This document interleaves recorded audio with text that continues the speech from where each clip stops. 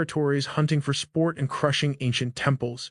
Even when the catastrophic global war erupted and the twisted banner of destruction brought hellfire to every corner of the planet, those wealthy foreigners kept flooding this high-altitude sanctuary like rats escaping a sinking ship.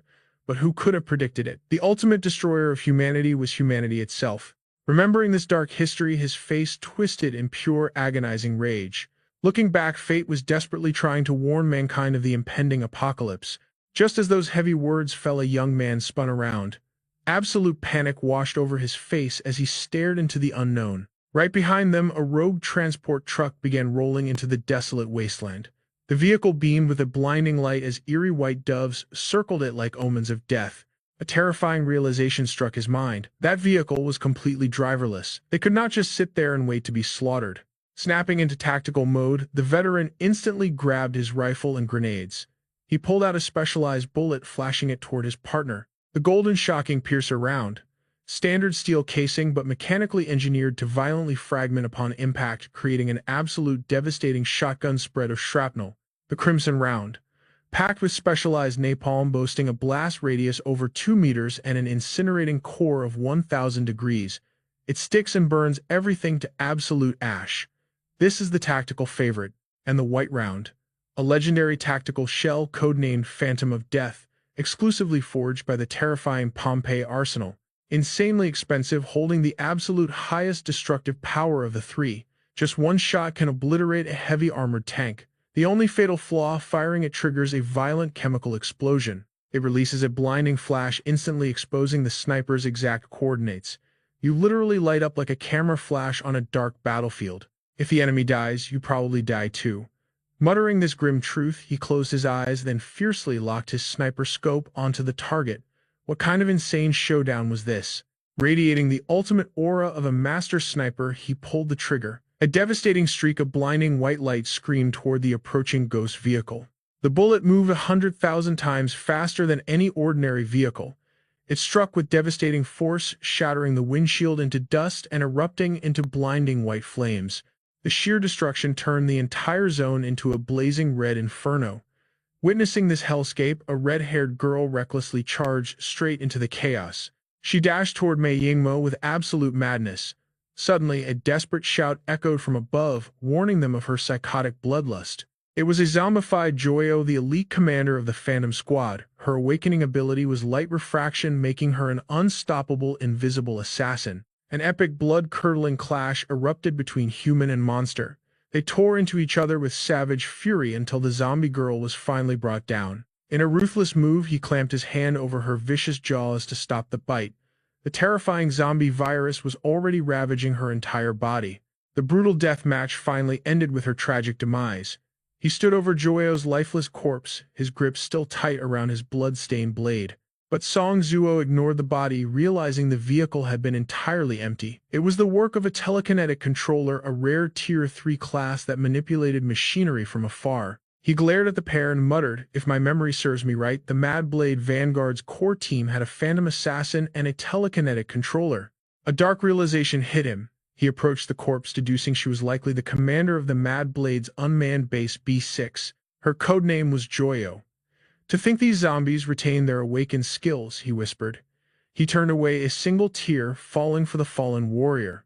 "This means we are highly likely facing the entire expedition squad of the Mad Blade Vanguard, and they have all turned into undead monsters. What kind of hellish power twisted them into this nightmare?" Before them stood a horde of unrecognizable, bloodthirsty faces howling for flesh. Suddenly, a hulking zombie approached. It was Jun Xiong, a massive gaping hole pierced straight through his chest. Dragging a gigantic iron chain, the undead behemoth marched forward. Looking at the monstrous figure, he sneered, "I thought you were a legendary badass. Instead, you died like a pathetic dog." It was maddening how human willpower meant nothing. One scratch and they instantly transformed into rotting, mindless beasts upon death. Jun Xiong was completely deformed, a sheer embodiment of madness. With his eyes rolled back and a terrifying aura exploding, the berserker zombie charged forward to kill. Facing this overwhelming devastation, Song Zuo instantly loaded his gun and unleashed a storm of bullets. The massive chain shattered first, followed by the monster's arm being violently blasted apart. But the kinetic shockwave was insanely powerful. The explosive rounds blasted the ground, sending Song Zhuo flying backward from the sheer concussive force. Meanwhile, the zombie tanked a direct blast of mysterious white spiritual energy. Man and monster locked eyes in a fierce standoff. Only fate knew who would survive this clash. High above the brutal death match, a mysterious girl suddenly appeared. She sat casually on the crumbling wall, dangling her pale, slender legs. These two actually have some decent skills. The phantom assassin outclassed normal rangers in close combat, yet that swordsman instantly executed her. Peering through the ruined window, she smirked. Let us check his name. Li Yan. Oh my god, he was our legendary main character all along. The petite girl with gorgeous pink hair observed them closely. She noticed the old veteran's sniper rifle possessed an absolutely terrifying ultra-long shooting range. Their raw power filled her with an addictive thrill. She could not help but praise them. These two wild hunters are insanely stronger than any ordinary Tier 3 elite unit. Yes, indeed. Their abilities are a flawless match for my ultimate contract. Though she looked like an innocent 16-year-old beauty, her mind was terrifyingly dark and complex. Beside her stood another mindless abomination. It was a zombified Ji-Mu. Ji-Mu, she whispered maliciously. Relax, I will bring it back. That old sniper is running out of ammo and Li Yan only wields a cold blade. No more surprises. She had already calculated every single variable. That was why the mastermind sat there waiting with such chilling patience. Her master plan was flawless. With a sharp snap of her fingers, she smirked. Done. I will keep an eye on those black armored grunts. They will never detect my shadows. Meanwhile, the zombified Ji-Mu understood absolutely nothing. He just stood there like a soulless, rotting puppet bound to her will. Pure madness. A fatal bullet hole marked the center of his forehead. Down below, the battlefield was apocalyptic, littered with the brutal wreckage of destroyed and mangled vehicles. Amidst this suffocating atmosphere of death, Li Yan and Song Zhuo stood shoulder to shoulder, desperately holding the line against the frenzied zombie behemoth. The fatal danger was escalating rapidly. Reacting fast, Li Yan twisted his blade, hooking onto the monster's iron chain and violently yanked it forward to knock the beast off balance. Song Zhuo violently slammed a fresh magazine into his weapon. The enemy was toying with them, utilizing a vicious drip-feed tactic to send targets out one by one. Think about it. If you controlled that undead horde and possessed 3 elite Tier 3 mutant zombies, would you really just drip-feed them into the slaughter? Li Yan locked eyes with Song Zhuo, his voice dead serious. Despite the chaotic crossfire, his comrade didn't miss a single beat. Hell no, he pushed forward with explosive, brutal killing intent. Not unless they physically cannot strike us all at once.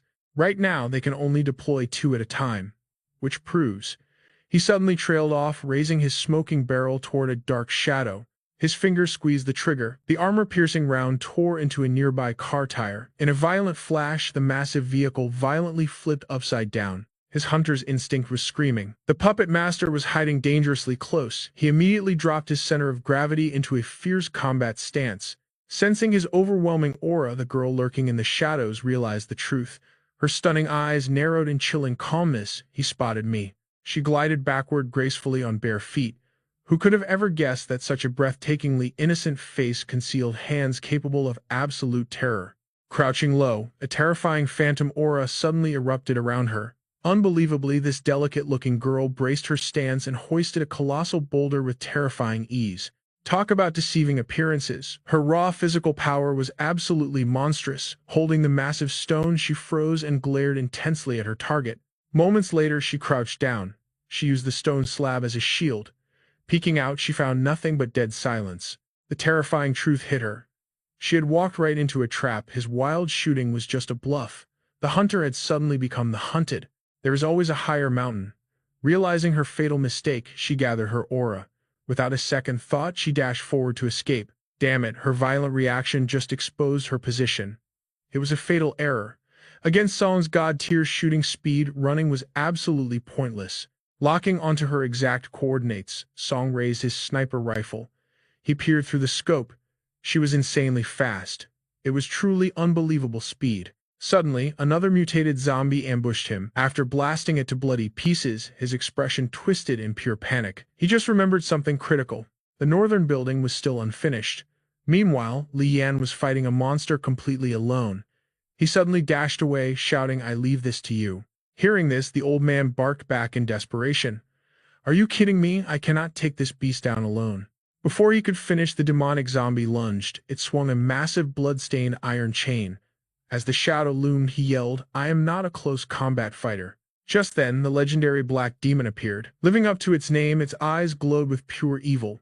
Using its kinetic nullification passive skill, it caught the heavy iron chain barehanded. The demon possessed an overwhelmingly massive physique. The zombie desperately pulled the chain with all its rotting strength, but it would not budge a single inch. Out of nowhere, a blazing streak of fire pierced the sky. The blinding attack locked directly onto the target. Survival seemed absolutely impossible now. In a flash, the black demon crashed into the ground. Boom! From the rising dust, a tiny silhouette emerged. Wait, it was not a beast. It was a miniaturized human figure. The figure gracefully landed on the black demon's broad shoulder. Allow me to introduce him. This was the legendary Old Man Bai. Do not underestimate his tiny bizarre stature. That would be a fatal mistake. The battered zombie was already running out of energy. Old Man Bai locked his chilling gaze onto it, ready to strike. The black demon also prepared for the kill. Its razor-sharp fangs extended outward, radiating a truly terrifying and monstrous aura. Meanwhile, Song was watching everything through his sniper scope. His face was frozen in utter shock. He took the Mad Machete Squad's commission. He really needed to contact them now. Despite his loud mouth, he possessed a fiercely loyal heart. He was a core member of the Mad Machete Squad, Li Haifeng, a fire element awakened who could enchant weapons with explosive flames. To think he would die in a place like this. A new day broke over the apocalyptic city. The sky was crystal clear, but the world below was an absolute wasteland. Sunlight pierced through the cracks of the ruined skyscrapers. From the shadows, a chillingly familiar zombie slowly stepped into the light. It was Jun Xiong, fully mutated into a monster. Seeing his former comrades shuffling forward, Song was gripped by overwhelming horror and disbelief. Jun Xiong's right arm was dripping with cursed blood. His left arm was completely gone. Before taking his last breath, he must have faced something absolutely devastating. Suddenly, a horrifying scene unfolded before their eyes. A blinding golden flame erupted. It crawled along a glowing golden wire, burning its way down to the cracked earth. It was pure nightmare fuel. The zombified Jun Xiong gripped the blazing wire barehanded. Since his humanity was gone, his rotting face showed absolutely zero pain. Beside him stood Li Haifeng, also corrupted by the virus. The two mutated warriors charged forward with an eerie, relentless pace. Standing in their way was the terrifying black demon, flashing its razor-sharp fangs and glowing demonic eyes. They could easily shrug off ordinary bullets. However, defending against those hellish high-temperature flames was a completely different story. Witnessing this absolute madness, Song's combat instincts kicked in. He screamed out a warning and immediately hit the deck. The black demon snapped its head around at the sudden noise. It turned out Song's next shot was aimed right at Jun Xiong. A direct hit to the chest. The massive impact sent the undead brute stumbling backward in agony. The explosive bullet obliterated the entire zone. The shockwave sent Song flying through the air. Pure devastation followed. Nearby cars were reduced to twisted scrap metal, and the very earth was torn apart. It looked like ground zero of a war zone. In that split second, alarm bells rang in Song's head. He desperately wanted to scream. Grenade. His final gamble was mutual destruction. But for some mysterious reason, the grenade failed to detonate. The concrete beneath them had already caved in, forming a massive crater of despair. Based on his battlefield calculations, they had fought incredibly well so far. Their only flaw, absolute rotten luck. Suddenly, the dangerously beautiful girl from before appeared. It was Jack. Activating her powers, she plummeted from the sky. Landing gracefully on her bare feet, she sprinted across the ruined wasteland at blinding speed. Something was different. Her originally pure golden hair had now shifted to a fiery, menacing blonde, a true awakening. Searing flames erupted from her fingertips, blasting toward them at supersonic speed. The destructive pressure was so overwhelming that even Li Yan could not block it. Class revealed. Tier 4 Sensory Soldier. Her hypersensory skill could dominate any Class A, Class B, or Class I zombie.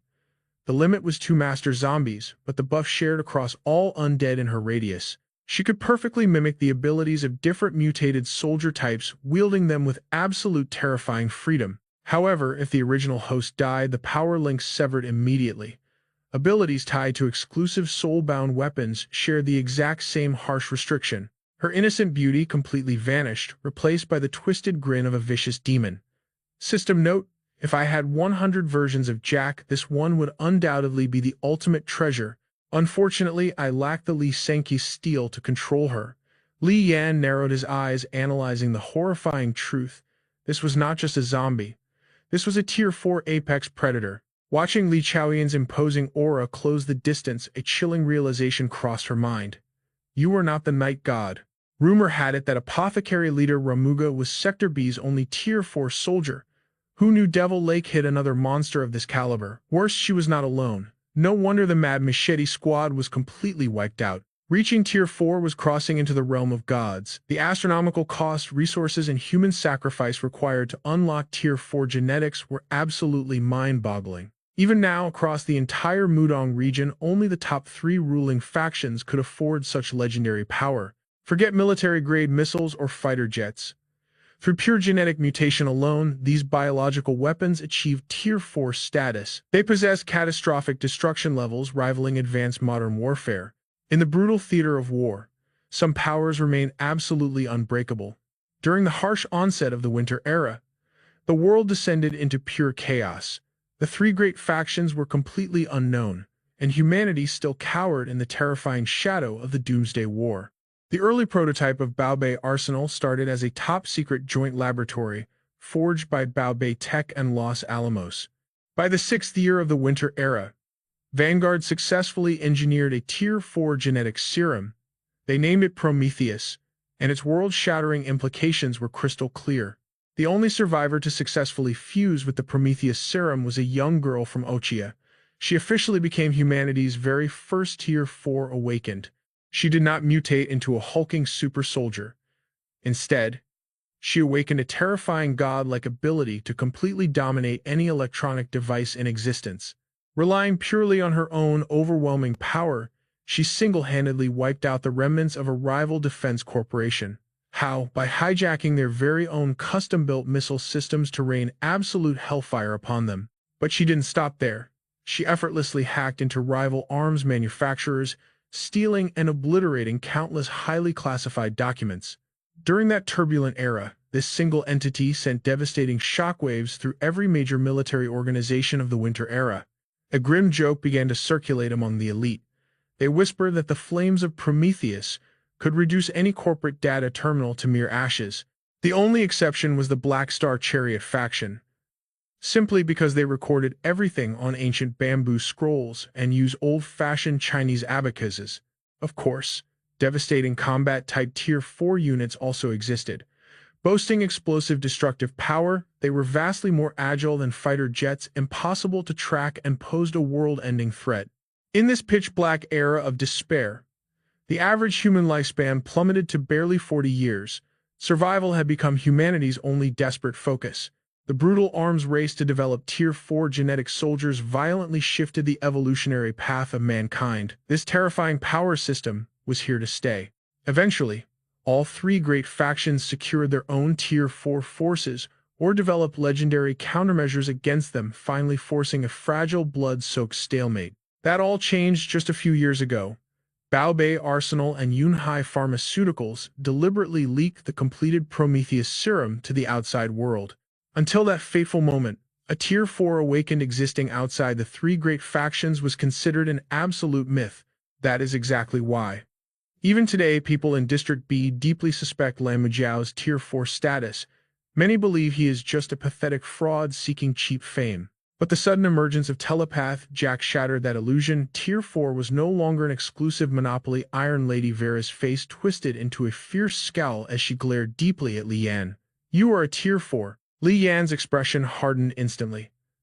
Iron Lady Vera's eyes blazed with a chaotic mix of deep hatred and absolute confusion.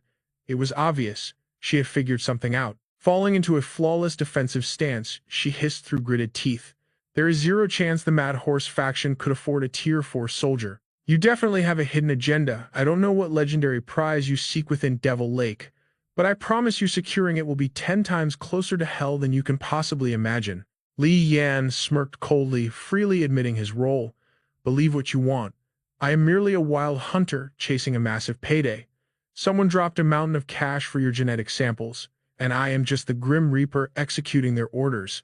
Vera's fierce expression immediately darkened. Who sent you? Was it Tanya Tech or the Black Star Chariot? Hey, It was only a matter of time before those vultures made their move. Li Yan's gaze deepened with chilling mystery. My employer hails from Waterdrop Park. Pure shock instantly shattered her hardened demeanor. Waterdrop Park, she gasped in disbelief. A second later, she screamed, You are an absolute lunatic. Observing her terrified reaction, everything instantly clicked into place for Li Yan. Every muscle in her body was screaming out her desperate urge to retreat. But the mere mention of Waterdrop Park wiped away her fear. It was instantly replaced by a bone-chilling aura and uncontainable blazing fury. He had hit the ultimate nerve. Her aura completely mutated into something demonic. With a vicious snarl, she aimed her heavy weapon straight at his heart. But Li Yan was no easy prey. A blinding, devastating golden flare erupted from the massive barrel. Feeling the overwhelming destructive pressure of the blast, Li Yan's combat instincts kicked in, forcing him to violently dodge out of range. Amidst the catastrophic fallout, she stood her ground, locking her devastating weapon onto her targets without a single ounce of mercy in her cold eyes. A sickeningly arrogant smirk twisted across her face, while Li Yan was pushing his limits just to survive the onslaught. Vera remained terrifyingly calm, not showing a single drop of sweat. Suddenly, an unfathomable rage ignited within Li Yan's piercing gaze. Right at the climax of their deadly clash, she ruthlessly chanted, Blood slash. The scene violently shifts back to the Mad Horse base. Inside a dimly lit, suffocatingly solemn room, an imposing figure sat quietly, intensely studying a stack of classified documents. On the aged parchment, mysterious text began to glow. It was an article initially published by the Suhong Institute on June 10, 1930. None of us can ever deny the earth-shattering advancements forged by the Big Bang Research Institute, nor its overwhelming global influence. Julius Robert, Anbe Gammon, Len Matson. These legendary names represented the most god-tier Western scientists, men whose absolute brilliance completely dominated the realm of scientific discovery. For the Suhong Institute's revolutionary ideals to survive, establishing a direct agent within Big Gen is absolutely critical. The flames of war have arrived. The Manhattan Project and Tanya's endless super deep exploration project are already in motion. The terrifying reality is, the research pursued by the Big Bang Institute is at least 1 to 2 entire centuries ahead of the rest of the world. There is zero doubt left. They will dictate the final battle that decides the ultimate destiny of all mankind. Whoever conquers this godly technology first will completely shatter the balance of power. Based heavily on our homeland's endless FCH research, completed just mere days ago, this is the classified diary of Tanya Tech's elite radio expedition team. Our division can confidently confirm a terrifying truth. The Raleigh military base bordering Devil Lake is swarming with overwhelming signs of highly intelligent biological activity. These unknown entities possess a terrifyingly deep understanding of the Winter Era. Worse still, they have successfully stolen the core research of Raleigh's endless project. Upon direct verification, we discovered these supreme beings possess a fully functioning weapons arsenal. We also detected a massive trove of unawakened genetic samples, and they may have even uncovered the ancient lost genetic algorithms. They have even begun the terrifying evolutionary deduction of the mythical Tier 5 genetic map. This hellish zone is catastrophically dangerous, yet holds godlike value. Therefore, I propose the following protocol. Classified files from Tanya Corporation and the Mad Horse internal network. The geographical data exchange for Sector B's 6th Squad is officially complete. These cursed records were sealed away 6 years ago. Tanya Corporation intentionally censored certain terrifying findings, meaning our current project data might be fatally flawed. Please review this intelligence with absolute caution. Staring at the towering mountain of files, his brain felt like it was going to completely short-circuit. Shifting back to the central command room, he raised a sharply critical question. With Tanya Corporation's massive influence, they have zero reason to deceive the Mad Horse faction. I am deeply curious. Can these archives explain why Tanya abandoned the Devil Lake expedition? The subordinate grimaced heavily. That is highly unlikely, sir. It requires supreme-level clearance and sacrificing 3 ultra-rare intelligence leads. But if you insist on this path, I can transmit the signal immediately. But rest assured, Tanya Corporation isn't planning a massive military strike on Devil Lake. Their expedition 6 years ago completely differs from our current tactical operations. Hearing this naive report, his voice grew terrifyingly cold. Do not be so arrogant. They have been developing Tier 4 cybernetic shock troops for nearly a decade.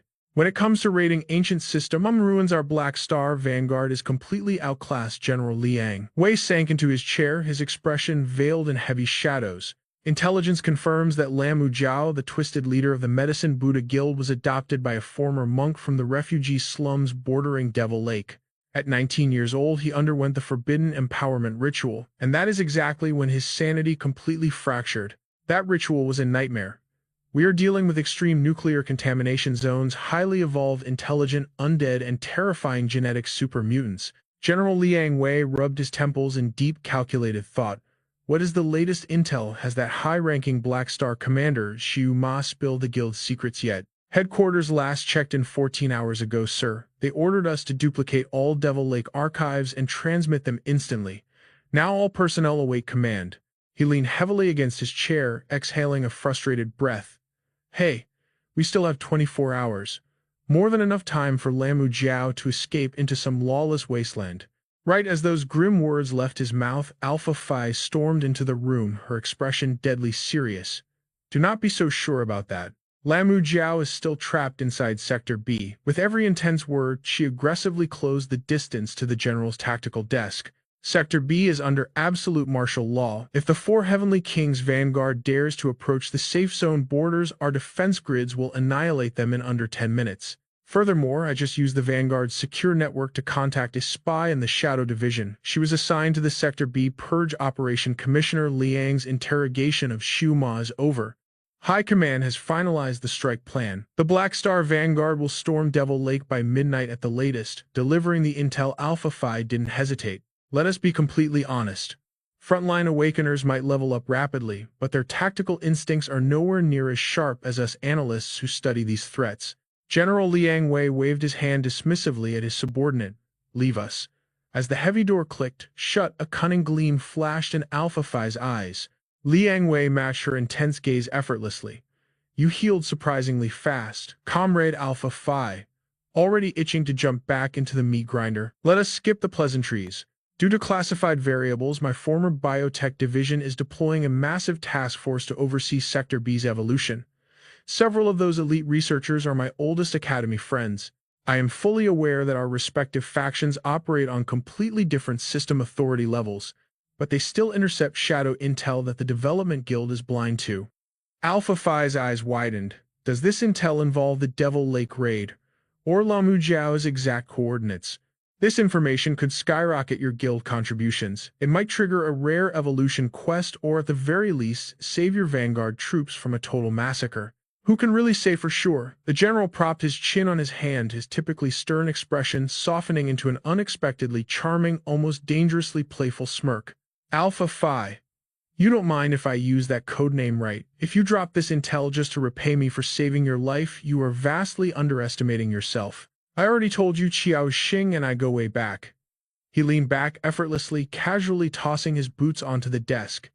Even without this juicy bribe, I would back you up entirely. I swore to her that the Mad Horse Guild members would be under my absolute protection. She really went out of her way to look after you, didn't she? I could even sponsor her entry into the Black Star Vanguard's elite academy. As the words dropped, a dark, calculating glint crossed his eyes. Though, she must survive quarantine first. You know how it is with those wasteland refugees. They are always carrying some cursed, system-corrupted plague. Alpha Phi completely ignored his incredibly condescending tone. Call me whatever you want, I truly don't care. And I am genuinely grateful you helped me reconnect with the network. But make no mistake, my actual savior was someone else entirely. You need backup, I've got you covered. But let me make one thing crystal clear. Wei Dan is no ordinary refugee. She was born and raised in the brutal lands of wild Zhuoma. She drinks nothing but purified water. Plus, her Tier 2 wasteland genes can naturally resist 60% of all infectious diseases. Hearing her bold claim, General Liang Wei's eyes narrowed, flashing a dangerously mysterious glint. No offense intended, but some deadly plagues don't care about your awakening tier or warrior rank. The infection route is, He suddenly paused, dangling the truth just out of reach to build agonizing suspense. I believe I've made my point perfectly clear. Seeing his arrogant attitude and how he left her hanging, Alpha Faye's temper immediately flared. General Liang Wei, you seriously lack even a shred of proper manners. Look at that insufferable attitude. He completely lacks the dignity of a true man. The general simply sneered, turning his head away in absolute disgust. Major General Liang Wei, the sole heir of Liang Zhengyi, he is the dazzling rising star of the 6th Legion. Despite his noble bloodline, he clawed his way up the ranks through brutal battlefield achievements.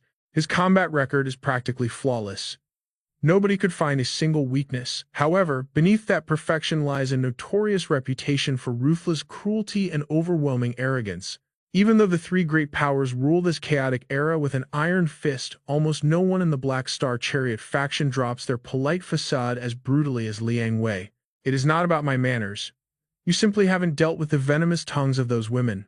To secure a spot in Black Star, they would sell their very souls without hesitation. Faye's eyes sharpened as she snapped back. I am not debating this trash with you. Wei Dan refuses to stay in Black Star anyway.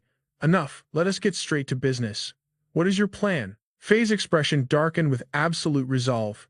When the Vanguard deployed today, I demanded to join their ranks. There is someone I need to pull out of Devil Lake alive. But the threat level, the command center just bumped it up by 2 entire ranks. System protocol strictly forbids researchers from entering combat zones. It is simply too risky. But she instantly shot down that logic. General Vance thinks you lack the power to protect me. Facing her stubborn glare, he simply asked calmly, may I ask, what kind of man is he? Without missing a single beat, Faye answered with unwavering conviction, he is the man who saved my life. My honor dictates that I repay that debt. I have to do something. Alone in the briefing room, the general kept his cool. Kale would not want to hear that, but very well. Request granted. Meanwhile, at the former Syndicate headquarters, now the Black Star Chariot's 6th Legion Command Center, ancient scriptures spoke of countless past lives, a time when the 5 mortal karmic barriers weighed as heavy as mountains. Back then, the Awakened, one manifested as the Lightning Buddha. While alliances were being forged, a completely different scene played out elsewhere. Zuma sat isolated in a dimly lit room, shackled to a chair like a common prisoner. His head hung low, muttering about the 3 divine teachings and saving mortals. He thought he was completely alone, but from the shadows, another presence emerged. I have no intention of trampling on anyone's faith, a cold voice echoed. And I acknowledge the system buffs your religion brought to this fallen era. In reality, the apothecary cult's influence in Sector B predates the Great Winter, but evolving into this massive bloodthirsty faction that took almost 30 years of grinding. To the Black Star Guild, Rema isn't some holy disciple.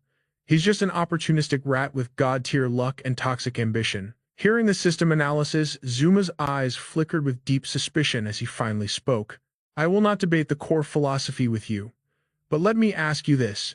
Has your almighty Black Star Chariot actually found a single photo of Rama's face? That question hit like a critical strike. The interrogator froze completely. Still staring at the floor, Zuma continued his chilling monologue. An opportunist who masks his own avatar so perfectly, logically speaking. A player like that would not be foolish enough to aggro a massive guild he could not defeat, right? And yet, that is exactly what he did. He slaughtered countless members of my party without hesitation. The resulting backlash, the Black Star Guild will utterly wipe the apothecary cult from Sector B. Over 20 years of his grinding and leveling. Deleted.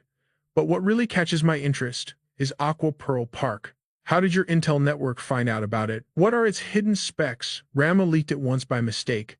He swore that one day he would completely wipe out the VIP players at Aqua Pearl Park. The interrogator's expression shifted, confirming the hidden lore. You are not wrong. The audio logs recorded exactly that. Driven by pure curiosity and a few hidden quests, I began digging into the data behind Aqua Pearl Park. The final intel drop was staggering. The park is a secret hub for the Winter Era's elite scientists. Hosted by the legendary Big Gen Institute, the very crown jewel of global tech. General, this should not be news to you. The Black Star Guild funnels nearly 1 billion credits into their accounts annually, not to mention the massive investments from Tanya and Pompeii. As for the so-called VIPs, they appear to be elite geneticists from the Heavens Vault Lab among other high-ranking NPCs. I genuinely thought I had cleared the mystery. The The general frowned, his confusion spiking as he prepared to interrupt. But Zuma cut him off, plunging deeper into the dark lore. I dispatched an extraction team to capture a researcher from that gathering.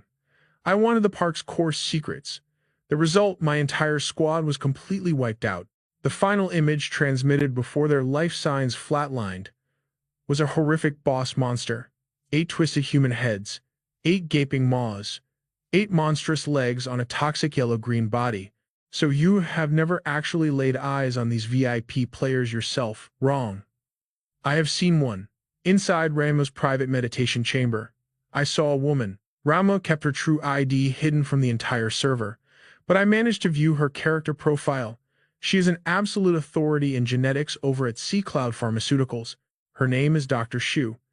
She logged into those Aqua Pearl Park events countless times, and then she vanished off the grid. Her entire existence just deleted. I seriously doubt Rama was the one who PK'd her. That is the absolute limit of my intel on the park. Processing this massive info dumped the pieces finally started clicking into place for the general. So you still have no idea how Rama unlocked the park's coordinates, or why his aggro is locked entirely onto them. Zuma did not deny it, but a dark smile crept up. I do have a theory. The ultimate game master behind Aqua Pearl Park is the head of the Big Gen Institute. You know the lore. Extremist factions still hunt Big Gen because of the ancient wars. Big Gen's Manhattan Project spawned the first nuclear weapons, the very original sin that triggered the Great Winter. But my system instincts tell me Rama's vengeance has nothing to do with nuclear lore. It is about a different restricted file. The Infinite Sense Awakening Project. That cursed Infinite Sense project at Devil Lake years ago, it was entirely funded and built on Big Gen's research blueprints. I suspect Ramo did not spawn in some trash-tier refugee camp. He clawed his way out of Devil Lake itself. Meanwhile, Hypersense Jack possesses the most overpowered all-rounder genetic abilities. A steel-forged body that easily tanks heavy assault rifle fire. She boasts the Phantom Wanderer's insanely high-speed movement and combat arts. Combine that with the terrifying aimbot precision of a rover class, and stack it with the devastating mechanical firepower of a master mechanist. She even unlocked the dimensional inventory of a telekinetic. These overlapping system buffs create perfect synergy. With her veteran combat instincts, countering modern artillery is an absolute joke to her. From long-range sniping to explosive mid-range bursts and brutal close-quarters combat, Hypersense Jack has literally 0 blind spots. At that moment, the holographic display flashed, revealing the face of this legendary female warrior. Her aura was just as terrifying as the server rumors claimed. Yet despite this flawless build, she lacked that one ultimate game-breaking specialty. The battle logs revealed a shocking truth. Her DPS output was not actually enough to carry the raids. In a jaw-dropping twist of fate, she was violently blasted right through a reinforced wall, crashing to the ground in total defeat. A basic metallic blade had just pierced her invincible armor, flesh that even armor-piercing rounds could not scratch. Are you kidding me? What kind of insane corporation ignores modern artillery to grind out some stupid, logic-defying magic sword? But before anyone could process the shock, a hazy, glitched-out silhouette of a mysterious man suddenly materialized in the doorway. He gripped the legendary Dragon Ring sword, a divine weapon that converts 3% of damage into true damage, boosting his overall power by 4%. His enemies sneered at the beauty. Do you really think you can defeat us? Hearing their mocking words, Faye's eyes ignited with a terrifying blood-red fury. Hatred radiated from her aura. Do not celebrate your victory just yet. She turned her back, leaving the arrogant warrior behind. Her expression was stone-cold, radiating overwhelming disdain as she walked away. Just you wait, Jack. In a flash, she phased to the other side of the concrete barrier, effortlessly dodging a devastating sword thrust that shattered the wall. Separated by the crumbling ruins, his blade carved a lethal arc right through the stone, yet she evaded it like a phantom. Suddenly, his survival instincts screamed. A deadly presence was closing in from behind. With lightning reflexes, he spun around and dodged the ambush. It was just a mutated zombie lunging for his throat. Without hesitation, his explosive palm strike obliterated the undead creature into dust. But the nightmare wasn't over. Another high-explosive grenade was triggered, its metallic pin clinking against the cold ground. His eyes burned with absolute fury. That single explosive had just leveled an entire building, reducing it to mere ash and rubble. Gripping his sword tightly, he leaped from the collapsing structure into the abyss. Heavens above, what is this apocalyptic nightmare? An endless horde of zombies flooded the streets like a swarm of locusts. Their singular target was him. Smelling fresh flesh, the bloodthirsty monsters completely lost their minds. They shrieked in absolute predatory hunger. Realization suddenly struck him like lightning. No wonder that woman lured him toward this doomed building. Just as death closed and an overwhelming surge of power erupted, a blazing pillar of divine fire materialized out of nowhere, instantly incinerating the undead horde. The terrifying flames wiped out everything in their path, leaving absolutely nothing behind. Suddenly, from the remains of a scorched concrete pillar, an eerie cracking sound echoed through the smoke. It was Faye. She casually shoved the massive concrete slab aside and stepped out of the ruins. The target is dead, but unfortunately, the genetic sample was destroyed in the blast too. Iron Maiden. That attack was devastatingly powerful. If I hadn't used it, I wouldn't have survived this mission. Surely I won't get reprimanded for this, right? Is this seriously what girls worry about during a life or death crisis? Suddenly, heavy footsteps echoed from the shattered ground. Emerging through the thick smoke was none other than Li Yan. Seeing him miraculously alive, overwhelming panic seized her heart as she screamed, "How is this even possible?" She stared in absolute disbelief. His Wujiki guardian spirit actually managed to withstand that apocalyptic explosion. How could high-speed water currents block such a devastating shockwave? In the past, his Wujiki's awakening tier was only at 24%. Forming a simple water shield around his body used to be his absolute limit. To manipulate the water flow at such terrifying speeds, that should have been completely impossible for him at his current stage. But the truth was terrifying. Thanks to Jiu Feng's divine reinforcement, his awakening synchronization had violently spiked to 69%. The sheer speed and destructive power of his ice control now far surpassed regular water elements. By flawlessly merging ice and water, he maximized the high-speed movement of Wujiki's domain, perfectly neutralizing the explosive thermal impact. However, the intense thermal clash forced his four-armed commander avatar to vent out massive clouds of boiling steam. I couldn't control the sudden heat spike, so getting slightly burned was inevitable. But this minor damage is nothing. Consider it a refreshing trip to the sauna. Seeing him casually brush off death, her blood boiled with uncontrollable rage. She gritted her teeth so hard they nearly shattered, feeling completely, utterly powerless. This is infuriating. Shooting him a lethal death glare, her patience completely snapped. Gripping a heavy steel pipe with killing intent, she channeled all her remaining strength and viciously hurled it straight at his head. His piercing gaze locked onto her, his eyes burning with a dark, unyielding thirst for vengeance. You really want to try that again? Li Haifeng's Azure Flame ability has completely faded. Have Zheng Xiang and Li Haifeng seriously been wiped out already? The awakened genes of the Fire Devourer and Devil Lake, no other zombie possesses such legendary traits. Realizing the truth, furious killing intent washed over him as he roared. It seems my reinforcements arrived first. If you don't strike now, you'll never get another chance. Provoked by his terrifying death threat, she completely lost her composure and sprinted forward with explosive speed. Don't be so arrogant. Even if Devil Lake crushed the Mad Lion Roar ability, I still have one final trump card hidden up my sleeve. Standing his ground, Li Yan wielded his blade alone to block the blistering heat of the blast. By the time the smoke cleared, his prey had already dashed into the distance. All he could do was glare at her, retreating shadow. But sadly for her, no matter how fast she ran, she could never outpace his godlike agility and explosive burst speed. Gripping his sword tightly, Li Yan surged forward like a hunting phantom, roaring, "Where do you think you are going?" The deadly cat and mouse chase was officially on. It was a thrilling clash between two absolute powerhouses. Alpha. He locked onto her fleeing figure and unleashed a devastating sword wave. But this woman was no pushover. Her monstrous strength suddenly erupted. With just her bare hands, she forcefully blocked the lethal energy blade. Raising her head, her eyes burned with an abyssal blood-red fury. Where did this monstrous strength even come from? She easily blocked his full-powered sword strike, pinning him down completely. This is insane. Unbelievable. With just a tight grip, she crushed his blade into pieces. Completely overpowered, Li Yan had no choice but to let her slip right out of his grasp. Seeing his precious weapon destroyed, raw fury erupted from his throat.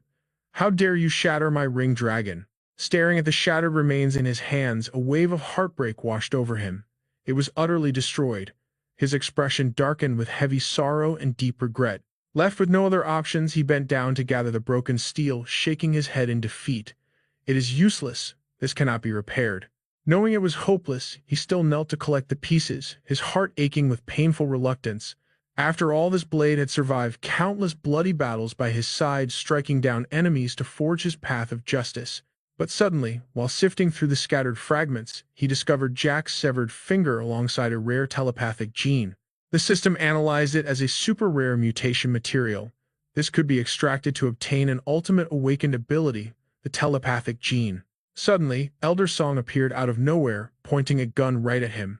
"Where is that little girl?" The menacing black flag demon was right there trailing behind him. Spotting the duo, Li Yan coldly replies, "She got away and my blade is completely ruined." Standing up straight, he immediately commanded them both, "Come over here and help me search." Elder Song remained frozen in place, keeping his silence before finally declaring, "Let me be perfectly clear. I have changed my mind and I am leaving this place right now." Hearing the old man's words, Li Yan was completely taken aback. "What's wrong? Didn't we make a deal?" Hearing rumors of the Mad Cleaver army being wiped out was one thing, but witnessing the absolute carnage firsthand was entirely different. "These old bones have narrowly escaped death more times than I can count. I'm done risking my life for nothing. Besides, if I'm destined to die today, I want to go out with at least a shred of dignity." After relentlessly scouring the battlefield, the final broken blade fragment rested securely in Li Yan's palm. "Yeah, that's the last of them." He gripped the shimmering crystal shard, its cold surface, confirming his mission was complete. With the task finally over, Li Yan slowly stood up, brushing off the dust. He locked eyes with Song Zuo. "One last question. Exactly how long have you been alive?" The old man answered without a second of hesitation. 55 years. Before the endless winter descended, I was a scout here for 2 years." Li Yan pressed on. "If someone was born during the winter, would they even be capable of having children? Those born after the winter face a brutal reality. The harsh environment caps their lifespan at barely 40 years. Sorrow washed over the old man's face. "My son only made it to 20. A genetic defect took him from me. Yet somehow even ordinary mutants from before the winter have survived until now. If their rank is high enough, they even retain the memories of their past lives. Putting their monstrous appearance aside, mutants are far better equipped to survive this freezing hell than we are. And look at their forms. Some are completely indistinguishable from normal humans." Li Yan raised his hand, cutting through the heavy atmosphere. "Don't you want to uncover the truth, to find out what mysterious power created these monsters in the first place?" Song Zuo's expression darkened at the sharp question. His voice dropped to a deadly serious tone. "I would rather die a true death than turn into one of those twisted abominations. I've seen low-level mutants butchering human flesh just to survive. It's pure madness. But then again, if we're being completely honest with ourselves, in this cursed era wandering through the apocalyptic wasteland, is there anyone left with clean hands?" Li Yan sighed inwardly. If this stubborn old man wanted to leave, nothing could stop him. "I've already secured 3 supreme genetic samples. That's more than enough to trigger the expansion quest, but there are still way too many missing pieces to this puzzle. However, exploring without the old man's guidance is basically a death wish. The incubation pods I saw earlier, there were at least 6 or 7 elite super soldiers waiting to awaken. If every single pod holds a Tier 4 awakened warrior, escaping with my life will be a miracle." Noticing Li Yan lost in deep thought, Song Zuo stepped closer and locked eyes with him. "When I called you a young master from the Sea Cloud Pharmacy, it was just a wild guess.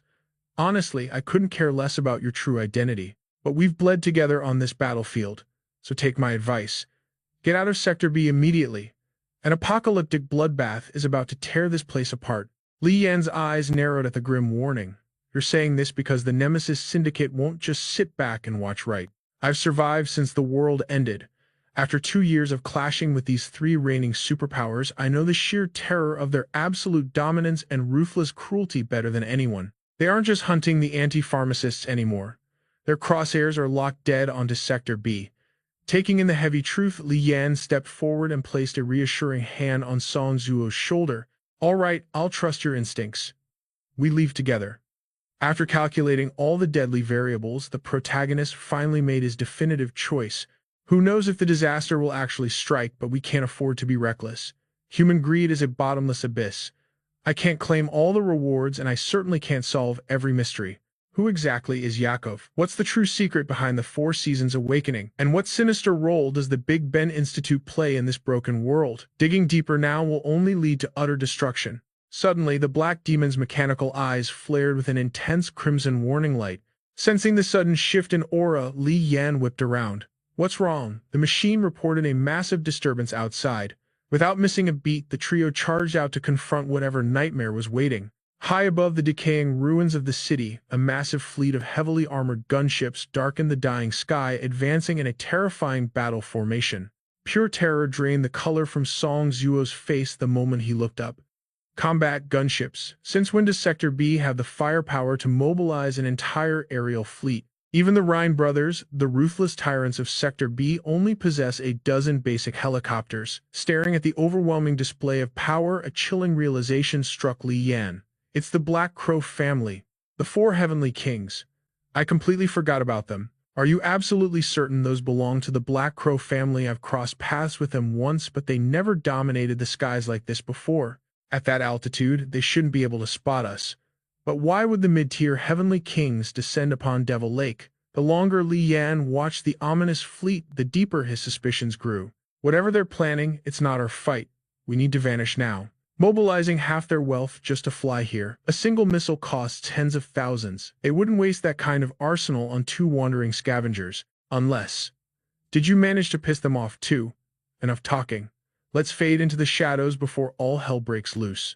The crimson glow of dusk was slowly swallowed by darkness, yet the menacing gunships continued their relentless patrol above. Wherever their shadow fell, the roaring exhaust flames illuminated the wasteland below like falling stars. Below the deafening rotors, heavily armed troops secured the perimeter, clearing the landing zone as the steel beasts began to touch down.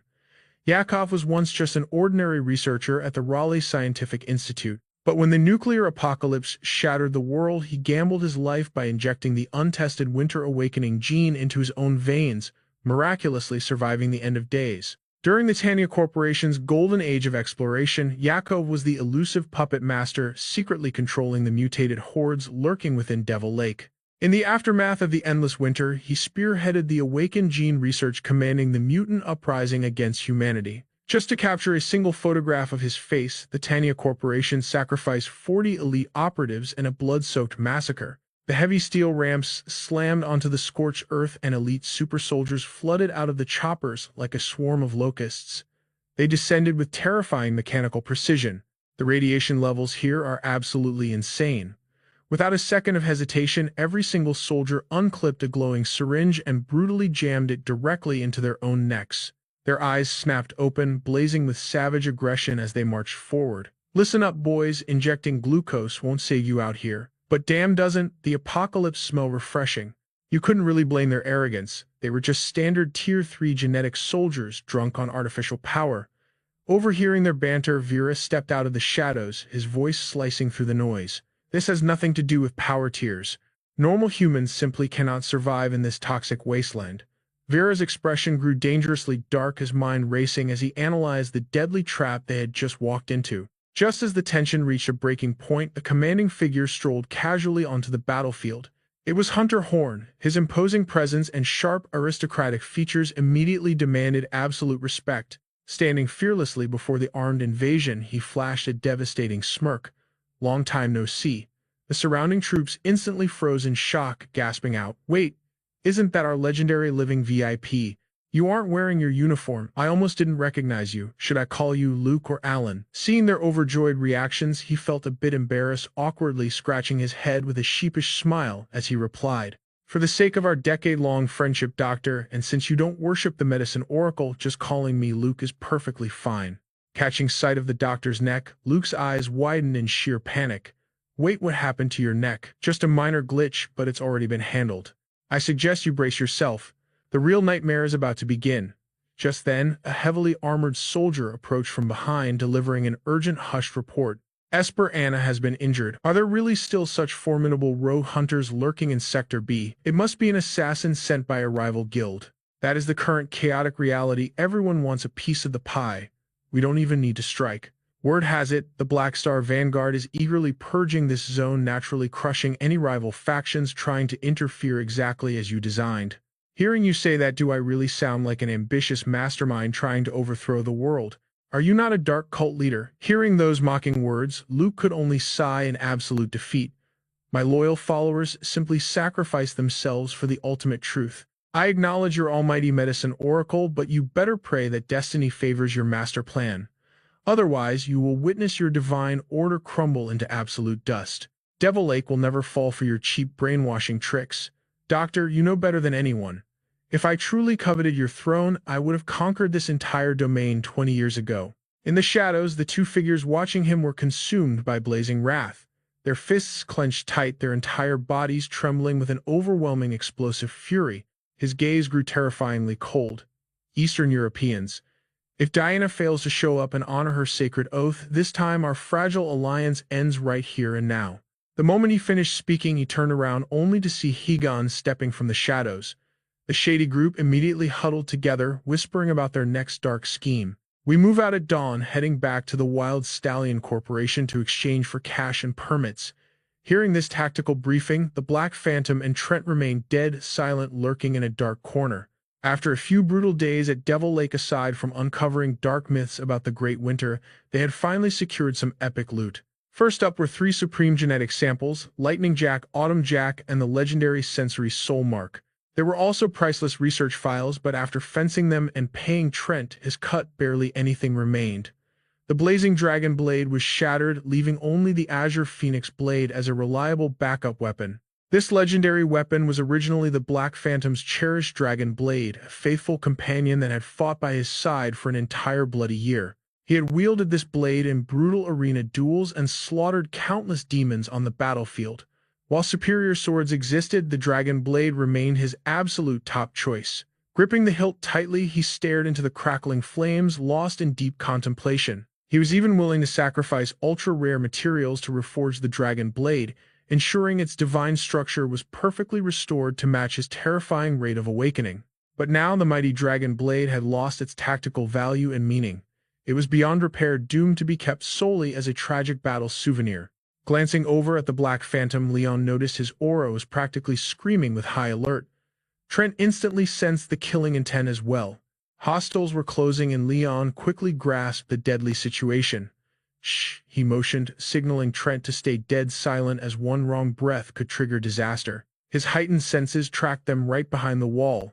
Why even bother hiding? Suddenly the wall glowed a scorching crimson as a high-velocity armor-piercing round tore straight through, startling them both. Driven by pure combat instinct, Trent raised his guns and rained suppressive fire back at the unseen enemies. Peeking out from cover, an utterly shocking sight left Trent paralyzed with disbelief. Ugh. The barrier is failing. Realizing the danger, Leon instantly dashed out into the open fire.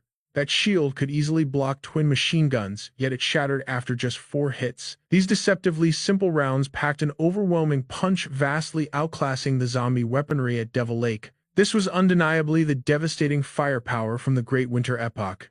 In a flash, Leon manifested a potent mana shield to deflect the blazing storm of lethal projectiles roaring toward him. Pushing forward, he spotted a fresh corpse lying in the rubble.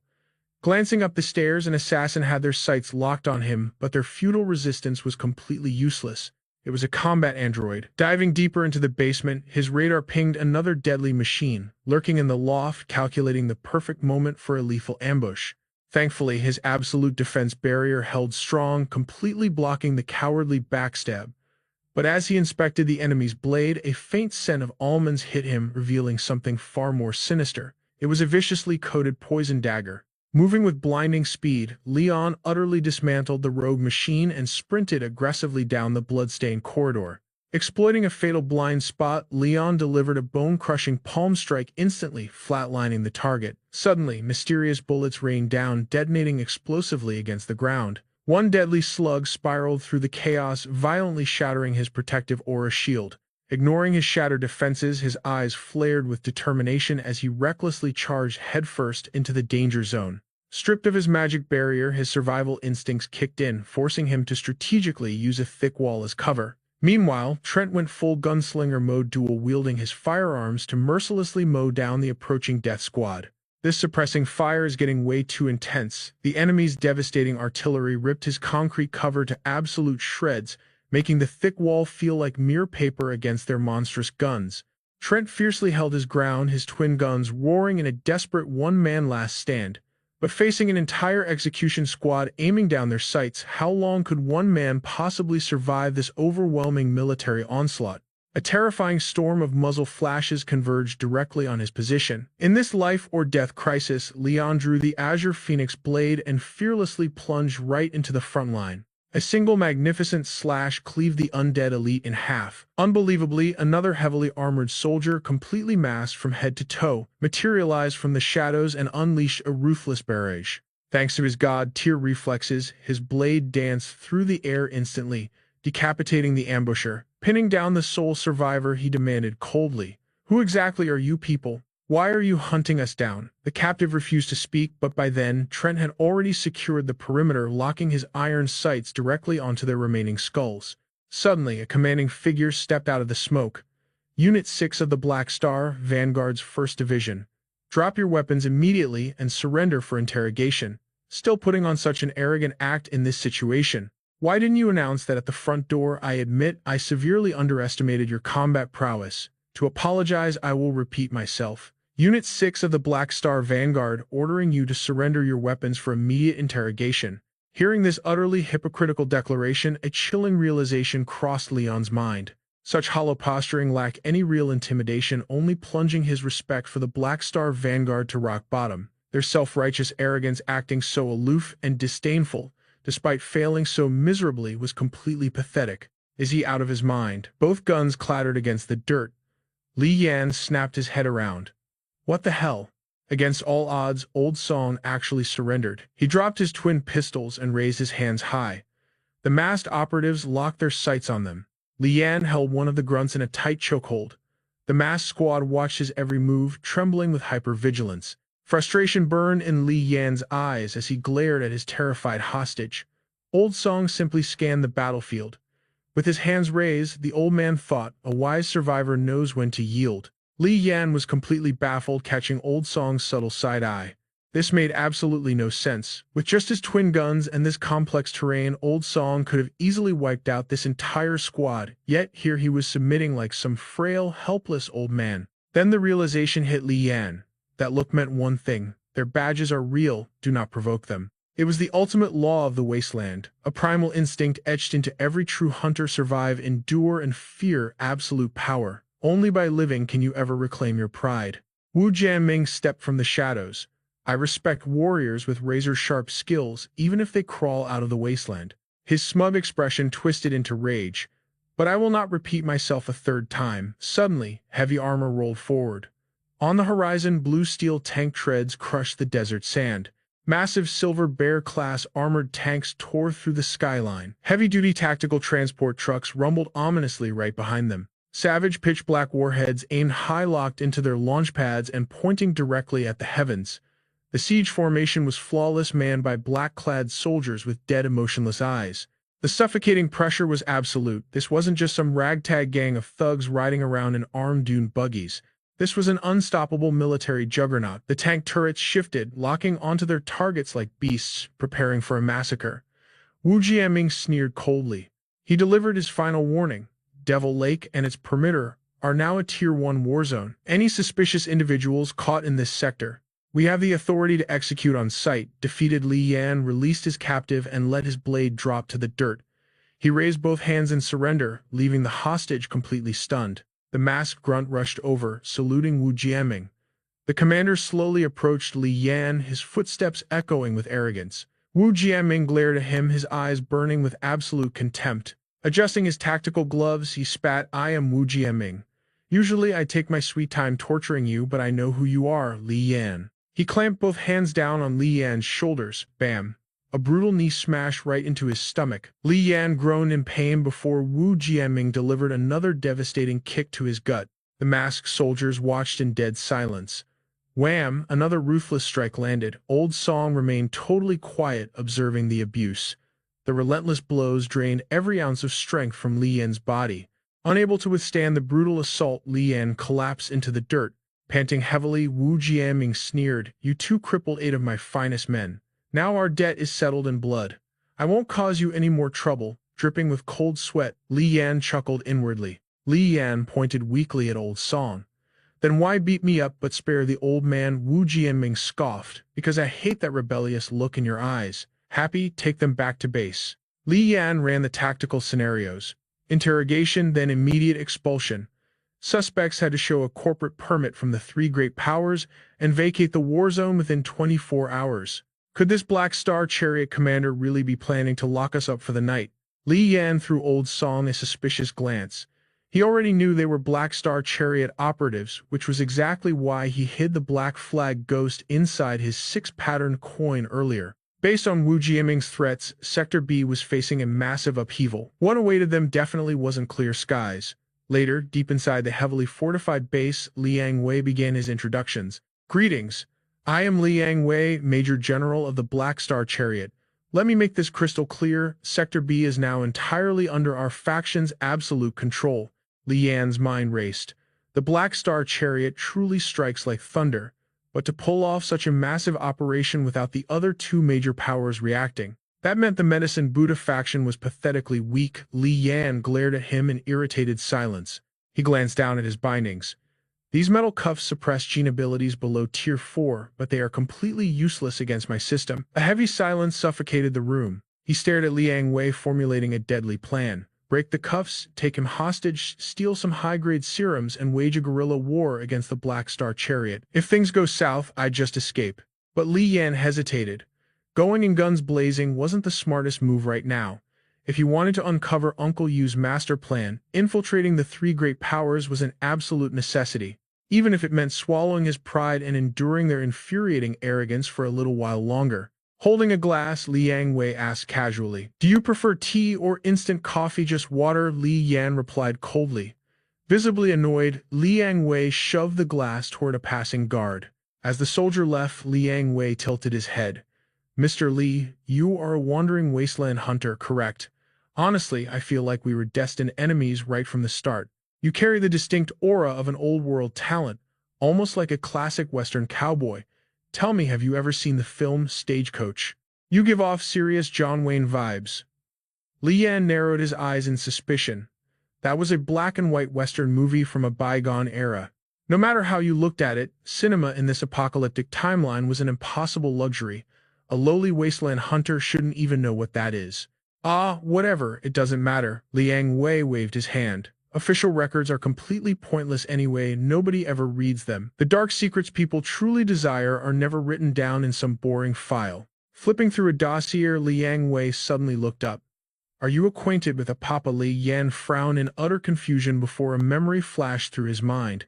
"I saved a mother and daughter once, I think that was her name. She claimed to be a Black Star Chariot researcher desperately searching for her missing husband." Liang Wei's expression turned deadly serious. "Then we have the right guy. Let me be blunt." A sleazy smirk suddenly crept across his face. "You slept with her, didn't you? Right in front of her kid. How did she feel? Did she cry? Did she scream her husband's name?" Utterly disgusted, Li Yan played dumb. "General Liang, I think I misheard you. What exactly are you implying?" Liang Wei let out a wicked mocking laugh. "It means exactly what it sounds like. Everything has a price. You protected a papa and her brat, so she paid you back with her body. Makes perfect sense to me." He posed a chilling question. "I survived as a wilderness hunter for 3 long years. I know exactly what kind of twisted morals the wasteland breeds. I assume you believe Alpha Phi maintained her purity." Li Yan let out a dark chuckle dripping with mockery. "General, my next words might offend you. Pray you do not take it to heart. Are you into men?" Liang Wei froze in absolute shock, as reality set and fury ignited in his eyes. Forcing a fake smile, he sneered, "I do not judge. Keep talking." Li Yan leaned in. "Alpha Phi told me her husband is named Kiao Sing. That is clearly not you. Yet, here you are obsessing over her untainted honor. You know well that in this winter era boundaries are utterly blurred." Liang Wei was choking on his own rage. Smirking inwardly, Li Yan dropped the ultimate bait. "Could it be? You harbor a secret obsession for Kiao Xing, and you are using me to drag Alpha Phi's name through the mud just to steal her place." A suffocating silence instantly crashed over the room. Liang Wei's aura turned dangerously cold. "I do not understand. Why provoke me out of nowhere? What is your game?" Li Yan casually shrugged. "It was merely a hypothesis. You are about to transfer me anyway. This interrogation is over. A sinister grin crept onto Liang Wei's face. You are terrifyingly sharp. But remember, your life remains in my grip. Li Yan smiled fearlessly. Perhaps. Inwardly, he calculated his odds. The situation was far better than expected. Liang Wei glared in dead silence, and Li Yan offered no further words. Suddenly, the general stood up. He abandoned his seat and closed the distance. With a sharp click, he unlocked Li Yan's heavy shackles, then immediately extended his hand for a handshake. Mr. Li, thank you for saving Alpha Phi. On behalf of the entire Black Star Vanguard, I offer my deepest gratitude. Liang Wei flashed a diplomatic smile. You shall forever be a friend to Black Star. Alpha Phi is already en route. She should arrive in a matter of minutes. She will personally escort you out of the Devil Zone. A massive war is brewing here. Intel confirms the Lamu Horn remnants have fled to this sector. Li Yan raised an eyebrow. Let me be blunt. What if I had admitted to sleeping with her? Liang Wei froze, his expression darkening instantly. Who knows, perhaps to protect Black Star's absolute honor I would have slaughtered you on the spot. He then scoffed. Or perhaps we would be riding the same sinking ship. Regardless, you are free to leave. Li Yan remained silent, casting a sideways glance as Liang Wei looked away. General Liang Wei, the road ahead is long. Li Yan strode toward the steel door. Pausing, he glanced back. Does your command include an officer named Wu Jianming? Recognition flashed in Liang Wei's eyes. That name rings a bell. Stepping into the shadows, Li Yan casually waved. Send him my regards. Elsewhere, Liang Zhengyang sat on a woven rug, arms crossed in deep contemplation. The encrypted comms device rang. Master, it is me, the general spoke. A commanding voice crackled through the receiver. Excellent work. Liang Zhengyang's face remained utterly stern. Spare me the sarcasm, Master. I know the 6th Legion's recent maneuvers have caused you countless headaches. The voice on the line carried hidden praise. The ruthless style of the Black Star Vanguard's elite is feared by everyone. You should understand our position. If the Grand Committee only cared about pure combat power, we would have deployed the 1st or 3rd Legion straight into Sector B by now. The Superior delivered a heavy warning. You are only 45. Your political lifespan is still long. Once this operation concludes, let Young Wei gain some experience and report back to headquarters. Zheng Yong bowed his head. Master, I obey your absolute command. The Superior added one final decree. One more thing. I am granting you special authorization for a specific matter. Capturing Lamu Horn can wait. The peaceful occupation of Sector B can be delayed. But this issue must be handled swiftly and flawlessly. Speak, Master. Meanwhile, a subordinate was briefing Liang Wei. His name is Li Yan. He is incredibly dangerous. The soldier flipped through the blank dossier, sweating. I cannot find a single trace of background data on this man. He is a complete ghost. Either a colossal syndicate rivaling the Black Star Vanguard erased his existence, or he truly is just a low-level wandering tyrant. Liang Wei casually kicked his boots onto the desk. Tier 4. The soldier's jaw dropped in absolute horror. Sir, what did you just say? Liang Wei's eyes gleamed with twisted amusement. The second I stepped into that interrogation room and felt his aura, I wanted to execute the security officer who ranked his threat level. That idiot nearly sent a major general into the jaws of death. The soldier immediately saluted. I will deploy an assassination squad at once. Liang Wei waved him off with a scoff. Enough bootlicking. I know you already understand the reality. It was a minor oversight, just assign shadows to monitor his movements. Liang Wei's voice dripped with venom. The era of cold weapons is long dead. This is no longer an age where a lone warrior can conquer the world. He clenched his fist, imagining crushing his prey. No matter how fierce a lone wolf might be against our absolute firepower, he is nothing. Far beyond the borders of the Mad Horse base, Alpha Phi cast a worried glance at Li Yan. Are you hurt? Li Yan offered a reassuring smile. I am perfectly fine, Lady Alpha. She hesitated, biting her lip. Bowing her head, she whispered softly, Thank you. Li Yan kept his tone grounded. I know my place. I will not cause you any future trouble. Alpha Phi's head snapped up in disbelief. Irritation flared in her eyes. Do you really think I came all this way just to cut ties with you? Li Yan looked mildly confused. Then what exactly are you trying to say? None of that matters now. In this world, survival means knowing where the lines are drawn. Keeping my distance from you is simply the best way to keep us both alive. A faint blush dusted Alpha Phi's cheeks. Flustered, she stammered, "Li Yan, I know your clash with Liang Wei must have been incredibly tense. It is perfectly normal to be on edge right now. I truly understand. Once you spend enough time in this territory, you will realize the truth. Not everyone in the Black Star Vanguard is as twisted as him." Li Yan's curiosity was suddenly piqued. Speaking of that arrogant brat, exactly how old is he? Alpha Phi thought for a moment. Around 22 or 23. Why do you ask? She shuddered, recalling the general's infamous brutality. She assumed Li Yan was just masking his trauma with casual talk. Li Yan blinked in genuine shock. What a major general at that age, Alpha Phi sighed, explaining the cruel reality of the Winter Era. In this apocalyptic age, a human's peak physical and spiritual prime is tragically short. By age 50, at the absolute latest, a warrior's body breaks down, making frontline combat impossible. That is why the highest-ranking combat officers are overwhelmingly young. Furthermore, his father is Liang Zhengyan, a supreme member of the Central War Committee. He might be an eccentric child of privilege, but his combat prowess is genuinely terrifying. You should never cross him again. Li Yan merely chuckled. Actually, I kind of like the kid. Alpha Phi stared at him like he had lost his mind. Excuse me, Li Yan smirked, staring into the wasteland. If I had met him when I was 22, I would have bullied him relentlessly just for fun. Wait, how old are you exactly? She asked. 26, Li Yan replied smoothly. Alpha Phi rolled her eyes away. You speak like some 62-year-old ancient master. A 3 or 4 year gap does not make you a god. Flicking his lighter, Li Yan took a slow drag of his cigarette. Smoke drifted into the cold air as his eyes darkened. 3 or 4 years in this world is a lifetime. Mid-conversation, a blaring horn pierced the air. An armored transport screeched to a halt right beside them. Inside sat Jace, gently cradling a newborn as his driver leaned in to whisper a secret report. The driver pointed sharply toward Alpha Faye. Stepping out of the vehicle, Jace greeted her with a warm, relieved smile. Watching this reunion unfold, Li Yan casually raised a hand in greeting. Faye and Jace approached Li Yan, the atmosphere shifting. She quickly made the introductions. Meet my husband, Jace. And Jace, this is Li Yan, the man who dragged me and little Rob back from the jaws of death. Gratitude flooded Jace's eyes as he firmly extended his hand. I am Jace, and it is a true honor. Mr. Li Yan, Faye means the absolute world to me. By saving her and our child, you saved my life as well.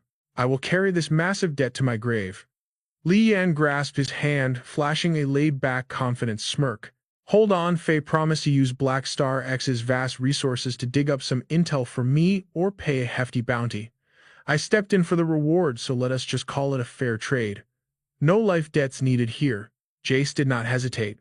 Whatever you need, consider it done. Suddenly, a soldier sprinted over, saluting sharply. Commander, as the scout delivered an urgent tactical report, the scheming Leon materialized from the shadows with a sly wave. A complex shadow crossed Jace's face.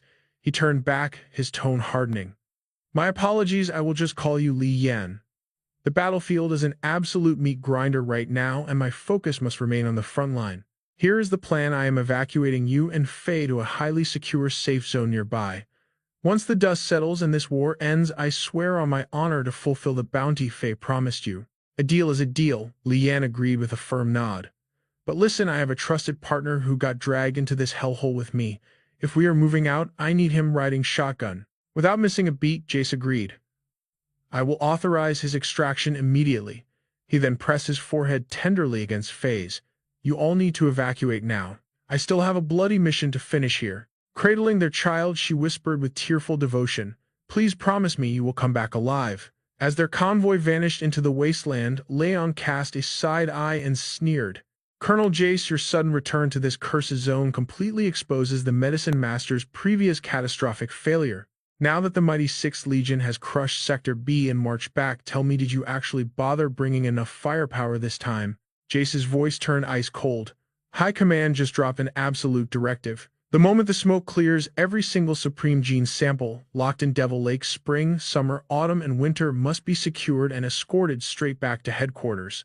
The brass made it terrifyingly clear. Jace emphasized his aura flare. Every single legendary specimen must be delivered intact. If even one drop is missing, heads will roll. Leon raised a classified document to hide a sinister, mocking smirk. Meanwhile, inside the roaring armored transport, Li Yan stared out the reinforced window, plotting. Thanks to the Mad Stallion's chaotic uprising, I secretly swiped 2 Supreme gene samples without alerting a single soul.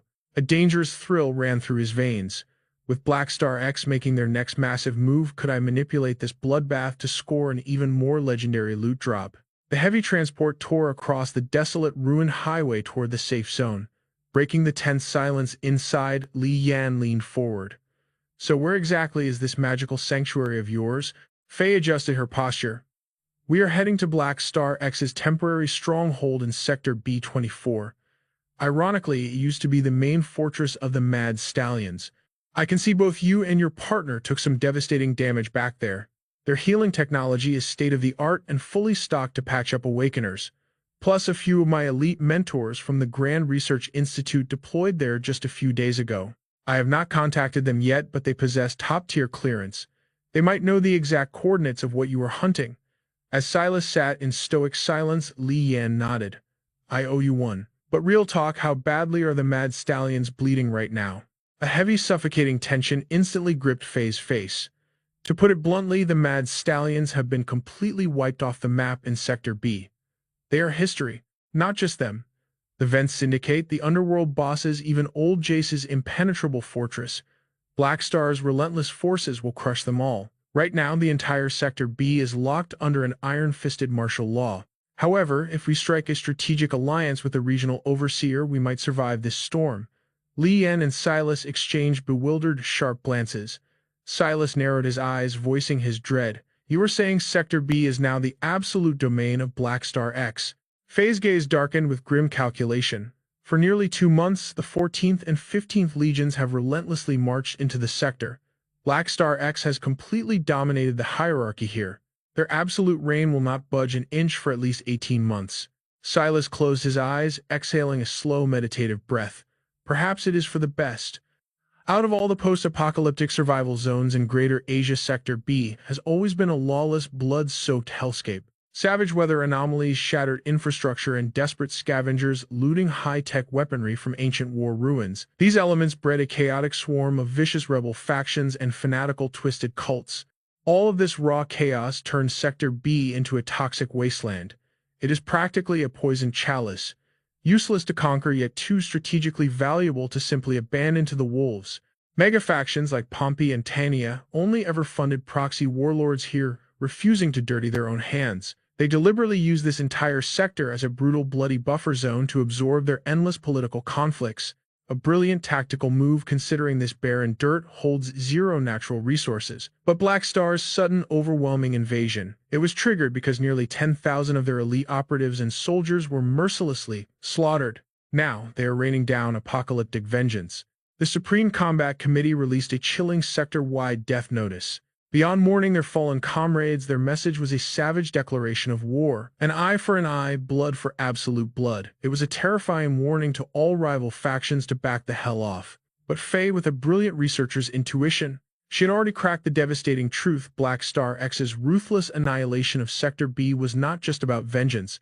Hidden beneath the bloodshed lay a terrifying conspiracy to claim absolute terrifying power. A spark of suspicion flared in Li Yan's eyes. But Black Star X is flexing way too hard. Are they not terrified that the desperate survivors will unite, ignite a suicide rebellion, and ambush your supply lines? If the wasteland pushes back, your forces are completely screwed. Suddenly, the driver violently cranked the steering wheel. The massive transport violently swerved, tossing everyone inside like ragdolls as they screamed in shock. Whoa! The heavy tires shredded against a dense minefield of vicious steel spikes scattered across the asphalt. An ambush. The entire road was completely rigged with thousands of deadly caltrops. Faye clung to her seat, terror in her voice. "What the hell is happening out there?" "Stay down, it is just a minor bump," the driver yelled, gritting his teeth. "Agent Faye, protect the VIP target at all costs." Clutching her baby to her chest, Faye nodded frantically. Li Yan instantly surged forward, his battle aura igniting. "Hey, need me to clear the trash?"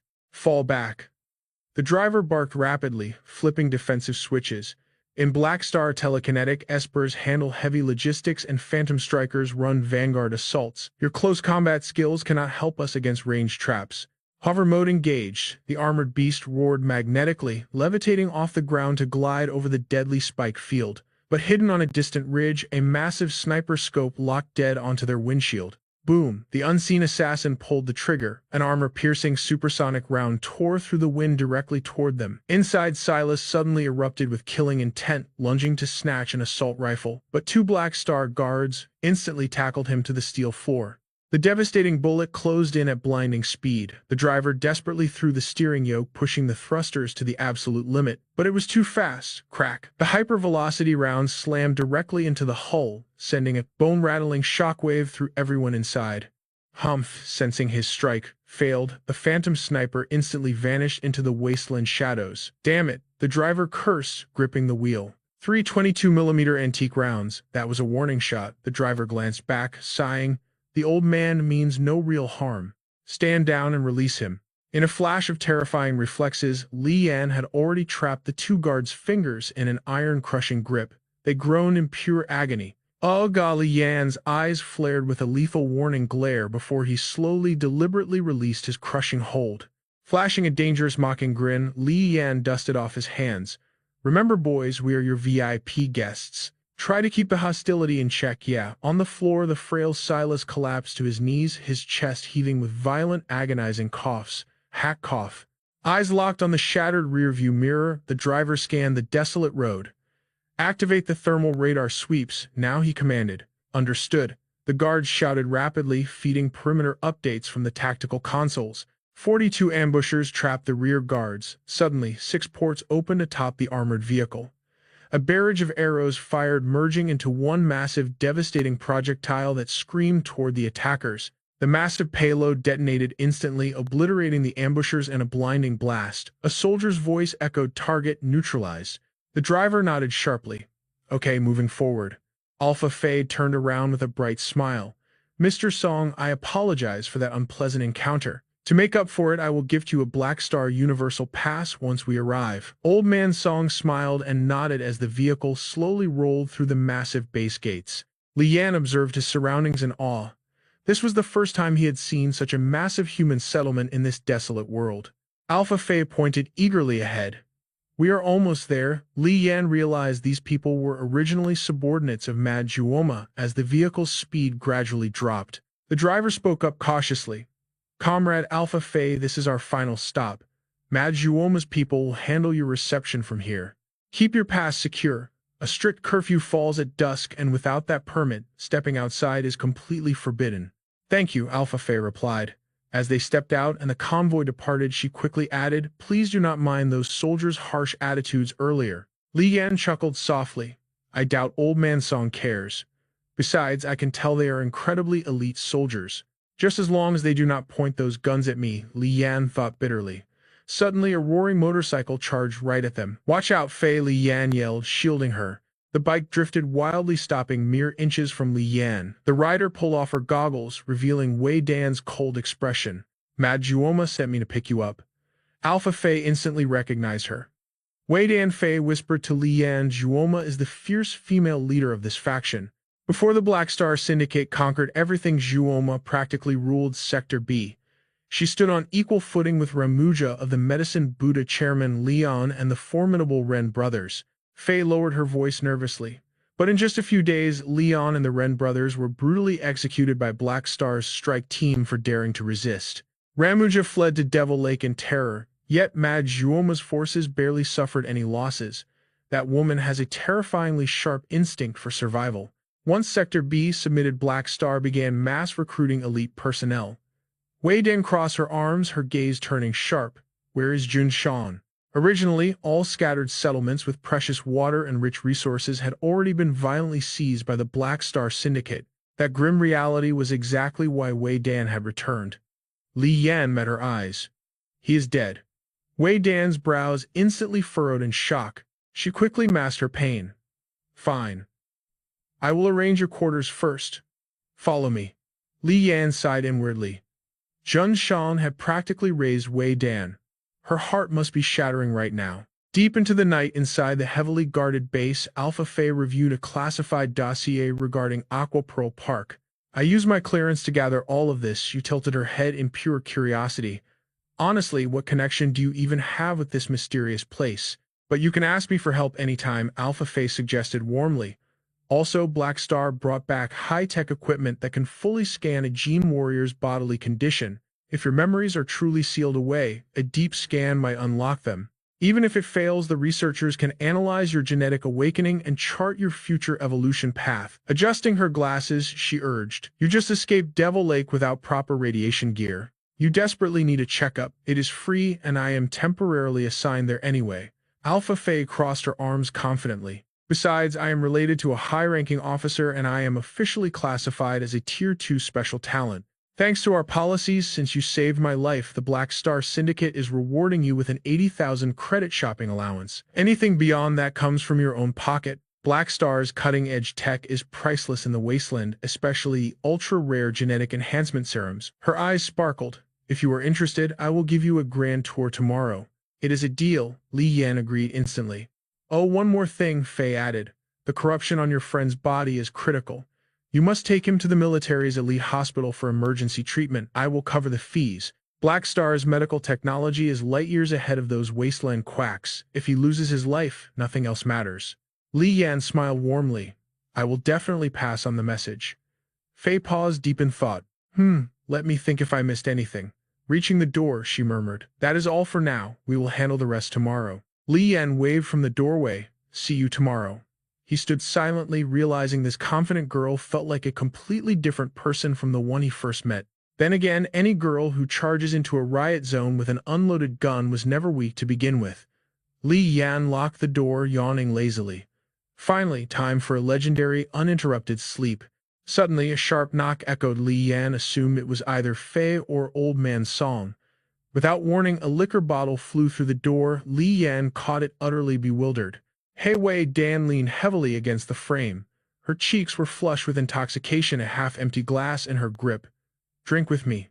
Li Yan did not hesitate. Why not? Early the next morning, Li Yan presented a sleek card at the facility. "Hello, Alpha Face sent me.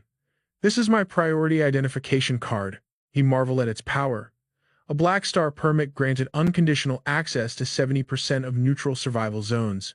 It held the exact same supreme authority as top-tier corporate passes. With officer-level purchasing rights, he could even mortgage it for a pure Tier 3 genetic enhancement serum. Furthermore, the card contained a massive 80,000 credit fortune. He flipped through the classified documents. Faye's files revealed that Aqua Pearl Park was the absolute nexus of the world's most brilliant minds. Usually, this elite hub only hosted lavish banquets to celebrate massive breakthroughs in gene serums. Combining this with the terrifying sights of Devil Lake, Li Yan deduced a chilling truth. The Big Ben Research Institute governing Aqua Pearl Park was deeply connected to the underworld walkers. To infiltrate Aqua Pearl Park, he undeniably had to make contact with the core researchers from the Big Ben Institute. As for his exact execution plan, he would absolutely need Alpha Faye's inside leverage. His thoughts drifted back to Faye's enticing words. "Welcome to the Black Star Chariot Genetic Research Hospital." Every staff member here was raised by the corporation. They were elite professionals. Li Yan quietly observed his surroundings. Some lacked combat abilities entirely. Others were stuck at Tier 1. Yet the resources poured into raising just one researcher easily eclipsed a Tier 3 soldier's budget. These researchers held massive authority. Their privileges rivaled Tier 4 officers. Some could even enter the Supreme Committee. The receptionist returned his ID. "Your clearance is verified. How can I help you?" Li Yan stated his business. "I found Devil's research data during a recent mission for Mad Lion Ma. You probably know its worth. I am looking to sell it. Also, could you call Alpha Faye for me?" The staff smiled warmly. "Sir, evaluating data takes time. We need the files first to appraise their value. You can completely trust Black Star." Li Yan raised an eyebrow. "How does Black Star handle Mad Lion Ma's people?" She quickly explained. "Their leaders and 150 awakened soldiers. Anyone above Tier 2 is considered an external affiliate. Regular grunts get absolutely nothing. They lack internal privileges entirely and are treated like rogue wasteland hunters." Suddenly, cruel whispers filled the room. "Look who showed up, the nerve of her." As Alpha Faye approached, the mockery grew. "She survived the wasteland. She definitely sold her body." "Exactly. God knows what dirty deals happen in those filthy refugee camps." Li Yan sighed inwardly. Rumors linking them together were inevitable now. Faye possessed beauty that sparked bitter jealousy backed by blinding wealth. If she had died in the chaotic war, they would weep fake tears and offer white roses. but coming back alive, that changed the narrative. Especially since she lacked combat power, returning safely was nothing short of a miracle. Human malice always rears its ugly head. Those savage wastelanders only cared about two things: food and primal urges. How did a woman and a child survive? Faye glared fiercely at the gossipers. Do you have too much free time? She then approached Li Yan. Aren't you going to check your genetic status first? Li Yan signaled for a private room.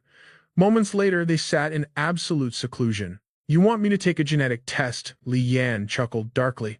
Honestly, I fear Black Star's researchers would lose their minds and lock me up. Faye slid a file across the table. Read this. The document detailed Sachi, also known as Song Zuo, born before the winter, roughly 55 years old. A licensed hunter. He worked for 7 different corporations, including the notorious Ren brothers. Active in bounty zones B6 through B24. He resided in an illegal underground clinic hidden within Old Qiao's citadel. He endured twisted drug experiments from a quack doctor named Dudido just to cover his exorbitant surgery fees. His bounties bought weapons and cheap blood-refining meds produced by the Fire Pangolin Force. A blood probe revealed horrifying traces of multiple genetic injections. 1 dose of Tier 3 Hell Soldier, 3 doses of Tier 3 Night Walker, 12 expired shots of Tier 2 Rover, 54 useless shots of Tier 1 Patriot. The final diagnosis: severe chromosomal breakdown. His genetic replication error rate reached a deadly 4%. His body rejected all enhancements. 1 more drop of genetic serum, and his entire cellular structure would completely collapse.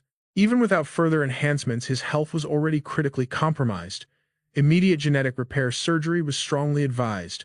Why did he inject so much garbage? Faye's expression darkened. Aging diseases and extreme radiation constantly degrade the serum's effects over time. The potions fight off those fatal elements but exhaust their own power in the process. Li Yan kept reading intently. Next was his own report. Li Yan. Age unknown. Origin unknown. 0 traces of low-level serums found. This proved he consumed Tier 4 or higher genetic potions. Diagnosis: absolute genetic stability. Immense dormant potential waited to be awakened. His compatibility rate for advanced enhancements exceeded 95%. Warning: the subject's peak blood cell activity is 16.8 times higher than recorded history. Cause unknown. Immediate reevaluation recommended. This data came straight from the front lines, Faye admitted. Li Yangwei and Xiao Xing already saw it. They collected your blood during your clash with Li Yangwei's subordinates. I get it. You fear Black Star will drain my blood and treat me like a lab rat, right? She tapped the documents lightly.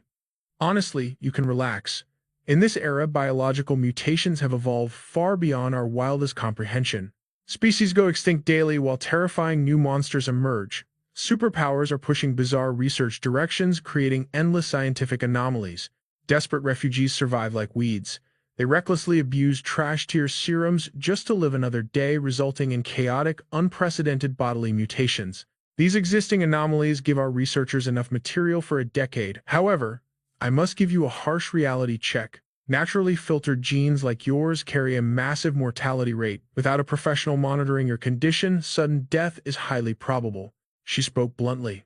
Li Yan, I do not care who you used to serve, but you cannot find them now.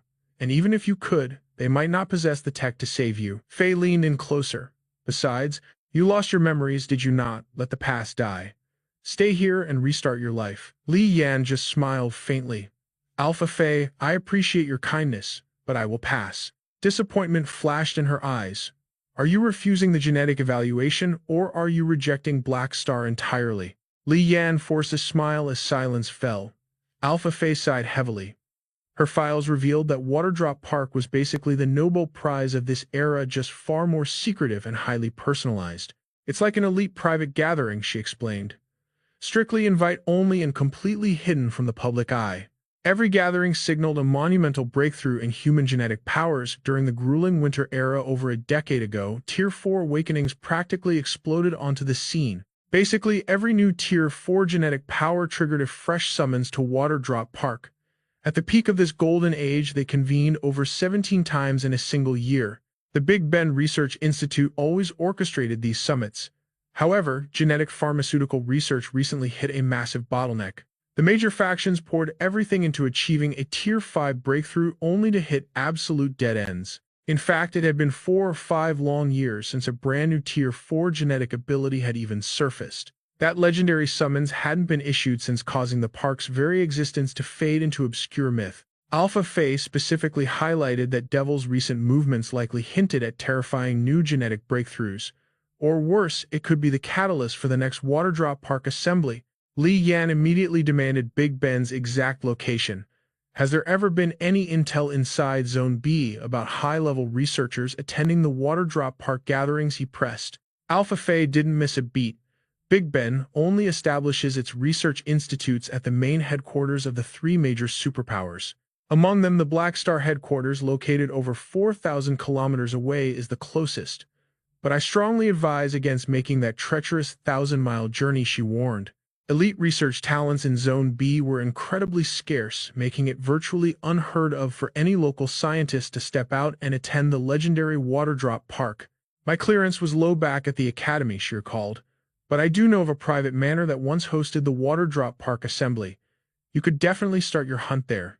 Sliding a faded photograph across the table, she instructed, use your permit to buy an HCIN electronic tactical board. I'll send you the map. Find the woman in this picture. She owns that manor. Li Yan stared at the photo, completely stunned. Who exactly is this? He asked urgently. A former major shareholder of Cloud Sea Pharmaceuticals, Faye replied, and an absolute master of genetic science. She's pushing 50 by now, but this was taken in her prime.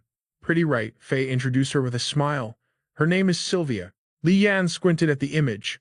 Pretty, I've definitely seen better. Faye chuckled. Come on, she radiates a really powerful aura in this shot. Thanks for the intel, Li Yan stated firmly. I'm buying that tactical board right now, then I'm tracking her down. I move out this afternoon to see what I can uncover. Faye looked taken aback. Moving out already? She asked, surprised. If you strike gold, are you planning to come back? Li Yan flashed a mysterious bright smile. Who knows? In his mind, the plan was locked. No more lingering around the Black Star War Zone. Finding Waterdrop Park and claiming Sylvia's legacy would mean this mission was already half complete. Faye pouted, crossing her arms. Fine, but you can't back out of one thing. You promised to be Rowan's godfather. Li Yan shot her a confident thumbs up. Consider it absolutely done. Over at the sterile lab, a sharp knock echoed. Faye, deep in her research, glanced up. A pharmacist held out a comms device. Comrade Faye, headquarters is on the line for you. Faye snatched the receiver. Hello, a familiar commanding voice crackled through the speaker. Faye, it's your mentor. Her eyes instantly lit up with sheer joy. The mentor's voice was thick with relief. Hearing your voice again, it's truly a blessing. Faye's eyes welled up with unshed emotional tears.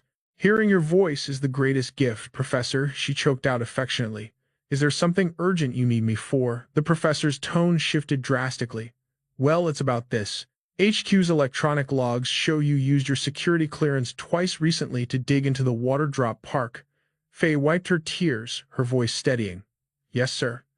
I did look into it. The professor sounded incredibly anxious. Why on earth are you digging up those ancient ghosts? Are you in some kind of deadly trouble out there?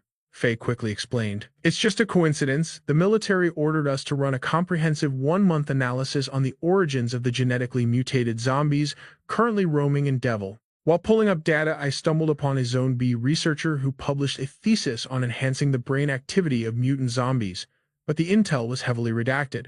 All I could find was that she once attended the Waterdrop Park assembly, so I dug a little deeper just to connect the dots. The professor warned sternly, Ah, you mean Dr. Sylvia from Cloud Sea Pharmaceuticals. She perished years ago. Yes, she constantly operated in Devil territory. Military intel confirms she had deep, dark ties to those mutated horrors. Listen to me closely, he ordered. Waterdrop Park isn't just scientific research. It's a massive political minefield. Back off immediately and act like you never even saw those files. His tone softened with subtle reassurance. Your operational skills are top-notch, and you're still young with high promotion prospects. You survived a true blessing in disguise. The committee absolutely won't ignore a rising talent like you. Faye's face hardened with absolute determination, deeply absorbing her mentor's heavy warning. Understood, Professor? I'm just focusing on my assigned tasks. Meanwhile, Li Yan was mentally calculating his military supplies. He desperately needed to buy an electronic tactical board, fuel medical stims, and heavy firepower. A standard electronic tactical board wasn't too pricey, yet it was an absolute lifesaver.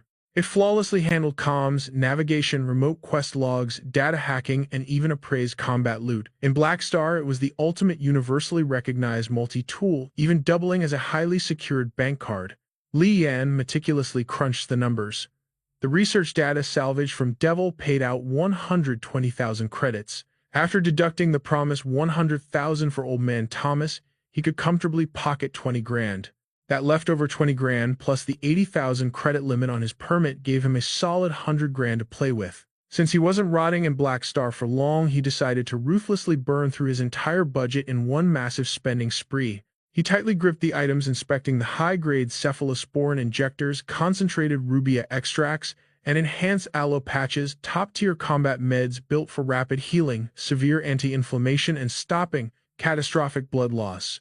They even offered elite V5 radiation shielding. These stims delivered instant battlefield recovery and were heavily restricted items. Total cost, over 20 grand.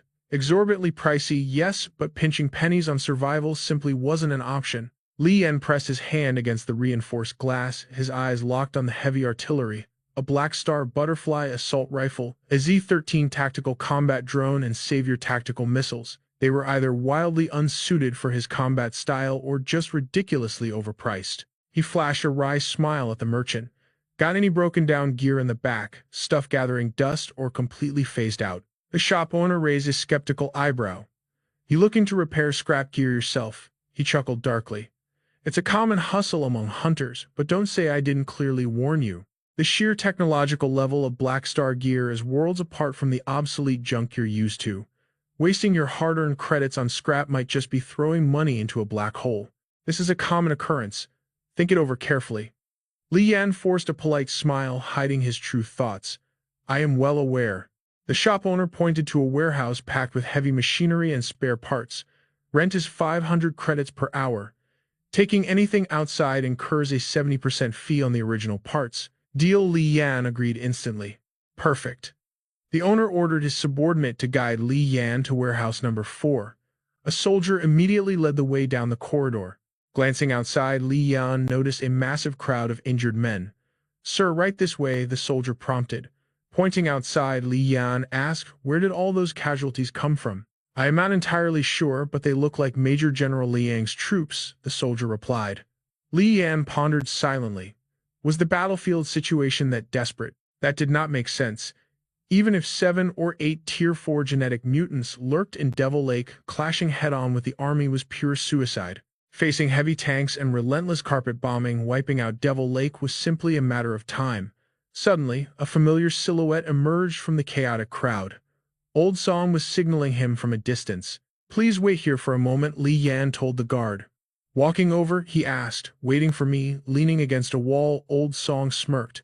100,000 credits. That is enough to buy my life several times over. Li Yan handed over a glowing vial, a tier modifier potion. The Steam Giant variant, absolute top-tier quality. An ordinary drifter could use this to rapidly skyrocket their physical stats, rivaling a Night God. It was a weakened Tier 3 formula complete with a steel skull enhancement. The internal price for a Tier 3 at Black Star Chariot is 50,000 credits, but ordinary people cannot even buy it. It is practically priceless on the market. He added that this injection could also cure most terminal illnesses. This miraculous healing property was a hallmark of most genetic medicines during the harsh winter era. As long as genetic collapse did not trigger, it acted like a legendary street panacea. It cured the sick and heavily fortified the healthy. Old Song was stunned. For me, grasping the vial, the old man smiled warmly. Thank you. Li Yan quickly asked, how long do you plan to stay here? The ancient ruins of the Ganjiao Temple had already been seized by Black Star Chariot's 6th Command Unit. Meanwhile, under a relentless downpour, a scrawny boy was furiously digging in the mud. He clutched his unearthed prize, grinning secretly until glaring vehicle headlights swept over him from afar. Startled, the barefoot boy bolted. But in his blind panic, he crashed hard into a towering figure and tumbled backward into the dirt. General Liang Zhangyang stood imposing in the rain. Are you all right? He asked. The terrified boy waved his hands frantically. General Liang's piercing gaze locked onto the boy's prize, a sinister flute carved from bone. Snapping his fingers, he signaled his subordinate, who immediately handed him a sleek container. General Liang revealed the rations inside and offered a simple trade for the bizarre artifact. Overjoyed, the starving boy snatched the food box and abandoned the relic. As General Liang picked up the bone flute, a strange fire ignited over its surface, instantly reducing it to ash. A secretary approached from the shadows. "General, the front line is requesting immediate orders. Captain Zheng's forces have cornered Old Qiao's exiled tribe deep in the mountains," she reported. "He wants permission to burn the entire mountain to the ground." General Liang frowned in annoyance. "Why do they always bother me with these details?" The secretary hesitated. "Old Qiao's followers include the elderly and young children. It is nearly impossible to tell who are loyalist rebels and who are merely hostages." General Liang's expression turned utterly cold and decisive. "We are out of time." Understanding the dark implication, the secretary nodded. "It is a necessary sacrifice." She continued her bleak report. "Furthermore, Major General Liang's situation is deteriorating. They encountered a highly abnormal Tier 4 mutant zombie at Devil Lake. Its unique abilities make it incredibly difficult to eliminate. The detailed tactical assessment is right here for your review, sir." Skimming the file, General Liang ordered "Tell Captain Zheng to skip the base, return after his purge. Have him march straight to Devil Lake to reinforce Liang Wei and Xiao Xing." Tossing the dossier back, he changed his mind. "Never mind. I will handle this personally." The scene shifted back to Li Yan, who was still probing Old Song. "So how long are you staying?" Old Song explained his plan. Black Star Chariot posted open bounties. Hunting mutated beasts nearby and delivering their corpses pays out significantly more credits than anywhere else. Once I grind enough money for a specific potion, I am out of here. Old Song gave Li Yan a measuring look. "You know you do not fit in here at all. Survivors here are either stone-cold killers or reckless hotheads. You lack both traits." Li Yan chuckled softly. "Spot on, Old Song. So which one are you?" The old man smirked. "Half and half." Waving goodbye, Li Yan turned away. "Our business is done. If we cross paths again, the drinks are on me." With that, he headed straight down the path to the warehouse. Stepping inside, Li Yan scanned the massive facility. The soldier eagerly introduced the setup. "This is warehouse number 4. All the heavy machinery and raw components you need are right in here." Pointing out the layout, the soldier explained, "Those green containers hold heavily damaged military gear. They are slated for transport to repair zone number 1. The red containers are complete scrap, destined for the melting furnace. I would not even bother looking. Still, some of these original raw materials cannot be bought anywhere on the outside." Popping open a crate, Li Yan inspected the contents. The quartermaster sold this exact gear, but repairing it himself would save an absolute fortune in credits. Some items were ruined because their exceedingly rare core components had burnt out. Even his legendary Magitech system needed raw materials to weave its technological magic. After a meticulous inspection, Li Yan knew this was well within his domain. Seeing him grab a crate of ammo, the soldier warned, "The machines here lack the precision to modify those shotgun shells.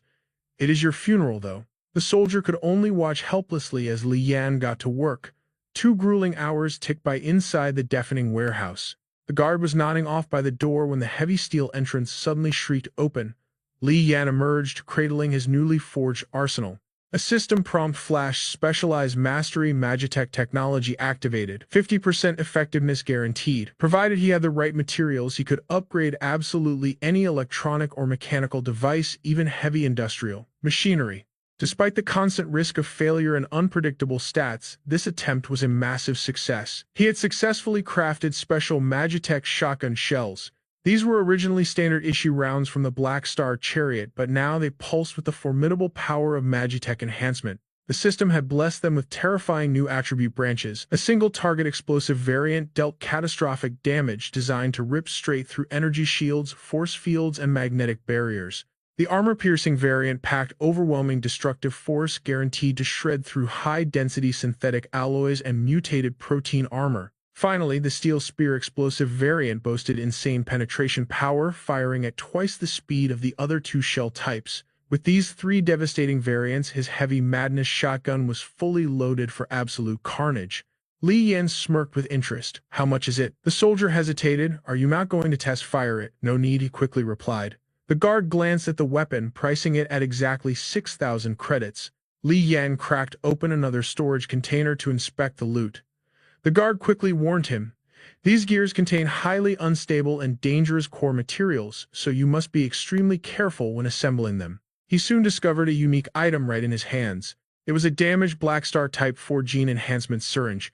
It could trigger a massive burst of mutant strength for exactly 1 hour before losing all its power. However, the system guaranteed this temporary awakening would not harm the user's physical body. It could also instantly heal fatal wounds and stubborn diseases, ensuring the user's genetic structure would never collapse or suffer from terrible side effects. Furthermore, full recovery was guaranteed within that single hour, functioning exactly like a normal high-tier healing potion. Li Yan showed a conflicted and regretful expression. "I can repair this, but using such a legendary item now feels like a massive waste." Suddenly, a brilliant idea flashed through his mind. "That is it." Radiating absolute confidence, Li Yan threw out a bold question. "You said these trash items are heading straight for the incinerator. So what is the deal if I can actually fix them?" The soldier was completely dumbfounded. "Wait, you can really restore this?" Suddenly, a commanding female voice echoed through the room. "Only if you can truly fix it." Li Yan was stunned to hear Zhuoma, the supreme leader of the original Mad Zhuoma faction. She immediately offered an incredible deal to waive all his material costs. "I will pay you a 15% repair fee based on the original price." "Deal," the soldier instantly protested. "That price seems completely against the rules, right?" Zhuoma glared at him furiously. "Excuse me.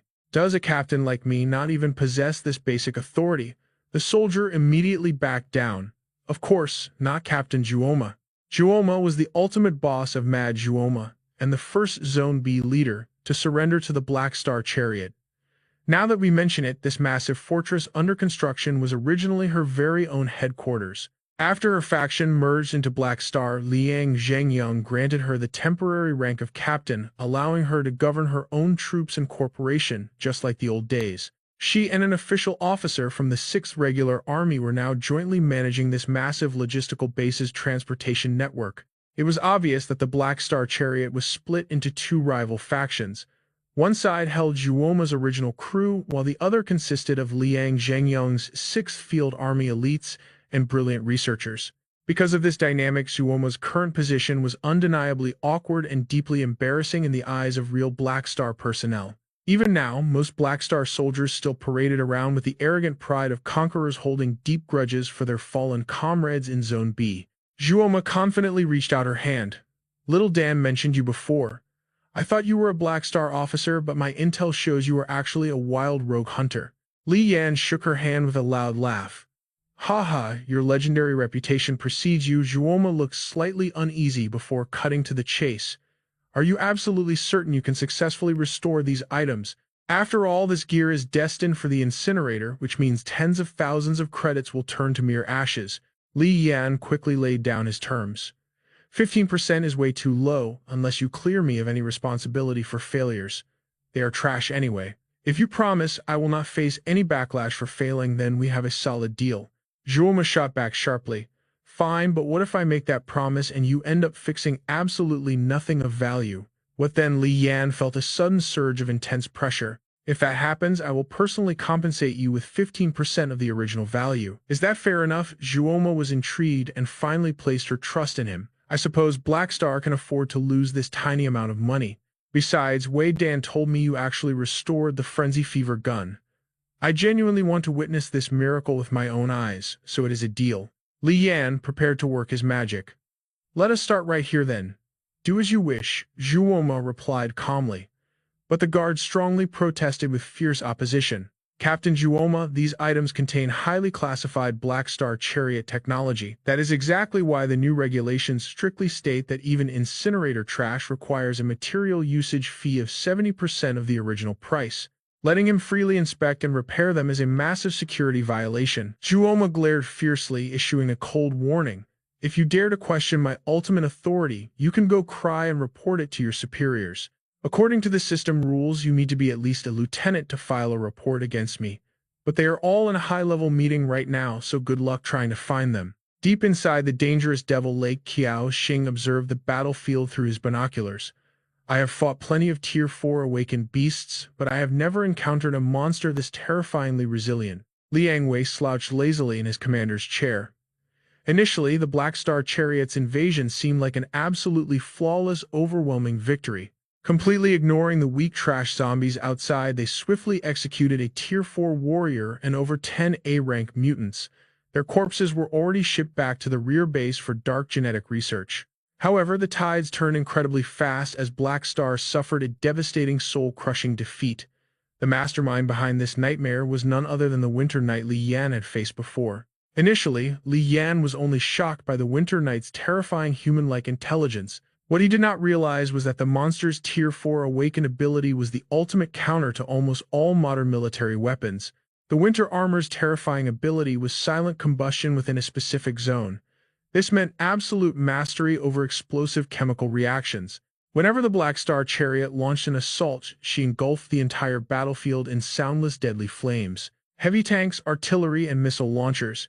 Everything the Black Star Chariot deployed instantly melted into worthless scrap metal. This proved why the three great superpowers abandoned traditional doomsday weaponry. Instead, they poured all their resources into unlocking supergenetic awakenings. A single unknown Tier 4 awakening could easily dictate the outcome of a war. It could even rewrite the entire course of human civilization. Liang Wei spoke with chilling calm. Ultra-long-range strike weapons won't arrive for at least 2 months. Until then, we stand our ground and wait. Zhao Xing's face twisted in pure rage. His 14th Legion had been utterly humiliated by the Medicine Buddha Syndicate. They were the laughingstock of the Black Star Chariot. If this Devil Lake campaign failed, his military career was totally finished. It would be an absolutely devastating blow to his future. Zhao Xing fiercely voiced his burning frustrations. Even without heavy military gear, our combat troops heavily outnumber and outclass the enemy. General Liang will airdrop into Devil Lake in exactly 3 hours. My tactical advice is to launch another massive strike before his arrival. Their defensive abilities can't possibly hold out much longer. I am absolutely certain we can capture this stronghold. Liang Wei coldly turned away. I refuse. Zhao Xing snapped back. Are you dodging battle or just terrified of failing? Leo sighed in defeat. We could fight, but what is the point? Sending our men out now is a pure death sentence. A tiny victory today will not change our grim reality. My soldiers are bleeding out for a hollow triumph. Leo grumbled with heavy unease. Kyle narrowed his cold eyes, demanding a real explanation. If my strategy is flawed, then enlighten me, Leo. Kyle's voice cut like ice. Personal grudges aside, the Supreme General will not show mercy just because you are his bloodline. We hold an absolute numbers advantage, yet we are trapped in a deadlock slaughter. Kyle stepped forward. We both share the blame for this nightmare. Leo smirked with sheer arrogance. So what, will the old man actually kill me? Even if the sky crumbles, I will endure. If I were you, I would worry about wearing a green hat. He was ruthlessly mocking Kyle, hinting that Alpha Faye was cheating with Li Yan. Kyle's aura turned dangerously freezing. I trust Alpha Faye with my life. Leo raised a suspicious brow. Faye is a phenomenal woman and your taste is flawless. But think about it. She returned from the apocalyptic wasteland without a single scratch. Kyle's patience violently snapped. Keep your pathetic gossip for the lower ranks. My combat tactics are inferior to yours, which is exactly why I asked for your strategy. A venomous smirk crossed Leo's face. Ah, I understand now. You failed to rescue her in time. So you simply accepted your pathetic fate of being utterly betrayed. He perfectly mimicked Kyle's desperate tone. Oh, my sweet Faye, just survive, no matter the dirty cost. I swear upon my life, I will come and save you. Even if you are ruined 1,000,000 times, my love remains pure. Kyle completely lost his mind. He viciously kicked the heavy steel table and aimed his loaded gun straight at Leo's skull. Bang! The deafening gunshot triggered the guards. Elite soldiers immediately breached the room, aiming their rifles. Freeze, they roared. Bleeding, Leo casually raised his hand. Stand down, everything is fine. Crimson blood dripped heavily from the fresh bullet wound in his thigh. Leo laughed in pure disbelief. You seriously pulled the trigger. Kyle scoffed with icy disdain. You were losing your mind, so I simply woke you up. Now, can we discuss actual business? The guard supported Leo's bleeding body. Sure, Leo smirked, right after I patched this bloody hole. And honestly, I sincerely apologize for my words. Kyle stood there, his expression twisted in burning, suffocating rage. He whispered to himself, Faye is a genuinely pure woman. Meanwhile, deep inside the fortress, Alpha Faye walked the cold corridor. Pushing the massive doors open, she froze in utter shock. The high-tech chamber was absolutely crowded. Faye quietly approached the final empty seat and sat down without a word. The Supreme Commander stepped forward. Since everyone is finally gathered, I will make this extremely brief. This gleaming emblem proves your dual identity. Not only are you members of the legendary Black Star Chariot, but also elite system scientists officially recognized by the Big Ben Institute. Without the Big Ben Institute's explicit permission, even the three global superpowers absolutely lack the authority to execute a single one of you. In this dark winter era, human lives are as worthless as dirt. Powerful factions mercilessly crush the weak. Yet the safety of you brilliant researchers remains our absolute highest priority. The commander's expression turned incredibly grim. Fellow officers, based on the terrifying data from Devil Lake and 48 hours of non-stop testing, my division has reached a horrifying conclusion. First of all, those monstrous mutated zombies born from severe apocalyptic radiation actually possess incredibly advanced cognitive intelligence. A chilling silence filled the room. They join the 42 highly intelligent species discovered after the winter cataclysm. Their lifespans are terrifyingly long, but they strictly cannot reproduce. Therefore, their direct threat to human extinction remains relatively low. However, do not lower your guard. Unlike previous evolved intelligent beasts, these specific mutant zombies completely retain the full memories and intellect from when they were perfectly human. They bypass the evolutionary learning curve completely. Their current military and technological prowess is already on par with World War II standards. Underestimate their tactical firepower and we will definitely die. The commander's eyes darkened with immense pressure. Second point. Regarding the newly discovered awakened gene samples, the highest committee strongly demands we absolutely secure every single piece. The astronomical value of these divine genetic codes completely shatters the limits of our human imagination. The Black Star Chariot has developed gene evolution serums for over 30 years, yet we have been hopelessly trapped before reaching Tier 5 for 7 long years. As for the Tanya faction, they started way before us. They possess bottomless wealth, yet they are utterly deadlocked too. This terrifying evolutionary bottleneck has tortured humanity for over 20 years. The commander's fist clenched with fiery determination. Regardless of which superpower commands us, we elite researchers must burn our life forces working day and night to collectively conquer this impossible tower of human evolution. He fiercely pointed at the giant glowing screen. And gentlemen, this is our legendary tower. The entire room gasped in pure horror. My God. Is that the genetic blueprint of the Wanderer God? The commander nodded with deep respect. It seems you are heavily educated in the forbidden art of genetic deduction. The system clearly defines the Tier 5 gene as the ultimate endpoint of human evolution. Theoretically, every single system class we know, from the Tier 1 Twin Gun Redeemer to the devastating Tier 4 Crimson Lotus Vanguard, they are all mere puzzle pieces of the supreme Tier 5 God gene blueprint. Stunned, everyone stared at the mesmerizing holographic data. The commander dropped a terrifying truth bomb. In simpler terms, a true Tier 5 Awakener will flawlessly wield every single genetic ability ever recorded. He fiercely tapped the analytical display. The legendary Tier 5 power is the absolute fusion of all the fragmented evolutionary blueprints combined. Yes, you heard that correctly. But even if the world's 3 massive superpowers cooperated entirely and merged their top-secret data, we would only crack 37% of the supreme Tier 5 mystery. His eyes narrowed into deep, calculative slits. Furthermore, think about this terrifying logic. With only a measly 37% of random human variables, could any scientist mathematically piece together an absolutely flawless human god? Bam! The commander slammed the system activation button. His intense aura screamed absolute confidence. The elite pharmacists gasped in total awe, while the battle-hardened officers broke into cold, terrified sweats. The awakened gene blueprint is the very spine of the supreme Tier 5. In the Endless Awakening Protocol, there are exactly 104 divine gene nodes. These are the absolute hardest bottlenecks to shatter. Listen to me. If we secure these exact focal points, within just 1 single year, the Black Star Chariot will completely unlock the invincible secrets of the supreme Tier 5. A rival officer immediately raised an objection. Wait, according to the frontline battle reports, even those monstrous mutant zombies themselves do not possess the complete set of 104 genes. and the battlefield is a chaotic meat grinder. The commander quickly silenced their panicked doubts. We can sacrifice the lower-tier genes. However, there are a few absolute core variants that the Supreme Committee demands we capture at all costs. The brilliant scholars of the Crimson Coalition have officially codenamed them Spring, Summer, Autumn, and Winter. These represent the four most devastatingly crucial awakened gene fragments in existence. Once we harvest them completely, we can finally synthesize the legendary Tier 5 God Gene Serum. Whoever survives injecting this divine elixir will undergo an agonizing 15 to 30-year evolution, ultimately ascending as a flawless, invincible Tier 5 deity. Another officer suddenly interrupted. Sir, you just mentioned that the zombies at Devil Lake are highly advanced. These horrific creatures have possessed those mutated genetics for nearly 30 years now. Could they have actually unlocked the terrifying secrets of the Supreme Southern Tier? Commander Quang fell into a heavy, suffocating silence. A dark shadow of dread crossed his face. They absolutely could not rule out that catastrophic possibility.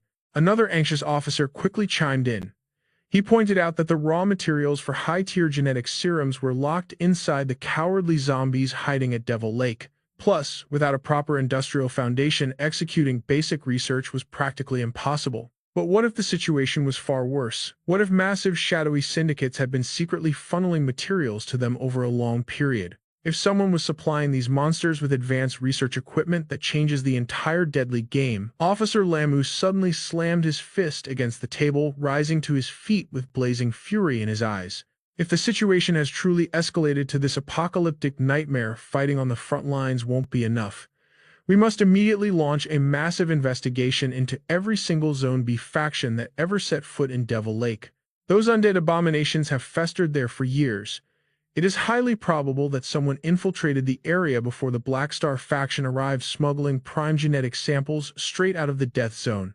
Alpha Phi sat in absolute silence, her sharp mind racing to piece the deadly puzzle together. Meanwhile, deep inside the warehouse, Lian was lost in his fanatical research, while Zhuoma watched him with a storm of irritation brewing in her chest. A full 30 agonizing minutes had passed. For the third time, this absolute lunatic yanked a random component out of a scrap defibrillator. He then began violently tinkering with a genetic enhancement syringe until it was completely unrecognizable. Is this guy seriously messing with me? Zhuoma thought bitterly. The Black Star Type 4 enhancement syringe was the absolute pinnacle of their faction's medical technology. Its initial effects might not seem flashy or explosive, but it was a holy grail that elite humans hunted down with absolute madness. In this desolate winter-era, genetic modification serums had effectively crushed old capitalist currencies, becoming the ultimate undeniable symbol of absolute power. These miraculous serums could bless an ordinary human with a superhuman physique and godlike abilities. Yet humanity's greedy obsession with them went so much deeper than mere combat power. Even if a patient was rotting from old age or chronic illness, the injection would aggressively force their failing body to evolve into a flawless superhuman blueprint. During this brutal cellular metamorphosis, flesh would rapidly stitch itself back together.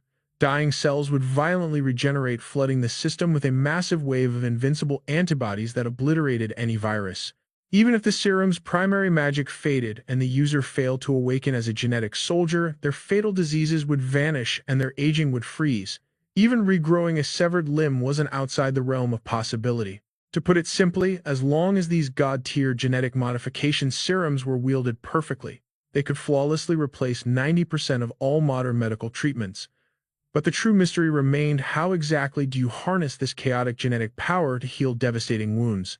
By exploiting this divine principle, the creation of derivative drugs and the specialized machinery to synthesize them became a legendary scientific discipline. Ruthless megacorporations like the infamous Cloud Sea Pharmaceuticals built empires of unimaginable wealth off this tech. Speaking of which, the legendary S-rank hematopoietic enhancer that once cured Li Yan's deadly leukemia was actually born from the foundational research of the Tier 3 steam giant genetic serum. However, genetics were known as the sacred code of God for a reason.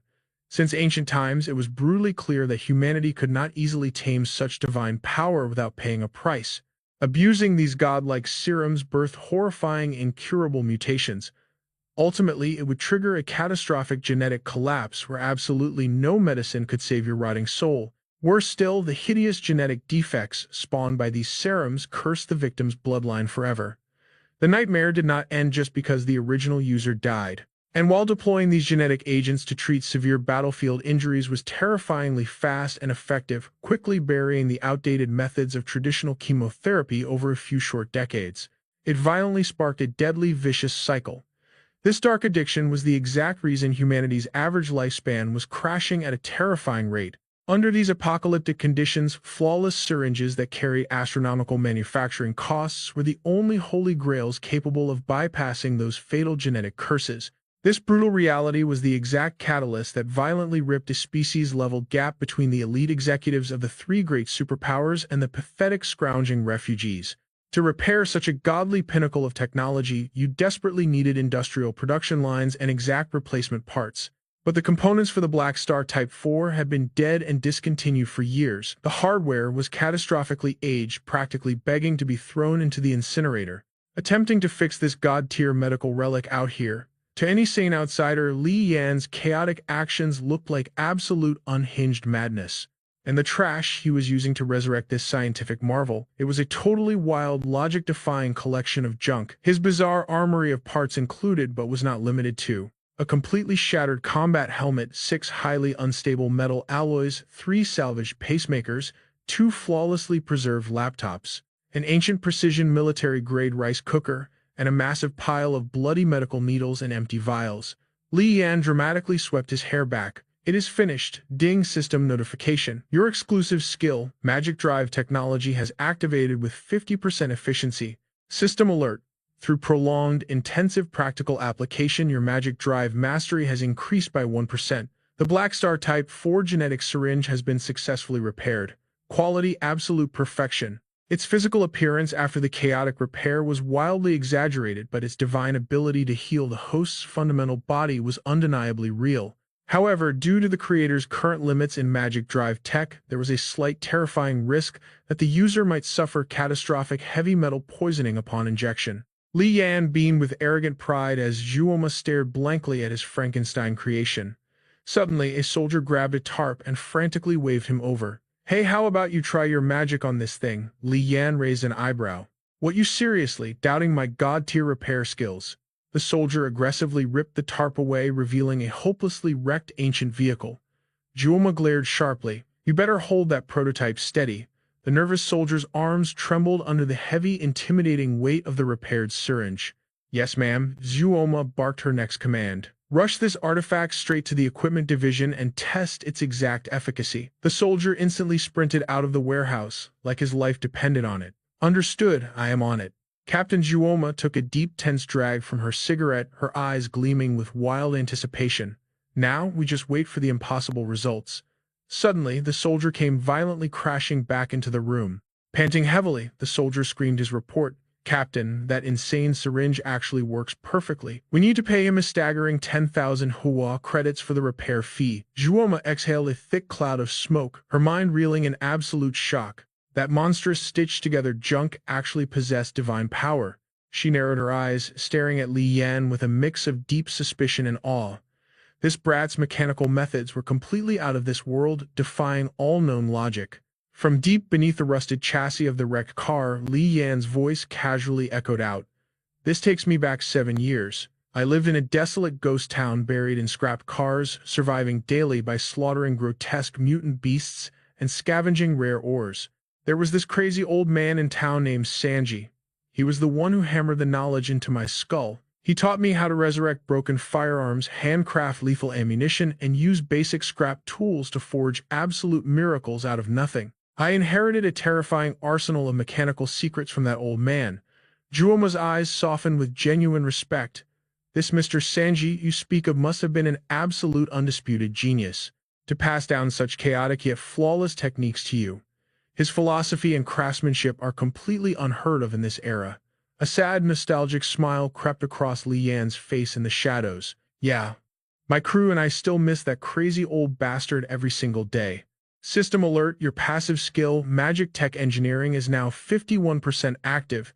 Through relentless practical application, your proficiency has leveled up by an additional 1%. Warning, your 52% Magic Tech enhancement has failed.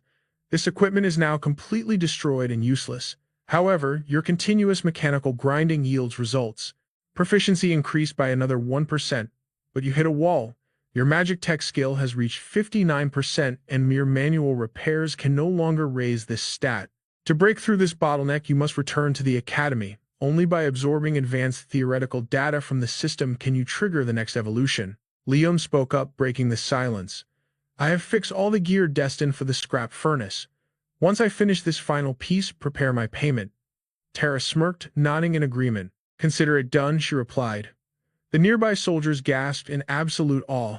Holy crap, he is a literal master of steel. Having completed the massive order, Leon stretched his exhausted muscles. Intense gazes locked onto him as whispers rippled through the ranks. Who the hell is this guy? Even the fierce Lady Tara treats him with ultimate respect. Tara shot him a sharp, calculating look before turning her back. Next time our paths cross, you better tell me more about that Uncle Sanji of yours. With those parting words, she vanished into the camp. Leon watched her fading silhouette silently. As soon as Tara stepped out of sight, she pulled a communicator from her deep pocket. Pressing it to her ear, she commanded Dawn, stay far away from this man. He might seem like a solid wall you can rely on in this wasteland, but right now, his very existence will only drag us into a deadly storm. We simply cannot survive the chaos he brings. Tara lowered her voice, delivering grim news. Grace is dead. She was a devoted follower of the medicine Buddha. When the 6th Legion burned down her sacred temple, she tried to assassinate a lieutenant colonel of the Black Star Chariots. She was gunned down instantly, dragging countless comrades down with her. Quinn, Trent, and Caleb all slaughtered at Devil Lake. I have literally no reliable pawns left by my side. Listen closely, Dawn. I do not know who holds absolute power in Sector B right now, but it certainly is not our faction. Our battered crew cannot withstand the deadly gravity of a protagonist like him. Leon is a monster I cannot tame. Wipe any thoughts of recruiting him from your mind completely. In this brutal world, ruthless survival is all that matters. Back at the workshop, Leon was deeply negotiating with the quartermasters. Tara had watched this fierce exchange from the shadows earlier. Leon laid out his heavy demands. For the absolute restoration of your gear, plus my personal labor fee, the total comes to 260,000 credits. I want high-tier biometric contact lenses, a fully combat-ready tactical spider drone, and the remaining 220,000 in rare materials. The stunned officer nodded furiously. Bring him the items immediately. The subordinates scrambled to obey. Striding through the chaotic garage, Leon ran his hand along his heavily modified beast of a vehicle. His eyes glowed with ambition. The next target is Uncle Duke's grand estate.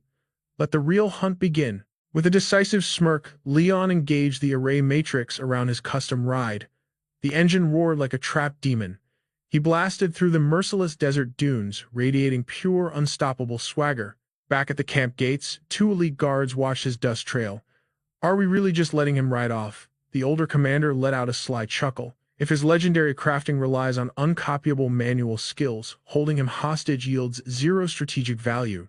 That monster has deep ties with the Bioscience Division and the High Military Command. Forcing his hand would only invite absolute destruction upon us. Look at the bigger picture. If the insane gear he left behind gives our researchers a breakthrough, this was a massively profitable transaction for our faction. The confused subordinate scratched his head as the boss continued. Besides, there is no way he can pierce through the Sector B lockdown. Meanwhile, far out in the wasteland, Leon's roaring vehicle suddenly shrieked to a violent grinding halt. Unfazed, Leon instantly summoned a massive pile of custom upgrade parts from his inventory. With screws clenched between his teeth, his hands blurred in a symphony of mechanical mastery as the system interface flared.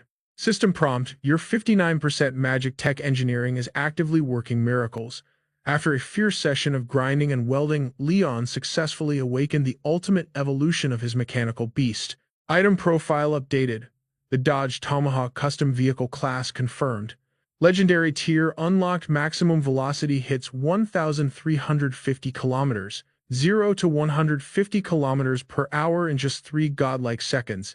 Independent module attached. The Savior Omnipotent Tactical Spider. Another legendary tier artifact. Warning: severe damage to this component will trigger a catastrophic drop in the main engine's overall performance. This ultimate module houses a state-of-the-art tactical supercomputer, remote-controlled terminal weaponry systems, and an incredibly precise hypermapping navigation array. It features dynamic engine diagnostics, devastating fire support, and vast utility functions. Armed with a seamless 6-slot fluid injection system for auto repairs, it can detach from the tomahawk, entirely transforming into a lethal shield and deadly blade in combat. The beast is also equipped with a high-capacity, ultra-dense energy transmission core. Its supreme trait, absolute terrain dominance. Whether crushing through shifting deserts, toxic swamps, dense plains, or jagged rocks, it guarantees at least 30% of its terrifying highway top speed. Maximum efficiency, optimized energy consumption, and the flawless flow of its electric drive have all been pushed beyond the limits of human engineering. Utilizing shape memory alloy structures, any minor chassis damage or structural wear and tear will automatically regenerate over time. The integrated tactical spider artificial intelligence calculates flawless performance distribution, completely crushing the specs of any low-tier combat drones. Leon's eyes trace the glowing system holograms with intense satisfaction. System query, please select your driving mode. Rampage mode offers deafening roars with extreme high-pressure cooling. Swift dash mode guarantees absolute stealth with perfectly optimized thermal reduction. Without a single second of hesitation, Leon slammed his finger onto the interface. Swift dash mode engaged. Absolute silence, perfect heat dispersal. Upgrade complete. Leon vaulted onto his legendary machine and blasted into the horizon. A wildly arrogant grin spread across his face. An epic steed paired with a godly saddle. Everything is absolute perfection. Man, I hit the jackpot. He casually spat out some red substance from the cockpit before vanishing entirely into the blurry distance. Meanwhile, at a heavily fortified base, a deep voice echoed. The Black Star faction always welcomes dependable warriors. Come find me whenever you need anything. Silas carefully lifted a mysterious artifact from a secure lockbox. From the shadows, his sharp, calculating eyes observed the chaotic chatter of the war room. Tense whispers filled the air. Those rebels at Devil Lake are insanely stubborn. The zombie hordes and Lazarus's elite troops forged a deadly alliance right from the start. Over the past few years, Lazarus hoarded massive resources to forge his ultimate trump card, a monstrous elite squad known as the Four Heavenly Kings. They dodged us on the open battlefield, and now they are turtling up tight at Devil Lake. This is going to be a brutally tough bone to chew, but with Commander Vance personally holding the line, their pathetic resistance will crumble soon enough. Captain Cole's vanguard took devastating casualties, and the captain himself was severely wounded. They will probably have to abandon the front line within 2 days. Suddenly, Silas's piercing gaze locked onto a strange girl across the room. As he approached to investigate, the mysterious girl broke the tension with a calm smile. "Greetings. Is there something I can assist you with, sir?" When Silas demanded to know the exact status of this territory, she delivered the chilling truth. The three great superpowers have officially recognized Sector B as the absolute domain of the Black Star Chariots. It is no longer a lawless no-man's land. The Central Committee has officially established a refugee orphanage, seeking direct donations for Zone B's recovery. Sir, if you choose to donate, your name will be eternally carved into this wooden honor board. Old Song Zuo cleared his throat, muttering awkwardly. "I do not have any money." The manager let out an exhausted sigh. "This donation board has been sitting here for days and not a single soul has contributed. Those out-of-touch elite leaders ruling the safe zone high-rises. Their brains must have been completely fried by the apocalyptic radiation. Asking for charity during this brutal freezing winter is an absolute joke, don't you agree, sir?" Old Song Zuo remained utterly silent. Then he slapped several shining gold coins onto the counter, leaving the manager totally stunned. Song Zuo turned away quietly. "Use this for now. I will gather more." Recovering from shock, the manager slid a piece of paper forward. "Sir, you can leave your personal blessings and strategic suggestions for Zone B right here. Every donor's suggestion regarding the undeveloped Zone B will be personally reviewed by Supreme Commander Liang Zhengyang of the 6th Army." Hearing that legendary name, Old Song Zuo returned to the counter and began writing. Crumpled balls of paper piled up on the floor as he struggled to find the right words. Finally, he handed over a completed note. She beamed with gratitude. "Thank you for your generous support. Please carve your honorable name onto the wooden board." Old Song Zuo suddenly popped the seal off a mysterious glowing red potion. He downed the strange elixir in one massive gulp. With overflowing dominant aura, he smashed the empty glass vial violently against the floor. Radiating intense power, Old Song Zuo vanished into the shadows. Upon that empty honor board, his name was carved as the very first donor. Meanwhile, miles away in a brutal wasteland, Li Yan was tearing through the scorching desert sands in his heavily modified beast of a vehicle. Suddenly, massive crab-like pincers erupted from the dunes ahead. A terrifying wide-mouthed mutant with razor-sharp teeth blocked his path. Showing zero fear, Li Yan slammed the accelerator to the absolute floor. His war machine launched into the air, soaring right over the grotesque monster at breakneck speeds. He smirked at his dashboard display. Perfect landing achieved, zero system damage detected. On this treacherous wasteland terrain, maintaining a speed under 260 kilometers per hour was the safest tactical choice. Just 1 hour and 18 minutes remaining until the target destination. Suddenly, blaring red warnings flashed across his monitor. Massive obstacle detected ahead. An arrogant blue-haired wasteland punk and his heavily armed gang were completely blocking the path. "Get out here, you piece of trash," the punk roared. To Li Yan, these fools were nothing but insignificant stepping stones. Still, the system violently flashed its unyielding warning. Massive obstacle ahead. Without hesitating, Li Yan summoned his massive hand cannon. He unleashed a devastating storm of artillery fire, instantly annihilating the bandit ranks. The bloody path behind him was littered with defeated foes. Revving his engine, Li Yan smashed through the carnage with a victorious dominant smirk. Upon finally arriving at his destination, he surveyed the desolate ruins. "This is the place. I pray Yu Shu's old manor hides the crucial clues I need." As he drove deeper, Li Yan pondered his mission.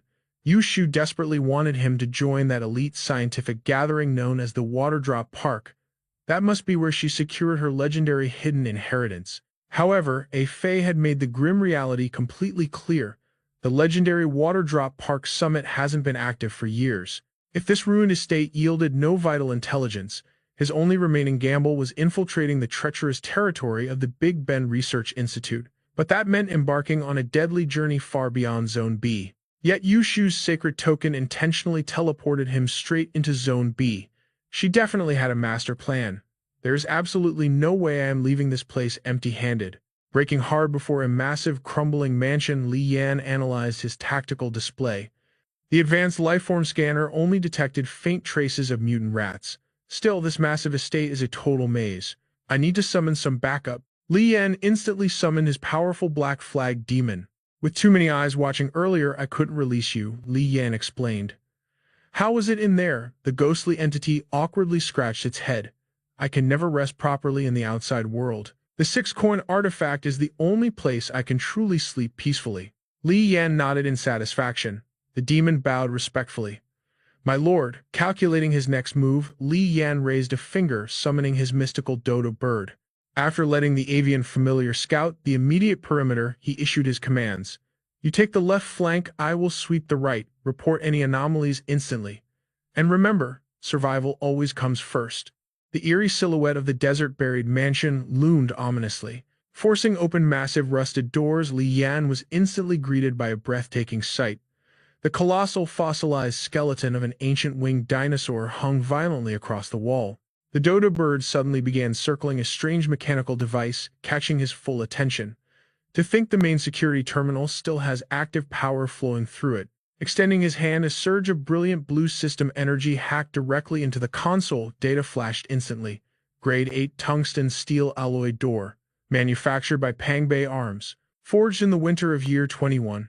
Estimated system decryption time 3 hours and 15 grueling minutes. Gripping his heavy cannon, a fierce smirk crossed Li Yan's face. "If hacking takes that long, I will carve my own path." Blinding golden, destructive energy completely obliterated the reinforced wall, blowing open a massive entry point. He smiled with dark pride. With upgraded ammo, his Fury cannon's raw destructive power had evolved significantly. Still, this reinforced steel vault required slightly more brute force. Bursting with aura, he leaped high into the air, landing perfectly inside the hidden corridor. "This underground labyrinth has way too many secret chambers. I must rely on my familiar to scout ahead." Shadowing the mystical bird, he ventured deeper into the darkness. He soon spotted his avian scout circling frantically inside a hidden study. Resting on a dusty desk was a portrait of a stunning red-haired woman. It was Yu Shu gently brushing the faded frame. A serious glint flashed in his eyes. If her picture is sealed here, what other world-shattering secrets remain hidden? 30 minutes later, Li Yan had gathered enough clues. He pieced it together. Yu Shu, the core researcher of the Winter Era's Big Ben Institute, was actually the founder and major shareholder of Haiyun Pharmaceuticals. Her personality, gentle, a bit sloppy, yet incredibly dedicated. She had personally led and directed countless groundbreaking experiments regarding genetic potions. As one of the absolute pioneers in genetic medicine, she had mysteriously vanished without a trace over 10 years ago. Li Yan kept reading. Yu Shu's background in this realm was flawless. This proved she had visited this world long before the Demon King and his forces invaded. That so-called major shareholder status at Haiyun Pharmaceuticals, it was nothing but a brilliant disguise created by the Rentu faction. Li Yan visualized it. That missing Yu Shu was just a Rentu operative in disguise. His expression darkened as he slammed his fist against the iron desk, lost in thought. As for that mysterious disappearance, Yu Shu likely betrayed Yanfu, so they completely stopped covering her tracks. Did she abandon her fake identity? Suddenly, a peculiar book caught Li Yan's attention and he read its title aloud. The previous term of Shuzhou Park and the staff group photo. What kind of ridiculously long title is this? Li Yan carefully flipped through the pages. The Shuzhou Park gathering had been hosted a total of 93 times since the very first Tier 4 potion was unveiled to the world. At its peak, they met over 10 times a year. Even during quiet periods, it was 4 or 5. The very first Shuzhou Park event was actually held in Washington. The main organizer was the director of the Big Ben Institute, a Chinese-American entrepreneur named Su Ling. Back then, Yu Shu hadn't even joined their ranks yet. Yu Shu only joined during the third Shuzhou Park conference. Back then, the scientific community was absolutely shaken. The groundbreaking topic, the first ever genetic serum, a miracle drug capable of locking the human body and appearance at its absolute peak for a limited time. After that historic moment, Yu Shu secured a seat at the 4th, 7th, and 10th Shuzhou Park conferences. Soon after, major corporations sparked an explosive golden age in genetic ability research. One by one, game-changing genetic power serums were unleashed into the world. Eventually, Yu Shu attended almost every single gathering. Li Yan stared at the archive photos in dead silence. A few specific faces stood out among the staff members. No matter the year, those exact same faces were always lurking in the background. Caucasians made up over half the crowd. But here was the catch: excluding Yu Shu, every single group photo from the Shuzhou Park conference always featured at least 7 or 8 Asian researchers. The most active ones attended 3 or 4 times, while others only showed up once or twice. Furthermore, there seemed to be an unspoken rule. Every time the Shuzhou Park conference opened, a brand new face had to be present, and it absolutely had to be an Asian researcher. Realization hit Li Yan like a truck. He slammed the archive book shut. A terrifying flash of insight struck his mind like a bolt of lightning. Frantically, Li Yan flipped back through the pages until he froze on a specific shot. He muttered to himself, "No mistake, it is him. The martial lord Cao Yuanchao." Li Yan rapidly turned another page, freezing at the image of Realm Lord Zhan Miaojin. Next, his eyes locked onto a stylishly dressed woman. It was none other than the Baifang bird representative An Qing. Li Yan's mind raced as he pieced the puzzle together. These veteran Yanfu walkers possessed unfathomable power, yet they were hiding their true identities to attend the Shuzhou Park conference as mere researchers. Meanwhile, over at the gloomy Devil Lake, a thick layer of fog choked the air as unidentified objects screeched through the sky. Their passing shattered the lake's eerie silence. Thanks to Winter Jack's overwhelming aura, the Black Star forces were completely stripped of their firearms and explosives. However, the undead horde faced no such restrictions. The zombies wielded modern weaponry without a single flaw. Winter Jack had unilaterally neutralized all combustion reactions within a massive 200-kilometer radius. On top of that, Ramuka currently held 3 devastating Black Buddha strikes in his absolute reserve. Led directly by the 4 Heavenly Kings, a fleet of 17 heavily armed fighter jets unleashed absolute hell from above, completely suppressing the Black Star forces in one brutal strike. When Liang Zhengyang finally arrived at Devil Lake, he brought specialized air shockwave weapons and deployed a massive arsenal of terrifying railguns. Simultaneously, he unleashed a massive cloud of metallic catalysts into the sky, hovering directly above the besieged iron stronghold. Maximizing the elite coordination of the Black Star troops, he instantly crushed several of Ramuka's critical bases, violently turning the tide. The bloody tug-of-war escalated, dragging the battlefield into an absolutely tragic meat grinder. Black Star suffered their most devastating losses since the invasion of Sector B began. With bloodshot eyes, Liang Zhengyang invoked his absolute command. He desperately tried to launch a massive long-range missile strike from over 500 meters away. However, the very second those tactical warheads entered Winter Jack's power domain, their explosive flames instantly died out, crashing uselessly into the ground. The only viable strategy left was a brutal decapitation strike against Winter Jack. If the one maintaining this anti-weapon domain died, Devil Lake's defenses would instantly crumble. However, the 6th Legion was fully prepared. They could deploy up to 5 Tier 4 elite combat units while the enemy was estimated to have a staggering 8 Tier 4 powerhouses. At the exact same time, disastrous news echoed across Sector B. A massive wave of religious zealots, strapped with explosives, violently ambushed the Black Star forces. Thanks to their superior gear, the casualties were minimal, but the intense pressure inside Sector B was rapidly reaching a boiling point. Liang Zhengyang was not afraid of the Medicine Buddha. His true fear was that a prolonged siege at Devil Lake would cause the local factions he had violently subjugated to rise up in rebellion. Furthermore, the strict deadline to secure the Endless Jack was rapidly approaching. Smoke plumed into the sky as heavily damaged fighter jets crashed around them. A pilot executed a desperate emergency landing. Standing amidst the chaos, Dr. Yap spoke coldly. "Ramuka, you need to stay back. We cannot hold this defensive line much longer." Ramuka completely ignored the panic, tossing back a careless reply. "Just hold out a little longer." Pushed to his absolute limit, Yap furiously roared. "If you want to defend, do it yourself. My people are completely done." Ramuka frowned. "What about the research division? I heard that the data and samples for the Autumn Jack were completely destroyed." "If we produce 0 results, we are entirely doomed this time," Yap smirked. "That new equipment you delivered worked miracles. Even without the Autumn Jack, we have enough to finalize the core structure. The Supreme Tier 5. It will become our absolute ultimate trump card." Ramuka ignored him calmly, removing his combat helmet, which caused Yap to angrily clench his fists. Then Ramuka smiled arrogantly. "Fine, then it is time we lay all our cards on the table." Meanwhile, Zhang Yang stood clutching a letter, thinking to himself, "So Ramuka actually wants to negotiate." There was an old saying, "What you cannot seize on the battlefield, you will never gain at the negotiation table."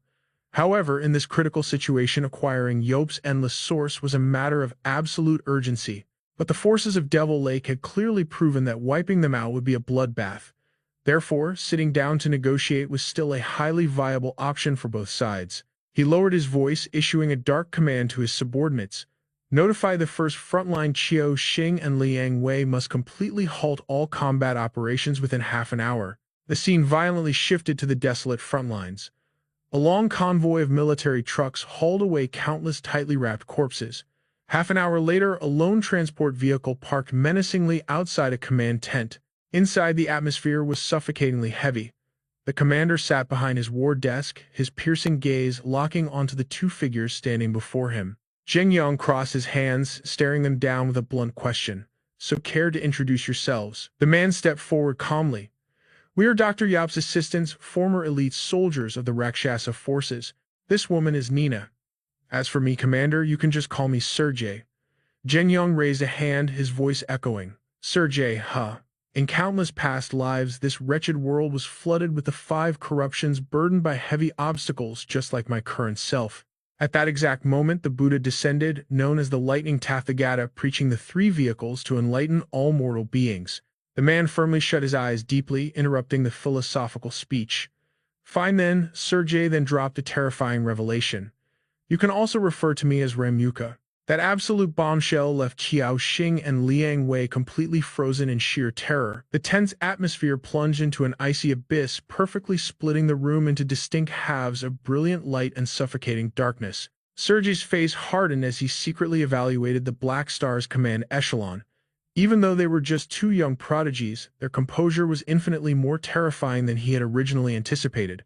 Right at that critical second, Liang Wei finally shattered the dead silence. "You came all this way to surrender." The man merely shrugged his shoulders. "You could say that. The 6th Legion is vastly more monstrous than I ever calculated. I originally thought I'd only show myself after the Black Star Chariot deployed their 1st or 3rd army.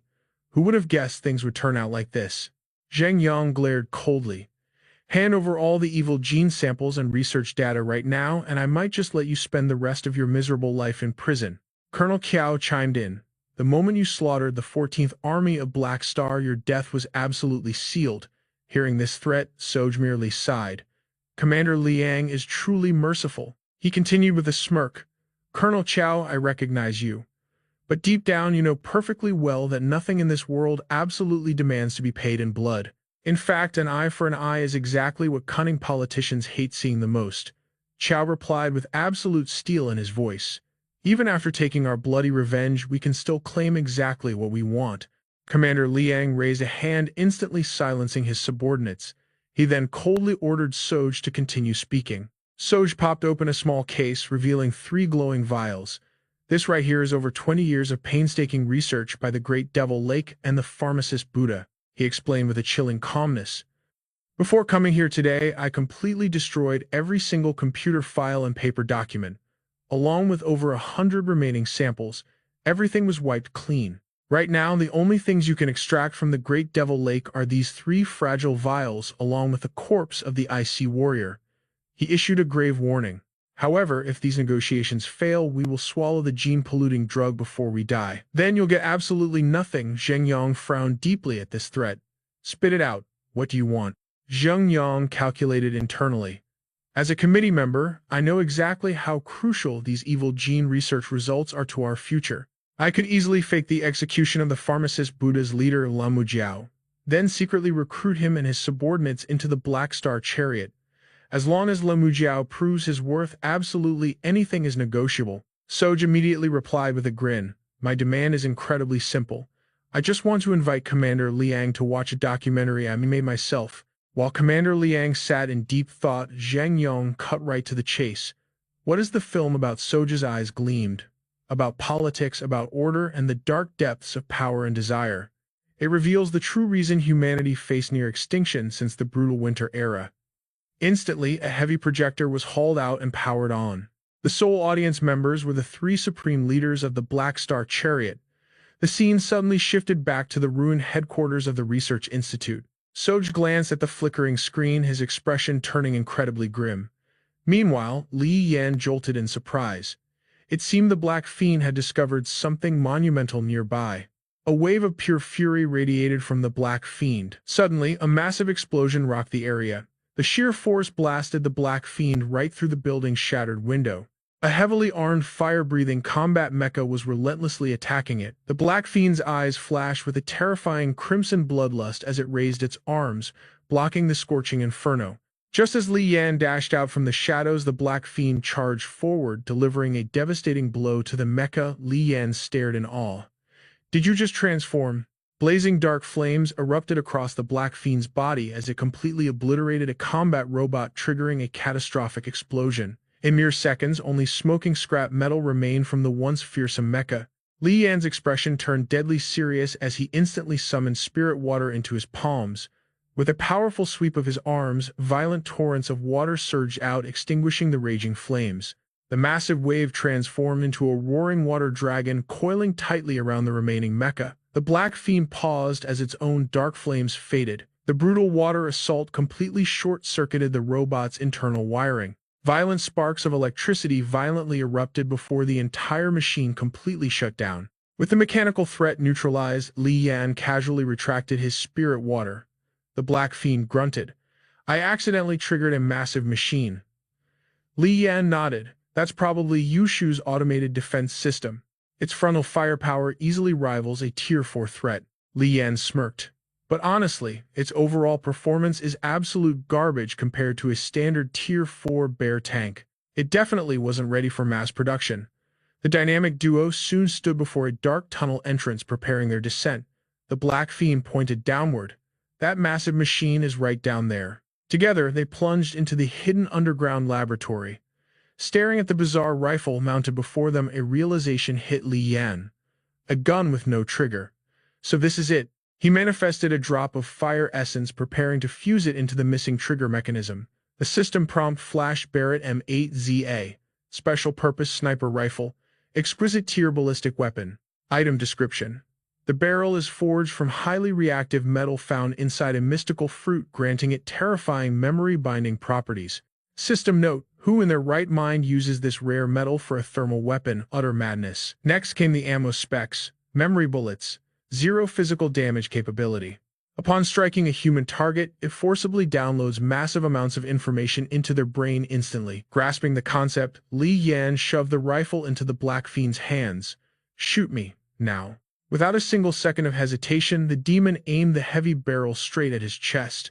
The Barrett's intricate scope suddenly whirred to life, acting exactly like a high-tech camera lens. Flash back to the Black Star Chariot's military camp. A towering figure dominated the glowing projector screen. Tonight I seize this moment to address every single one of you, because humanity had reached the absolute turning point of the war. At exactly 4 in the morning, Hitler's forces ruthlessly invaded Russia. No declaration of war, no final warning whatsoever. That man is Su Lin, the founding director of the Big Ben Research Institute. He actively participated in the apocalyptic war that triggered the eternal winter, standing firmly with the Allied forces.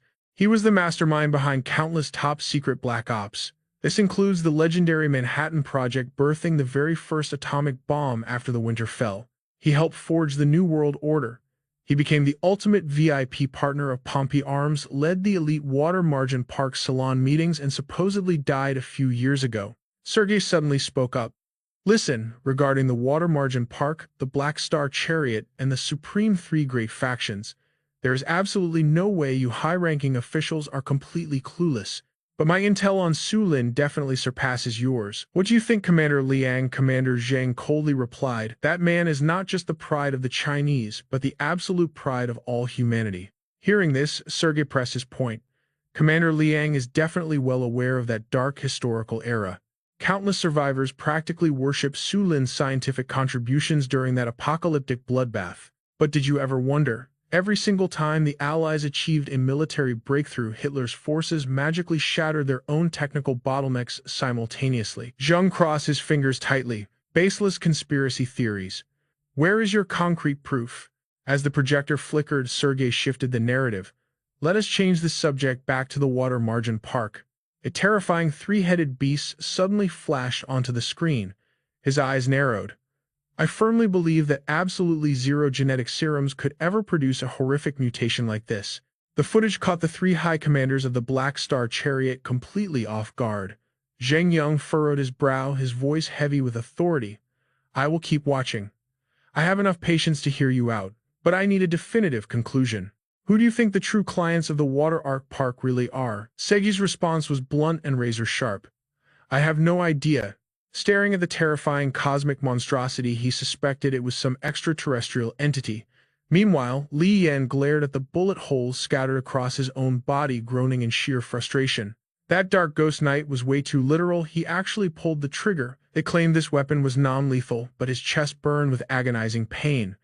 A regular human would be instantly killed or crippled for life by this. Suddenly, the light faded from his eyes, turning them into a hollow abyss. A massive surge of suppressed memories violently flooded his brain. The fragments of the past began to materialize. A cold female voice echoed, "Did you actually kill him?" The man slowly raised his wine glass, a sinister smirk on his face. I simply replaced him to fulfill his destiny, and then achieved far more than he ever could. Yu Shu stood silently, absorbing his arrogant words. The day after tomorrow, I will take total control of the Alum Laboratory. This ambitious man was Su Ling.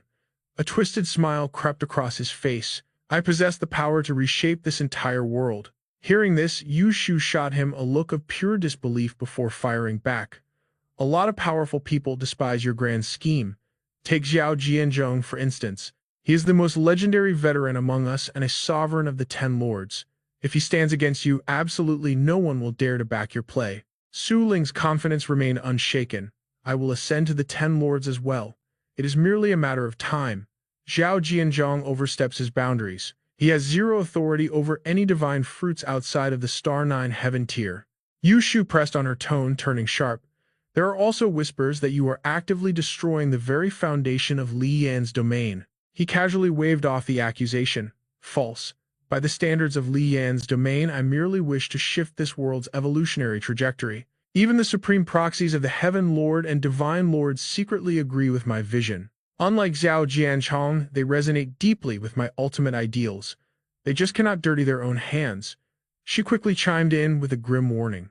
Even so, your grand mission faces impossible odds. You think you can play everyone here like chess pieces, but I seriously doubt that last catastrophic earthquake was a mere coincidence. This divine fruit is actively rejecting your existence, Su Ling immediately countered. I scoured the cosmos to find a fruit with an evolutionary path this identical to our own world. Securing it was an absolute nightmare. No matter what obstacles arise, I will never yield. Pacing the massive base, his eyes burned with ambition. If I succeed, I will be the absolute first, a walker of Li Yan's domain to personally harvest a divine fruit. Su Ling then locked eyes with Yu Shu. Will you lend me your strength? She met his gaze without flinching. If the rewards are worth it, I will think about it. Li Yan watched the memories unfold. This madman traveled everywhere preaching and experimenting. He amassed countless allies across politics, commerce, the military, and the media. Some were local natives, while others were fellow walkers of Li Yan's domain. His singular, terrifying goal was to ignite this inevitable catastrophic war and drag the entire world down into a bottomless abyss of despair. Su Ling's echoing voice broke the silence. If we rely solely on ancient inheritances, the 5 venerable elders are the absolute peak of power. Yet there are those who blindly push toward higher, unreachable realms. To truly ascend, we must devour the pure essence from countless divine fruits. Even when we grasp that essence, we can only absorb a fraction. The fruit's native system violently clashes with our inherited powers. A glowing memory orb materialized alongside his revelation. So why not take command and cultivate a divine fruit ourselves, an essence perfectly tailored for the walkers of Li Yan's domain? It might completely sacrifice art, world peace, scientific progress, and basic productivity. But in this chaotic apocalyptic era, even the most filthy lowest-ranking scavenger harbors absolutely infinite genetic potential. Through an incalculable process of genetic evolution, we will finally discover the ultimate match for a walker's physique. Filled with absolute madness, he proudly named his terrifying creation the genetic modification serum. The walkers of Li Yan's domain are severely flawed.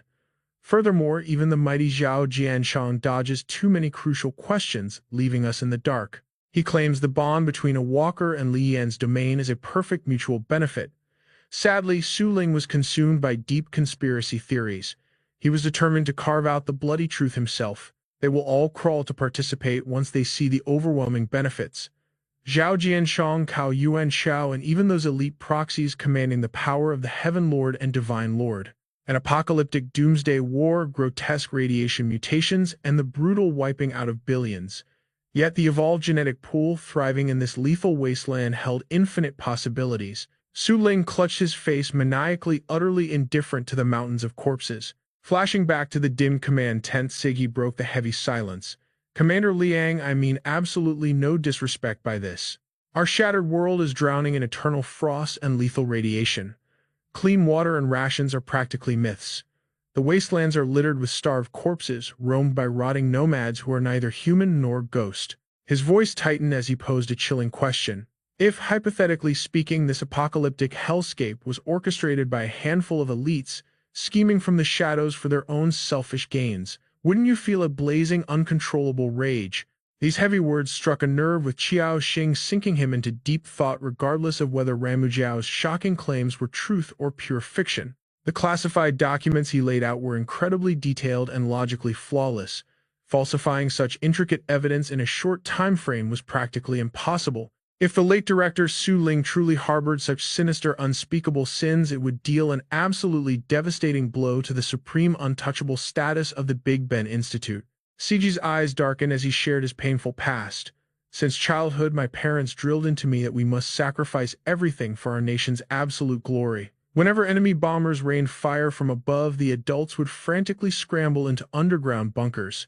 Only a few of us kids, dressed in pure white and wearing numbered wristbands, stood staring into the blood-red sky. We prayed that one day we could pilot IC fighter jets, crush our sworn enemies, and earn prestigious military medals. Anyone who refused to take up arms was branded a pathetic coward. Every single drop of blood shed was supposedly for ultimate victory and eternal glory. Looking back, despite the brutal grimness of it all, Seiji honestly considered those naive days the absolute happiest moments of his tragic life. Seiji locked onto Su Ling's projected face, his voice trembling with fury. What I absolutely cannot forgive is the sickening conspiracy that rendered all those noble sacrifices utterly meaningless. I can clearly picture the mastermind hiding in the shadows, ruthlessly mocking our blind loyalty. Zheng Yang fell into deep contemplation before speaking.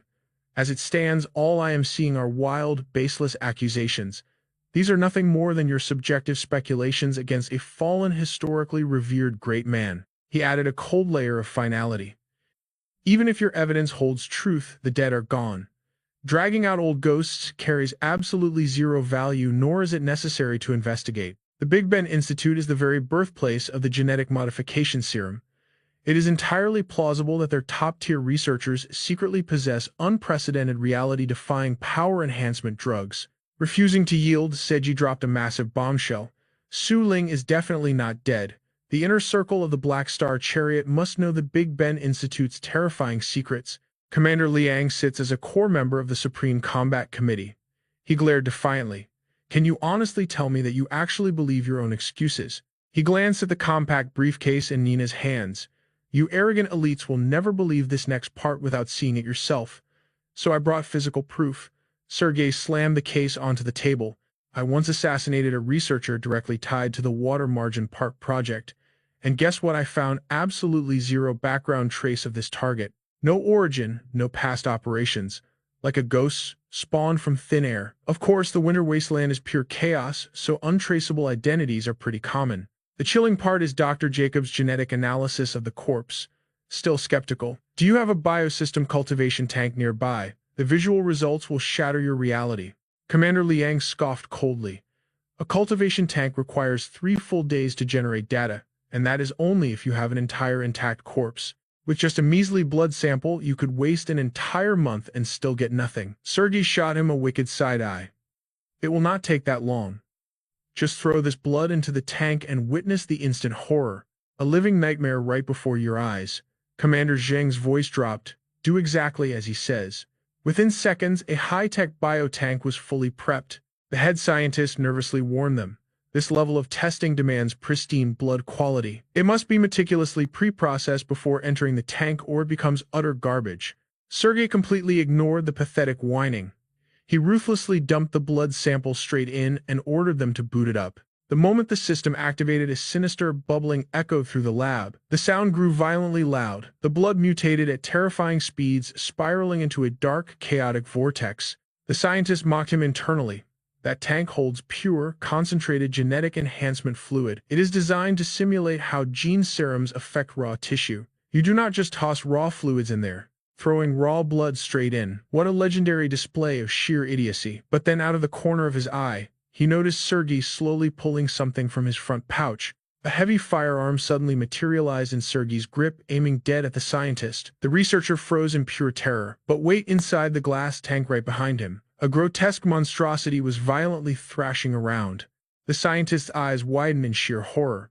When did that abomination spawn behind him? A demonic parasite, a Jiao bug, was already slithering up his spine. According to ancient system lore, the Jiao bug is a 2-headed demonic deity from the cursed Pingfu Peaks.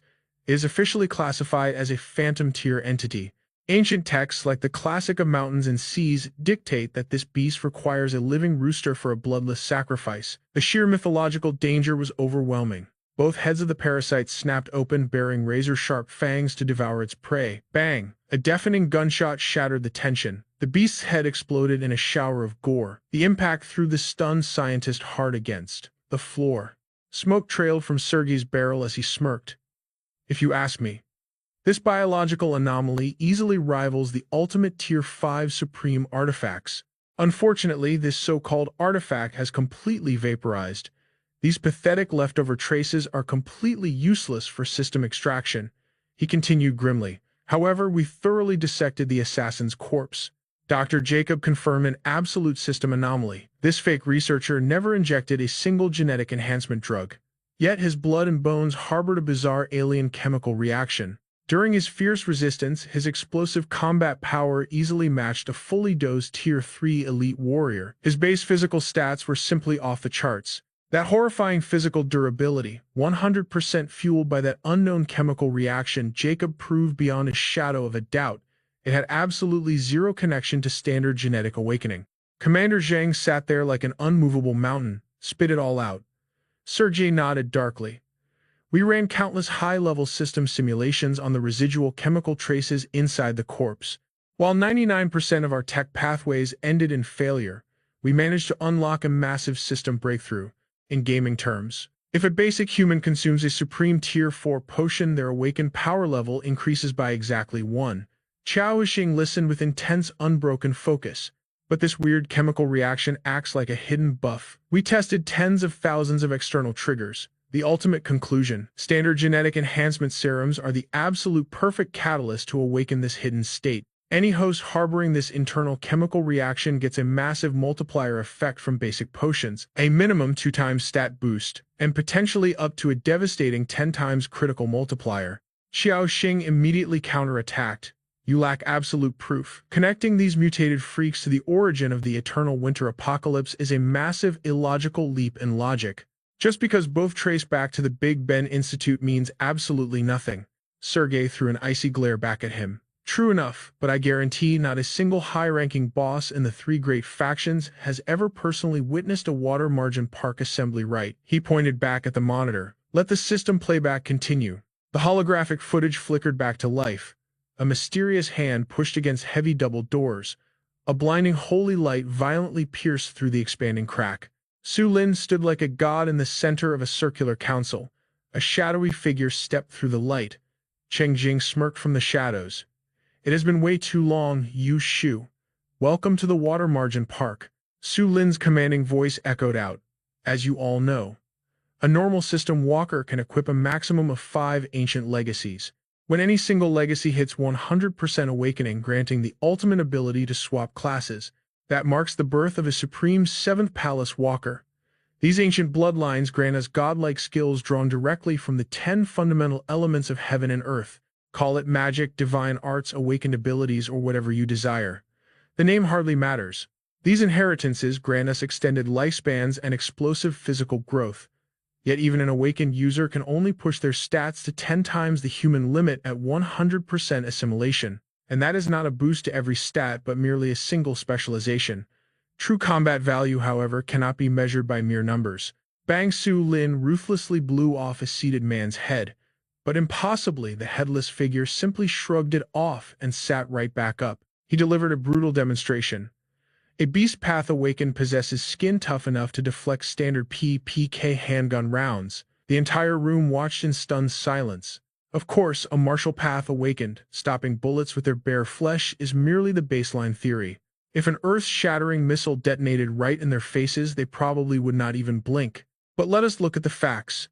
Ignoring the Dharma avatar phenomenon, the Yanfu inheritance grants a martial awakened 600 years of life and the terrifying ability to cross 100 meters in a single second. Naturally, every martial path diverges. Some dominate in explosive bursts, others boast endless stamina, some unlock godlike neural reflexes, while others deliver lightning-fast strikes. I will not bore you with further details. By manifesting their Dharma avatars, turning mountains and boiling seas is child's play for 7th Palace walkers, yet their physical vessels remain dangerously fragile. Maxing out all 5 inheritances to 100% awakening, still absolute trash. In high-tier dimensions, you are weaker than a literal newborn from a special race. Listen up. For Lian walkers, it does not matter if your Dharma avatar is godly. If your physical body shatters, your soul gets completely wiped out. Sure, dimensional fruits can buff the body, but that is just borrowed external power. If that buff surpasses your core inheritance, you get trapped in that dimension. Returning becomes a massive nightmare. Enter the Tier 3 PF Gene Serum. Forged by the Tania mining conglomerate, it brutally amplifies raw strength and pure agility. Plus, it unlocks basic pyrokinesis. The moment Su Ling finished speaking, a blinding beam of light blasted from the podium. The man scoffed. Is that it? Su Ling smirked. Before you entered the Li Yan realm, he would have one-shot you. Look, the target just lost his entire arm. The man downed the bottle and sneered. This ridiculous hypothetical scenario is completely, utterly meaningless to us. Su Ling kept analyzing. If Li Yan soldiers see them as unbuffed mortals, it changes everything. Before I arrived, this dimension had absolutely 0 supernatural elements. Do you grasp my point? The crowd listened in dead silence. It is exactly like our dimension Alpha 9, completely devoid of magic. The humans here are the ultimate baseline. I searched thousands of worlds for this. They perfectly mirror the mortals of dimension Alpha 9. Based on these humans, our engineered gene serums achieve a flawless 100% compatibility rate, perfect for the Li Yan walkers of Alpha 9. He continued. Before entering Li Yan, you were a narcotics agent. Your physical and tactical specs were absolute peak human condition. Your inheritance, it merely multiplied that base mortal template by a factor of 10. But if a user gets the Awakening buff, it multiplies the PF Serum Superhuman template by 10. High-tier walkers never even consider the base power of these serums. It is like entering the Liyan realm as an ultimate superhuman. And then the unique inheritance multiplies that god-tier baseline tenfold. Therefore, these modified gene serums flooding the Winter Realm. They will become divine elixirs, easily rivaling legendary consumable artifacts. Someone abruptly stood up. Some high-tier awakenings do not boost physical stats at all. They tap into a much deeper, profound power. Grand Walker Tian Wu. The Water God Awakening. Su Ling smiled knowingly. Ah, Tian Wu, correct. I remember you. As a water god, your incredibly rare awakening ignores physical buffs. Instead, it grants you absolute mastery over hydrokinesis, he added. But no matter how invincible your Dharma avatar gets, your water manipulation hits a solid brick wall at 100% awakening. To break that limit, you desperately need the Liyan's secret vault. And those are mythically rare, the man scoffed. Just useless, empty words. Su Ling revealed a glowing sample. This is an experimental prototype. Minor side effects, but with your foundation enduring, it is child's play. The man grabbed it, questioning about Zhao Ji and Shan. Su Ling coldly replied, "Are you with me or not? If he objects, we will just leave him in the dust." You all know the legendary value of this. Some Grand Walkers desperately need a specific template, but their perfect serum formula does not exist yet. He declared, so I propose this. From now on, whenever a high-tier gene serum drops, we host an exclusive trade summit right here. An elite private club, fair trades, but one strict rule. These serums must never touch the Liyan public auction house. Only walkers paying with this dimension currency get buying rights, or at my Aqua Arc Summit refuse to join. Go harvest the dimension yourself. Oh, by the way, I already conquered this dimension. Entry requires my toll. Furthermore, I am the absolute authority for this world within Liyan. As for your rewards, come claim them at the Grand Aqua Arc Summit. Su Ling stood powerfully in the center. I know you doubt my formulas, but involving nearly 100 Grand Walkers, I am not looking for death. He approached the podium. If you are truly paranoid, forge an identity in the Earth Ring. Start your own lab. Su Ling grabbed the Barrett rifle. Do not touch Black Star. What about Cloud Sea Pharma? You have helped me massively anyway. Consider this my repayment, he warned. This gun is the token. Whenever you want to visit my private garden, you are welcome. This top-secret intel was not just for the Black Star camp. Liyan had just absorbed it all through the rifle memory. His eyes widened in absolute shock. Liyan stood frozen to the core. He stared blankly down at his own trembling shadow on the ground. Cold sweat drenched him as Uncle Yu's voice echoed in his mind. I left some treasures here. Plunder, whatever you can. Liyan instantly snatched the gun back from the Black Flag Ghost. He locked onto the weapon stats. Barrett M8R1 Specialized Sniper Firearm Type Elite Grade Trait. Forged entirely from hyperactive metal from a highly unique dimension. It possessed spatial memory. Loading standard M33 ammo would not fire bullets. It ripped open a spatial portal straight to Dimension Z. 6Z duration. 1 minute. Maximum portal capacity. Exactly one person. System note: who uses this rare metal for firearms? Are they clinically insane? Liyan fell into deep thought. This Barrett was the literal key to that dimension. A permanent fixed portal for infinite travel. This was Uncle Yu's true masterpiece of a gift. Now I can freely raid that world and exploit its riches without mercy. Exclusive gene serums tailored for Liyan walkers. Combined with advanced war tech, just one of these is an infinite money glitch. An absolute goldmine for any newbie entering the Liyan realm. His mind raced. With this gun as my token, I might even catch the eye of a legendary powerhouse within Liyan.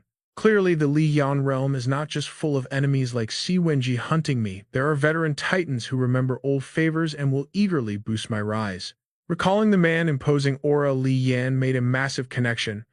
Ghost Lord Qiangqi and Su Ling obviously shared deep, unbreakable ties with Uncle Yu. Looking at the big picture, Uncle Yu really paved a golden road for me. He rubbed his temples. Qiangqi's ruthless methods and terrifying foresight definitely blew my mind. But as for his twisted morals, I will just keep my mouth shut. Su Lin Zhao Jian Zhang Jan Yuejin Kao Yuan Chao. The true personalities and terrifying powers of the 10 Masters are still a massive mystery to me. Liyan's eyes burn with unyielding resolve. Since I have stepped into this hell, I might as well conquer it. First, I need a genetic modification serum tailored to my evolutionary path like the Night Wanderer. To make this trip worthwhile, I must secure at least a Tier 4 serum. Even one might not be enough. If the Aqua Lightning Serum could amplify water control before, there must be vastly superior formulas existing now. Staring at the swirling water vortex in his palm, he smirked. The Woziki is one of the rare inheritances that sacrifices raw physical enhancement for absolute mastery over water. According to the legendary Qiangqi, this power has a hard cap, but genetic serums can shatter that ceiling by evolving my fundamental base. Water mastery is vastly more complex than mere brute strength. It involves flow, velocity, kinetic impact, microscopic manipulation, and terrifying applications Li Yan had yet to fathom. He clenched his fist. If I can secure a genetic serum that evolves my water manipulation, my potential will become absolutely limitless. The genetic technology of the Winter faction has reached terrifying heights. Their warrior enhancement system is now an incredibly complex and perfected art. Only desperate scavengers, wild hunters, and cannon fodder soldiers would recklessly swallow serums raw. That reckless method wastes the potency. Worse, a genetic clash with leftover toxins from previous serums can lead to an agonizing death. Elite officers, corporate overlords, and noble heirs start from Tier 1. They endure years of training with high-tech equipment and undergo rigorous daily genetic analysis. Their serum dosage is constantly refined. This grueling process takes months or even years to reach flawless perfection. Tier 3 and Tier 4 warriors forged through this elite system completely eclipse wild hunters whose bodies are riddled with hidden injuries and chaotic genetic mutations. Li Yan massaged his temples. A walker's robust physique can bypass some steps, but acquiring a specialized Tier 4 serum, that is going to be a hellish challenge. A menacing emblem flashed in his mind. The Black Star Convoy. There was no other option. They are the only faction in Sector B with the resources I need. Retracting his demonic banner, Li Yan sighed. I went full circle, only to end up right where I started. Stepping into the wasteland, a heavy question weighed on him. Where to next? Suddenly, a sharp, piercing pain struck the back of his neck, widening his eyes in shock. This needle-like sting. Is my danger intuition warning me against returning to the Black Star Convoy? He immediately whipped out his map. Fine, returning, there is a death trap anyway. Ah, Fei has already helped me enough. I will not drag her into my mess over baseless rumors. As for Chao Xing, his true motives remain a mystery. Once the initial joy of reunion fades, no man would tolerate my presence amidst such venomous gossip. His gaze locked onto the right side of the map. Cloud Sea Pharmaceuticals was not far. Gunning the engine, he sped off. If Uncle Yu was a shareholder there, I might just strike gold. The armored vehicle roared to life, tearing through the desolate apocalyptic wasteland like a silver bullet. Meanwhile, at the Black Star Convoy's command tent, the sharp sound of shattering glass echoed from within. Qiao Xing shot an apologetic look at Liang Wei. His face was entirely shrouded in shadows, radiating absolute hostility over the shattered cup. Zheng Yang scoffed. Where did you even acquire these? Why skulk around instead of negotiating with Black Star directly? Sergei merely flashed a sinister smile. The source is irrelevant. Over the years, I have learned two absolute truths of this world. Rule number 1. You only get to set the price once you have a seat at the table. Zhang Yang pointed an accusing finger at him. And you think you are qualified to sit with us? Sergei maintained his chilling composure. Crushing the 14th Legion did make me arrogant, I will admit. The big three are vastly more terrifying than I anticipated. But yes, my seat is secured. His expression hardened, eyes gleaming with ruthless ambition. Rule number 2. This broken world will always belong to a chosen few. The pathetic masses blindly bet their lives and futures on manufactured hollow idols. They are nothing but mute puppets dancing on the stage of power. You exploit them, but you never tell them the truth. Slow mocking applause echoed as Zhang Yang smirked. Beautifully said. Then you must realize the true shot callers are far more pragmatic than you think. They will not lift a finger for you. Sergei thought darkly to himself. Lord Commissioner Qi does not have much time left, does he? With dramatic flair, his fingers grazed the vials resting inside the reinforced case. Take a good look at these 3 golden serums. Sergei lifted one up, eyes gleaming. This is the condensed essence of the great demon fox refined over decades. He exhausted every genetic serum on Earth to survive. Even the legendary Big B Institute could not save him. If he falls, Commander Vance, your biggest political shield shatters. Drake scowled deeply at the blunt threat. His brows furrowed into a deadly glare. Meanwhile, Silas suddenly raised a mysterious vial, downing the glowing serum in one massive gulp. Drake's eyes went wide with absolute shock. The violent mutation triggered instantly. The very concrete beneath Silas's feet crumbled from the overwhelming aura. Popping the cork off his second vial, Silas began his dark tale. I was born in a lab. My overseer despised me simply because of my bloodline. He called me a filthy half-breed every single day, constantly pumping my veins full of heavy sedatives. Wandering the wastelands, a mutant leech providing fresh water kept me alive until age 12. Then scavengers captured me. They used me as monster bait and emergency meat.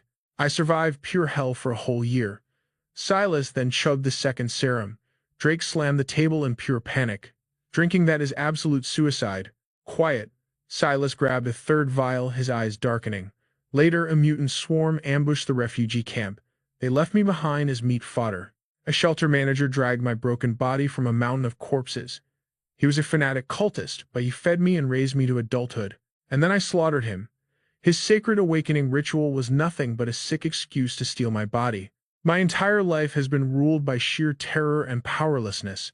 But today I am gambling my very soul on this. His body trembled, blood vessels bulging like cursed seals across his skin, yet his voice remained steady.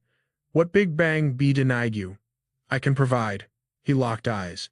So, Commander Liang, do you dare bet it all on me? Zhang Dong scoffed coldly.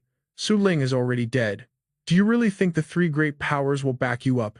Hoping for the Winter faction's absolute unity is nothing but a fool's dream. Xu Qiao's eyes flashed with absolute certainty. Su Ling isn't dead. He's just hiding in the shadows. During the recent clashes at Water Spider Park, he was watching everything. Commander Liang, I refuse to believe you are completely blind to the truth. I've dug through your classified files. I know you're not like those rotting, heartless elites ruling from their high thrones. His face contorted, demonic veins pulsing as he glared with terrifying, killing intent. I've given you enough reasons to act. Do not test my remaining patience. Xu Qiao roared with pure fury. Commander Liang, use the discovery of the Supreme Tier 5 as bait. Call another summit at Water Spider Park immediately. I swear on my life. I will make them pay in blood for everything they've inflicted upon this world. Zhang Dong frowned deeply. A massacre like that will cost countless innocent lives. But Xu Qiao coldly declared that their souls would find eternal peace, forever shielded by the medicine Buddha. The commander lowered his head, lost in heavy thought, before finally muttering, "Give me time." By the very next dawn, the flames of war erupted. After 2 weeks of dead silence, the Black Star Chariot unleashed its pent-up fury, ending their long ban on thermal weaponry with devastating force. Advanced bombs rained down like Judgment Day upon the factory's fortified defenses. Apocalyptic explosions shattered the earth continuously from dusk till the next dawn. The Black Star Chariot even deployed dozens of Tier 4 strategic bombers alongside long-range tactical missiles, executing a relentless, merciless carpet bombing run directly across the Great Devil Lake. On that fateful day, above the eternal permafrost of the Great Devil Lake, terrifying black mushroom clouds pierced the sky. A toxic storm of neon radioactive smoke completely swallowed the towering mountains and barren wastelands, choking the land for a full month. Soon after, the 6th Legion's command, led by Liang Zhengdong, broadcasted their total victory to the world. They claimed Black Star had entirely wiped out the medicine Buddha remnants entrenched at the lake, completely crushing Ramu Zhao's stubborn resistance forces in the process. This brutal demonstration of absolute military dominance finally came to an end. The terrifying military might of the 6th Legion, paired with Liang Zhengdong's ruthless tactical genius and decisive actions, instantly dominated the world's attention once again. However, ambitious and cunning factions quickly noticed the glaring cracks. Ramu Zhao had effortlessly crushed Black Star's 14th Legion. Furthermore, Commander Liang had to explicitly beg for nuclear strikes 3 separate times just to flatten the medicine Buddha's defenses and wipe them out. This underlying display of struggle immediately caught the eyes of many power-hungry predators. This triggered a massive chain reaction. Over in District B, the medicine Buddha cult didn't crumble after their leader's death. Instead, their fanaticism exploded into pure, uncontrollable chaos. Throughout District B, ruthless warlords and violent syndicate bosses sprouted up like venomous weeds after a storm. Their true identities were shrouded in mystery, yet all claimed the divine mission to resurrect the medicine Buddha. Bloodshed and anarchy swallowed the streets in an endless cycle of war. Amidst this escalating chaos, Liang Zhangdong personally transmitted a top-secret encrypted message directly to the Big Ben Research Institute. He officially announced that the 6th Legion's Science Division had unearthed a massive cache of priceless biological samples from the lake's ruins. Furthermore, they successfully seized Ramu Zhao's highly classified, underground research data accumulated over many grueling years of experiments. The Black Star Chariot was about to take a monumental leap toward mapping the elusive Tier 5 Awakening Elixir. The military faction urgently and sincerely invited Big Ben's top-tier scientists to actively participate, spearhead this game-changing research project. Lured by the preliminary data, the Big Ben Institute immediately took the bait. They swiftly agreed, scheduling a massive joint summit at Water Spider Park exactly 1 month later. Click. A lighter flared as a cigarette was lit, immediately followed by a brutal, bone-rattling punch smashing directly into the steering wheel. How incredibly thrilling, Liang Wei smirked bitterly to himself. To the outside world, the Liang name was just a rising political powerhouse, but he knew the dark truth. There was no true legacy. Our monopoly over biological research, brilliant military tactics, and advanced weaponry. It's all built entirely on my father's back. A man who started out as nothing but a lowly military grunt. When the 14th Legion was utterly annihilated by the cult, Qiao Xing's father was blamed for the disaster. His maximum punishment, merely handing over temporary military command. Soon enough, that very legion will fall right back into Qiao Xing's lap or some other arrogant Qiao heir. Their foundational roots remain perfectly untouched, but for the Liang family, it's completely different. If Zhangdong fails, the entire Liang clan shatters into absolute dust. My father is the greatest miracle since Black Star's dawn 40 years ago, the absolute favored child of this era. Liang Wei smiled with dark arrogance. The Qiao, the Lin, the Qi bloodlines. They are the untouchable founding fathers of Black Star. Even Commissioner Qi is the man my father respectfully calls his ultimate master. They are the immortal founders. The living, breathing history of the Black Star Empire. In a vicious hierarchy-obsessed hellscape like the Black Star Empire, imagine the sheer terrifying genius my father needed to single-handedly forge the almighty Liang dynasty into what it is today. He scowled in pure, unadulterated disgust. And yet, today at the negotiation table, some filthy rural cult leader actually managed to push my legendary father into a corner, leaving him completely suffocating under the pressure. Glancing at the man taking a serious call outside, Liang Wei sighed internally, restoring Water Spider Park completely. You really play the glorious savior, he mocked. Meanwhile, Ramu Zhao's voice crackled coldly through the receiver. Find him for me, at any cost. As Qiao Xing returned, he raised a brow. You look frantic. Who are you hunting? Qiao Xing brushed it off. Just personal business. Liang Wei pushed harder. If this involves Ramu Zhao, what are your real odds? Qiao Xing's eyes turned utterly lethal as he replied, deciding who the enemy is. That is Commander Liang's job. My only job is to step up and utterly eradicate those enemies. He gave him an instant thumbs up, laughing loudly. No wonder the ancient relics in the committee absolutely adore you. With a silver tongue and killer instincts like that, who wouldn't be impressed? Liang Wei revved his engine and sped off, shouting back, have a thrilling hunt out there. Speeding down the road, he grabbed his secure comms device. That wild hunter, Li Yan. I told you to investigate him. What's the latest intel? Liang Wei smirked to himself. He and Qiao Xing were definitely on the same wavelength. That so-called wild hunter was hiding a massive secret. The voice crackled back with absolute urgency. I was just about to report that to you. Exactly 2 hours ago, a silver motorcycle violently breached right through our heavy blockade. Its speed was absolutely monstrous, defying all logic. Without aerial combat drones ready, we couldn't even track his shadow. The rider was definitely Li Yan. He completely shook our pursuit. Hearing this catastrophic failure, Liang Wei slammed on his brakes right in the middle of the road. Inside a dimly lit VIP room, Alpha Phi's voice echoed softly. Just let it go. If he wants to avoid this bloodbath, there is no reason to drag him back in. You're just going to let him vanish. Did he drop any hints? Anything about his ultimate destination? Qiao Xing replied with dead serious eyes. Alpha Phi, I am not playing games here. I absolutely must secure Li Yan's coordinates. Even if you keep your mouth shut, the border defense squads will hunt him down eventually.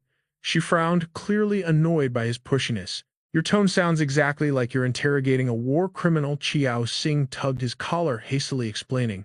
No, you've got it all wrong. A few days ago, I attended a classified military council meeting. I know your division is hunting those IQ gene anomalies. But wait, didn't the great fox demon's stronghold already fall? Appa turned around, visibly confused. I got a notice. Next month, Big Ben Research Institute veterans are arriving to prep the water boat park project. Why won't the military just let this go? Qiao Qing deflected with a sharp question. That is classified. I am only asking you, where exactly did Li Yan go? She held her ground. To be perfectly honest, I have zero clue. He vanished right after we parted ways. His eyes flared with sudden rage.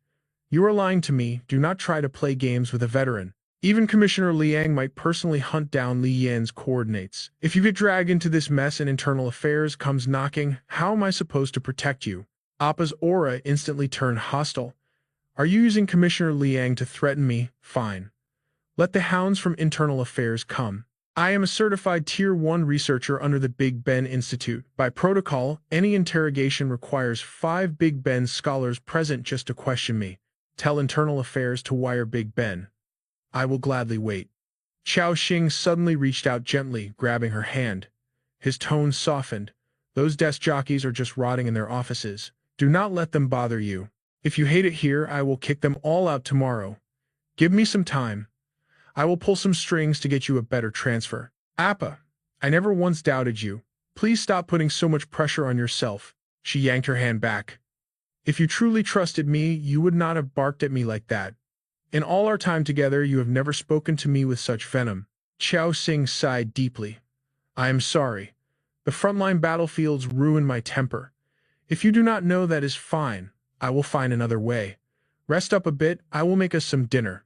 His sudden gentle demeanor caught Appa off guard. Watching him walk toward the fridge, she finally broke the silence. Maybe my emotions have just been spiraling out of control lately. She surrendered the intel. Li Yan probably headed to the Western Mountain Manor. It is over 300 kilometers away from our current sector. He is tracking someone named Uncle Yu, a major shareholder of Yunhai Pharmaceuticals. As Qiao Xing grabbed meat from the freezer, she added, judging by his cold tone, he never plans to return. But he took a Black Star communicator. If you track the signal coordinates properly, you might still be able to establish a link with him. Grabbing a chef knife, Qiao Xing muttered, drop the subject. Just go rest. As the razor-sharp blade sliced through the raw meat, his expression twisted into a shadowy, bloodthirsty glare. A deadly scheme was brewing. The scene shifted to a grimy sector. Blinding neon lights flickered over a chaotic, ear-splitting underground establishment. Bam! A heavily tattooed thug was sent flying through the air by a brutal force. He folded in sheer agony, gasping loudly. A massive bald bruiser crashed to the dirt, groaning in defeat. Leaning against the bar, a man swirled a massive beer mug. Looks like you were footing the bill. The speaker was none other than Li Yan himself. Suddenly, a sleazy punk crept toward him with a wicked grin. The rat-faced guy smirked. New here. Who are you hunting? Li Yan took a slow sip. Yunhai Pharmaceuticals. I have a business proposition for them. The punk's eyes lit up with absolute greed. Tier 3 info. 1,000 credits. I will hook you up with the local Yunhai proxy. Li Yan shot him an icy, piercing glare. Take me to this proxy. He will pay your 1,000 credit fee. Initially dismissive, the punk locked eyes with Li Yan's terrifying, murderous intent. A cold sweat instantly dripped down his trembling spine. He hopped off the stool, barking, cross me and Deathbringer Miller will end you follow. Soon they navigated a desolate, pitch-black alleyway. Their destination was a decaying, miserable slum completely overrun by feral stray cats. They approached a heavily fortified ruin. 2 heavily armed thugs stood guard, weapons gleaming dangerously in the shadows. One guard punched a code into the rusty keypad. The heavy steel door groaned open. The snitch walked in first, while Li Yan trailed him like a phantom. Within seconds, they breached the heavily guarded interior. He led the main character into a dimly lit chamber. Armed lackeys glared at them like hungry wolves. In the back, a boss figure lounged arrogantly on a tacky pink sofa. Li Yan scanned the room. Spotting the crest on their jackets, he smirked inwardly. Yunhai Pharmaceuticals. Noticing the intrusion, Miller lowered his magazine. He glared at them and barked, "What the hell do you want?" Li Yan whipped out his massive Barrett rifle. His voice was absolute ice. "Recognize this?" Miller shot up, roaring furiously. "Recognize my foot, you absolute." His insult died in his throat. His pupils shrank in sheer terror at the weapon. Tossing the magazine aside, Miller scrambled off the couch and practically crawled closer to inspect it. He bowed in absolute reverence before the legendary firearm. The snitch's jaw dropped to the floor in pure shock. Miller's cocky attitude vanished completely. Sweating nervously, he whispered to Li Yan, "What does the VIP wish to purchase?" The main character did not waste a single breath. "I demand Tier 4 power serums straight from Yunhai Pharmaceuticals." Miller nervously crossed his arms. "Even if you were a board director, mere branch members like us have zero authority to sell that elite-grade serum." Seeing Li Yan turn to leave, he panicked. "Wait, however, I can submit a formal request to headquarters. Since Director Uncle Yu has been off the grid forever, I guarantee the higher-ups will desperately want to negotiate with you." Li Yan sank into a chair, pointing lazily at the terrified snitch. "Be my guest. I will wait right here. Also pay this rat his little broker fee."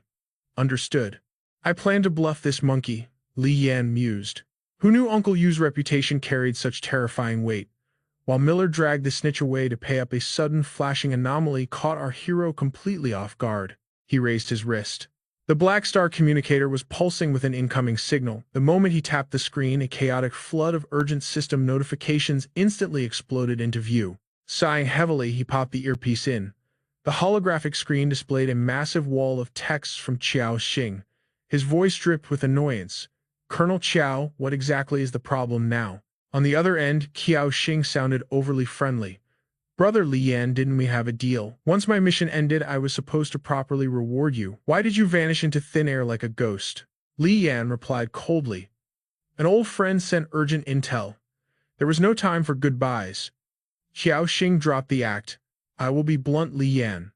I am in deep trouble right now. I desperately need your elite skills." Hearing this, the main character's brows furrowed in deep suspicion. He fired back mockingly. "Does the mighty Black Star Chariot faction truly need a lowly wilderness hunter like me?" Tapping his fingers against the desk, Qiao Xing confessed. "It involves Appa. We are caught in a massive rift right now. She is fully convinced that I am investigating her every move. No matter what I say, she refuses to listen. I was desperately hoping her literal savior could talk some sense into her. But I never expected you to just disappear. Honestly, I am at my wit's end here. Please spare some time to come back and counsel her." Upon hearing this pathetic plea, Li Yan let out a dark, mocking chuckle. "How on earth am I supposed to fix that? My interference will only trigger a bigger explosion. Couples fight at dawn and make up by dusk. She even bore your child. How long could this petty grudge possibly last? Just feed her some sweet lies. Everything will be fine." The voice on the receiver hesitated. "But her current stats..." Li Yan instantly cut him off. "Colonel Kyle, there is zero reason for me to play peacemaker here. If you have a quest for me, just spit it out." Kyle sighed in response. "Ah, my apologies. The truth is, I was going to keep this classified. But Li Yan, you are the only one I can trust. After we suppressed the Great Demon Lake, we harvested high-tier materials and rare intel. It triggered a massive technological breakthrough. Soon, the Black Star Syndicate will summon top-tier genetic alchemists. But right at the critical phase, our system calibration failed. I heard your mechanical mastery is legendary. Even our elite engineering guild cannot stop praising your skills." The colonel chuckled softly. "I admit I used that as a cover story earlier. But my conflict with Alphi, that was completely genuine. I originally planned to wait for your return to the safe zone. Sending a personal quest invite felt much less formal." Li Yan rested his chin on his hand, processing the data. Kyle's logic was flawless. In fact, the colonel sounded completely sincere. Plus, based on Kyle's intel, the Water Arc faction might trigger an event in the neutral zone. He could trade his genetic drops directly for rewards. No need to grind with Cloud Sea Pharma just to buy a Tier 4 Awakening Elixir. This was a huge buff for him. Still, his danger sense tingled. Dozens of frantic calls just for a repair job. Was it really that urgent? Once he scored that Tier 4 Elixir, he planned to teleport out of this server immediately. If he could secure the Tier 4 item right here, he could avoid a ton of unnecessary aggro. Sensing the heavy silence, Kyle pressed urgently. "Li Yan." "You there," Li Yan snapped back to reality. "Just checking my inventory, seeing if I have the bandwidth for this. I have too many pending quests on my plate. Besides, my low-level tricks do not belong at such a high-tier event. You are just throwing darts in the dark. Sorry, but I am rejecting this mission." The colonel laughed through the static. "Fair enough. Honestly, when Zrama suggested this strategy, I completely brushed it off. But a girl named Vivian insisted you possessed the right skills, so I took a gamble. If it is a no, we move on. Hearing that name, Li Yan crossed his arms. His aura shifted drastically. Just as Kyle was about to sever the connection, Li Yan's cold voice sliced through the silence. Hold it. The colonel pulled the device back. System update. Li Yan narrowed his eyes. Colonel Kyle. You are the one summoning me back. Kyle firmly agreed. Correct. A formal invitation. Li Yan sparked a cigarette. The game was on. Quest accepted. I will be at the coordinates tomorrow afternoon. Wait for me. He smirked, throwing out a cryptic trap. Oh, and Colonel, how many eyes does the Underworld King have? A bewildered gasp echoed from the other end. Moments later, Miller stepped out of the shadows. The guild master states, if you trade Director Vance's coordinates plus items worth 3.5 million credits, Cloud Sea Pharma will authorize the transaction. However, the trade must occur at headquarters, over 1,000 kilometers from this waypoint. Li Yan stood up, shoving his hands deep into his pockets. He walked away without looking back. Deal is off. We will talk later. Miller frantically waved him down. Wait, HQ says 3 million. The price is negotiable. Hold on, Li Yan, but it was too late. The roar of his reinforced motorcycle shattered the night. He accelerated to max speed, racing against the countdown of his new objective. The scene shifted to a ruined sector. Acid rain pounded against the cracked concrete. Through a gaping hole in the barricade, Vieira sat silently on a decaying sofa. Nina approached her, voice trembling. Are we really logging out of this zone? She huddled on the torn cushions. I despise the Water Arc faction, even if Director Vance is leading them. Outside the safe house, Sage sat completely drenched in the toxic downpour. His piercing gaze was lost in a storm of calculations. Job materialized with a glass of crimson wine. Intel says you chugged 2 unstable Tier 5 elixirs back to back. How are your vitals holding up? Sage scoffed coldly. HP is stable. I am not dying today. Job handed over the second glass of vintage wine. The quest route deviated slightly, but the final achievement remains the same. We cleared the mission. Sage replied with zero emotion. I suppose. Job swirled his glass, a smirk playing on his lips.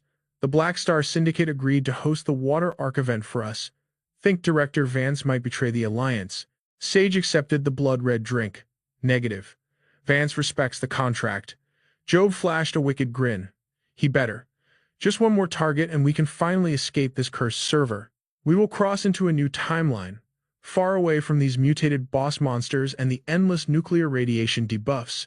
Sage narrowed his eyes. I get bringing the others, but do we really need to drag the Iron Lady along? With her corrupted appearance, it might ruin our peaceful high-status endgame. Her combat stats are obsolete now, and that face draws too much hostile aggro. But whatever your call. Job shot him a side-eye. Wow. Going full ruthless on her. Are you forgetting the Horned Demon incident? If Vieira had not tanked that damage, a low-level scrub like you would have died at the Great Demon Lake. You never would have met Vance or gained the rank to stand beside me. Sage stared deeply into his wine. I owe Vieira my life, sure. But in this survival game, you have to sacrifice the past to secure the future. The two dark silhouettes clinked their glasses. Understood. The roster is locked in, Job chuckled. A toast. To our glorious golden endgame. Sage maintained his heavy melancholic stare toward the dimly lit safe room. Inside, Vieira and Nina were watching them through the shadows. He slowly raised a hand in a stiff wave. His face was locked in a perfect emotionless mask. Vieira replied with a gentle, forgiving smile.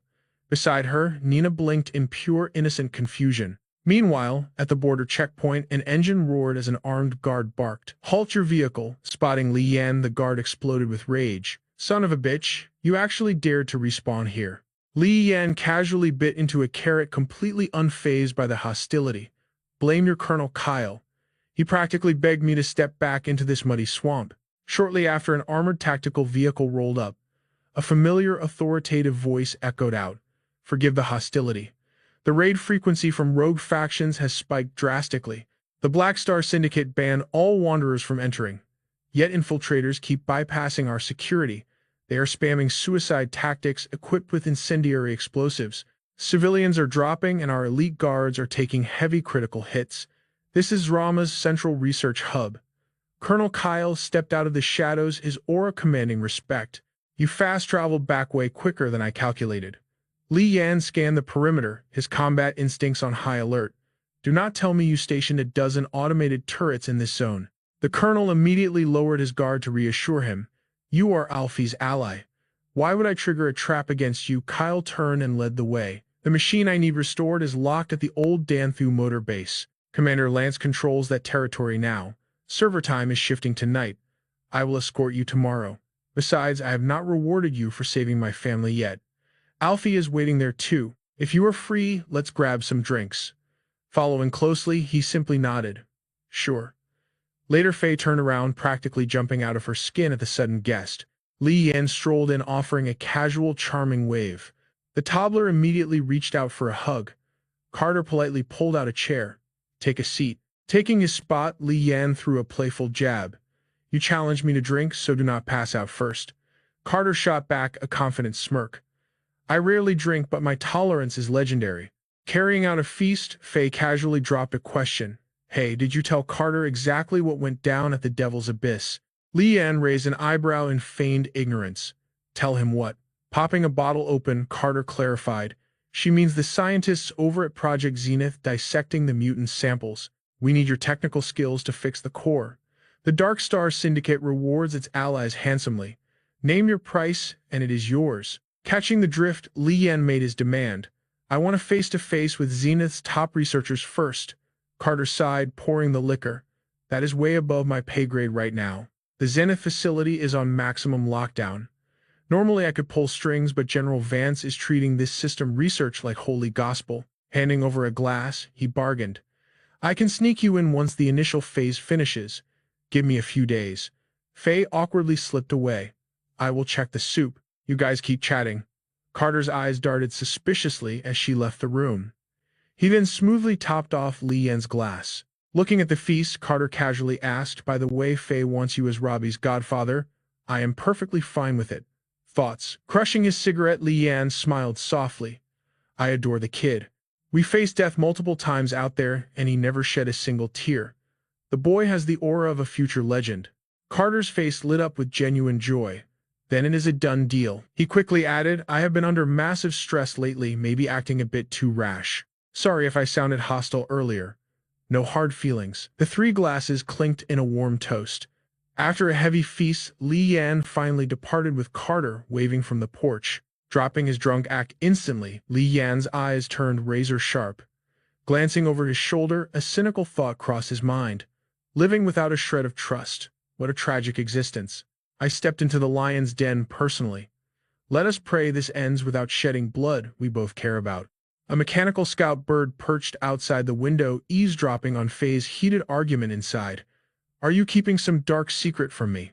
The Genesis operation was a flawless victory. Don't tell me Li Yan is just totally clean. She demanded answers furiously. Even if he smuggled mutant cores from the Devil's Abyss, the Syndicate could just buy them. What is he hiding that you refuse to say? Carter turned, his expression conflicted but cold. On a personal level, Li Yan saved your life, which means I owe him heavily. But if he threatens the Dark Star Syndicate's grand design, I will not show any mercy. Faye's voice cracked with pure frustration. Do not bring that corporate military garbage into our home. Without you, he would be dead in the wasteland. How could he possibly threaten the entire syndicate? Suddenly, a guard barked from the hallway. Colonel General Vance demands your presence in the war room immediately. Carter straightened his posture. I am on my way. Carter vanished into the dead of night, unaware the scout bird was tailing him from above.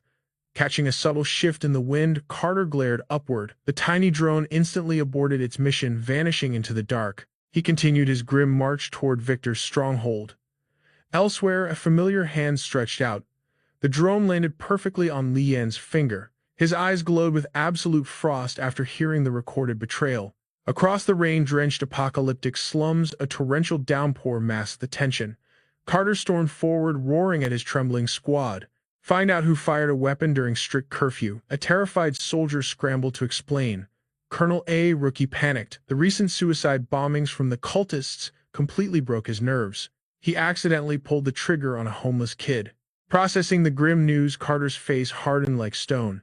He looked over to see a blood-soaked child lying lifeless in a devastated mother's arms. Her agonizing wails pierced through the heavy rain. Carter glared daggers at the pale, shivering rookie. Glancing back at the shattered family, he delivered his freezing verdict. Go write a disciplinary report. Inside the command center, a furious voice erupted from the encrypted line. What the hell are you two playing at? Just who exactly is this Li Yan? Why is he marked as a level 2 threat in the Purge protocol? Just as Carter pushed the heavy oak doors open, Victor was desperately making excuses. Do not look at me, father, Carter added him. I simply approve the override. He wanted to eliminate a romantic rival. We are brothers in arms. How could I refuse to help him out? Stepping into the room, Carter snatched the receiver. Give me the comms. He spoke into the line with absolute icy conviction. General, I did not target him out of petty jealousy. I am betting my life that he is. The general interrupted with a chillingly calm tone. Carter, your political instincts are razor sharp. There are deadly truths here that you can figure out without me saying a word. The older man's voice carried a sharp warning. Are you seriously using that flimsy report to challenge me? Is it truly necessary to place this rogue hunter on our kill list? Does this align with the Black Star Chariot's ultimate goals? You know the truth deep down. Since childhood, you've been a brilliant prodigy masking every trace of emotion behind a stone-cold facade. The elders always praise your unshakable and terrifying composure. Qiao Xing listened in absolute silence, but this forced you to rely heavily on political manipulation. You became too comfortable hiding behind a mask. You spun so many lies even you believe your actions are purely for the mission. Today, speaking as your uncle, I will teach you a different lesson. I will only ask this once. What is your true motive for marking this rogue hunter for death? Xiao Xing's gaze darkened. I trust my wife completely. But that wasteland scavenger, he has no right to push me into such a humiliating and cornered position. Zheng Yang stared him down. I will not authorize committee resources for your petty personal vendetta. The kill order stays, but you will have to assemble your own strike team for this mission. Sometimes a man must confront the darkest demons lurking within his soul. You desperately need to blow off some steam. In the political arena, destroying a rival requires a perfectly justified excuse, but reality doesn't always have to be that hopelessly complicated. If slaughtering a lowly wanderer helps you grasp this brutal truth, then his death is a worthy sacrifice. Thank you, General, Qiao Xing replied respectfully. He then turned to another figure. You actually kept your mouth shut about my secret. Liang Wei flashed a sarcastic thumbs up. Do I look like I have that much free time? But heed my warning. Do not underestimate that young wasteland drifter. There is a terrifying chance he might actually be the legendary one. Qiao Xing's eyes narrowed with heavy suspicion. Are you implying that only Lam Mujiao possesses the raw power to execute them? The scene violently shifted. A Gatling gun roared, spitting a relentless storm of bullets. A bald mercenary screamed while charging down the treacherous canyon. Move, or we will all die right here. Suddenly, a modified hovercar blasted right over his head. The bald thug stared up in sheer shock. Gripping a heavy rocket launcher, he ruthlessly commanded his squad. Wipe out that sniper on the western ridge. Obliterate him right now. But before the words left his mouth, a high-caliber round pierced straight through his skull. The lethal sniper bullet traced back to a shadowy figure on the cliff. Song Zuo slowly rose, gripping his battle-scarred rifle. In that exact fraction of a second, a devastating B-40 rocket launched from the armored jeep below. The deadly projectile locked directly onto the lone sniper's hiding spot. But Song Zuo reacted with lightning-fast reflexes, diving out of the blast zone. Deafening explosions chained across the entire ridge. Massive chunks of concrete shattered, burying the area in absolute destruction. Thick pillars of black smoke choked the burning wasteland. Hours later, 2 heavy stacks of cash slammed onto a rusted table. 15,000 credits. Keep the bloody change. A mysterious client looked at Song Zuo with deep admiration. You are arguably the deadliest marksman I have ever witnessed. Not even the Black Star Chariot's elites can match you.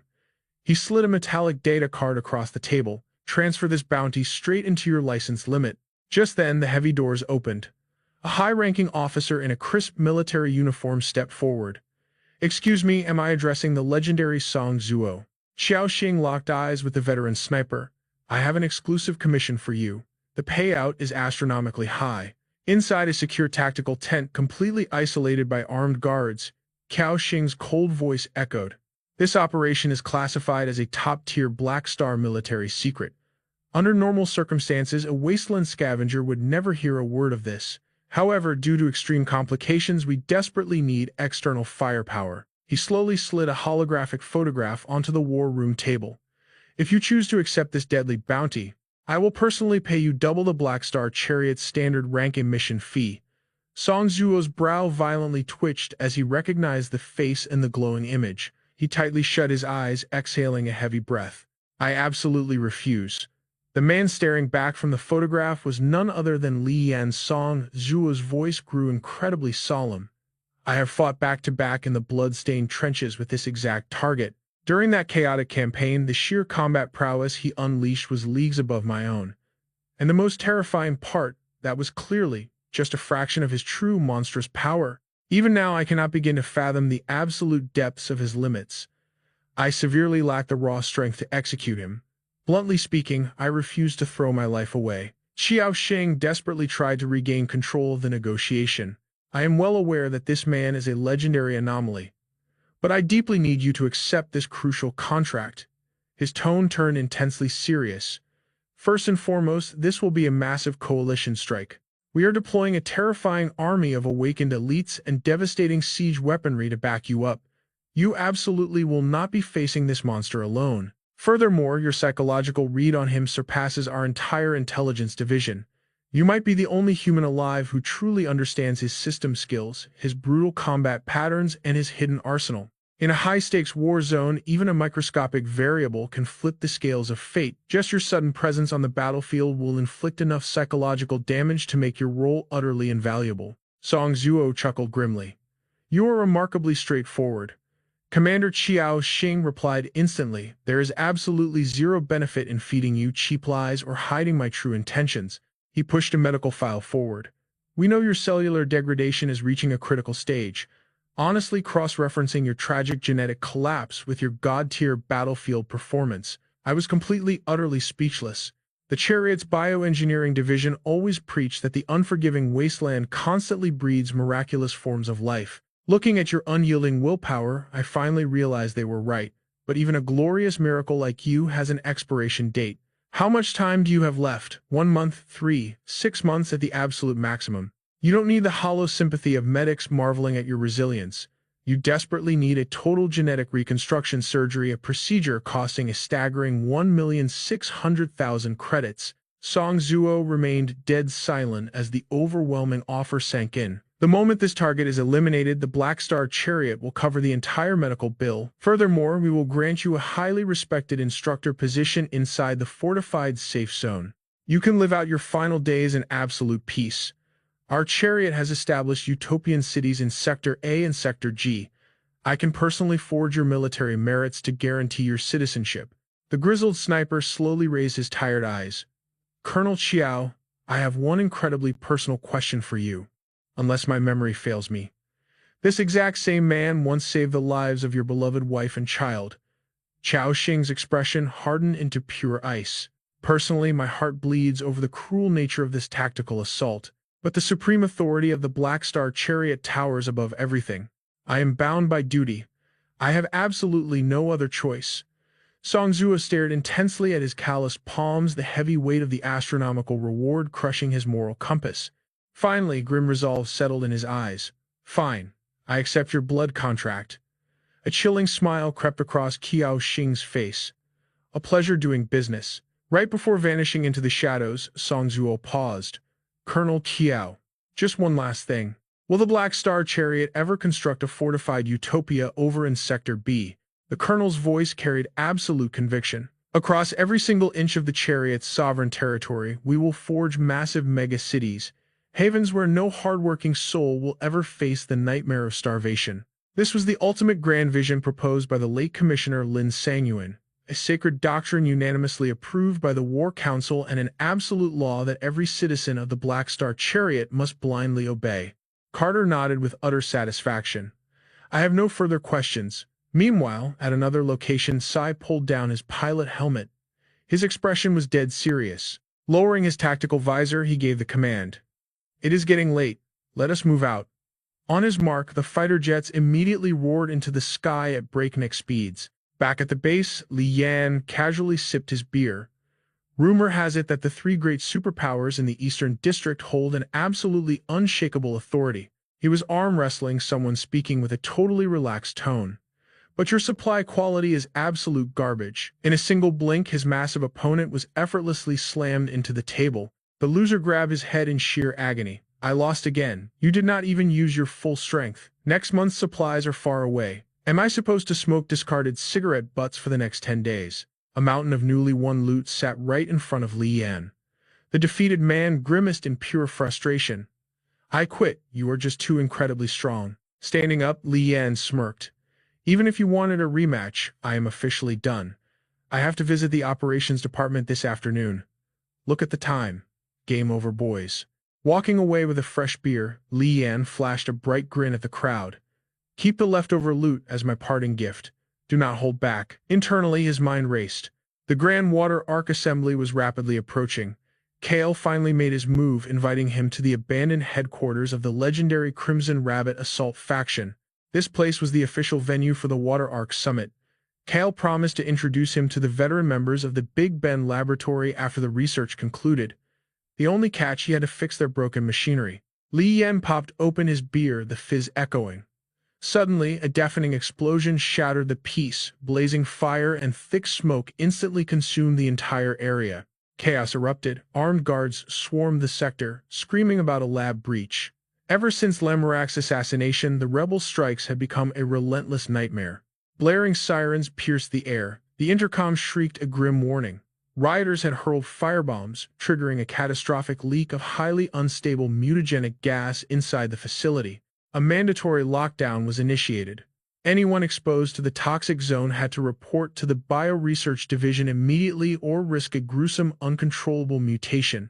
Li Yan instantly recognized the frantic voice as Hai, yet his expression remained ice-cold, utterly unbothered by the unfolding chaos. As a massive fire engine roared past, Faye suddenly materialized from the shadows. Masked and flanked by heavily armed guards, she demanded Li Yan submit to a bioscan. Taking a slow sip from his crushed can, he scoffed. Is 220. I deploy to the Dantho headquarters in exactly 10 minutes. Faye furrowed her brow, her tone laced with urgency. Your life comes first. Delay the mission until you are cleared. Without a word, Li Yan crushed his can. Fine. He followed her squad deep into the quarantine zone. His footsteps were steady and calm, weaving through a frantic crowd of panicked survivors. Out of nowhere, a hand shot out, clamping down on his wrist. Before Li Yan could react, he was violently yanked into a dark, abandoned side room. Faye slammed the door shut, locking it tight. Li Yan, you need to listen. Something catastrophic is happening. His eyes narrowed. Speak. You have my full attention. Ripping off her mask, her breathing grew ragged. Someone among the Black Star Vanguard elites is plotting against you. You are trapped in a deadly tactical operation. Li Yan remained unfazed. Your faction has treated me like royalty these past few days. I have not sensed a single ounce of killing intent from anyone. She aggressively shoved a crumpled document into his chest. Just listen to me. I forged this medical report. It states you were fatally exposed to the gas. You just need to play the part of a dying man. If you avoid the Dantho headquarters today, you might actually survive. She rummaged frantically through a drawer. Memorized the clinical symptoms on that page, but before she could finish, a metallic click echoed. Li Yan flicked his lighter mercilessly, setting the forged document ablaze. Are you insane? Faye shrieked, her face pale. The flames reflected in Li Yan's cold gaze. If your terrifying theory is correct, this cheap trick will not save me. Sector B is entirely under the Black Star Vanguard's iron grip. When I made the choice to walk back into this tiger's den, I prepared for absolute war. As the ashes scattered, his aura shifted. Honestly, I have no desire to fight the Vanguard. For one, my odds of victory are not 100%. Furthermore, there is no true blood feud between us. But destiny demands I enter the Aqua Arc. If this devolves into a bloodbath, you are too weak to stop it. Placing a firm hand on her shoulder, his voice softened. Stop doing unnecessary things. The heavy steel door suddenly creaked open. A commanding military figure stepped into the shadows. It was Kale. His piercing gaze locked onto the pair. What were the results? Completely flawless, Li Yan replied without missing a beat. And your end.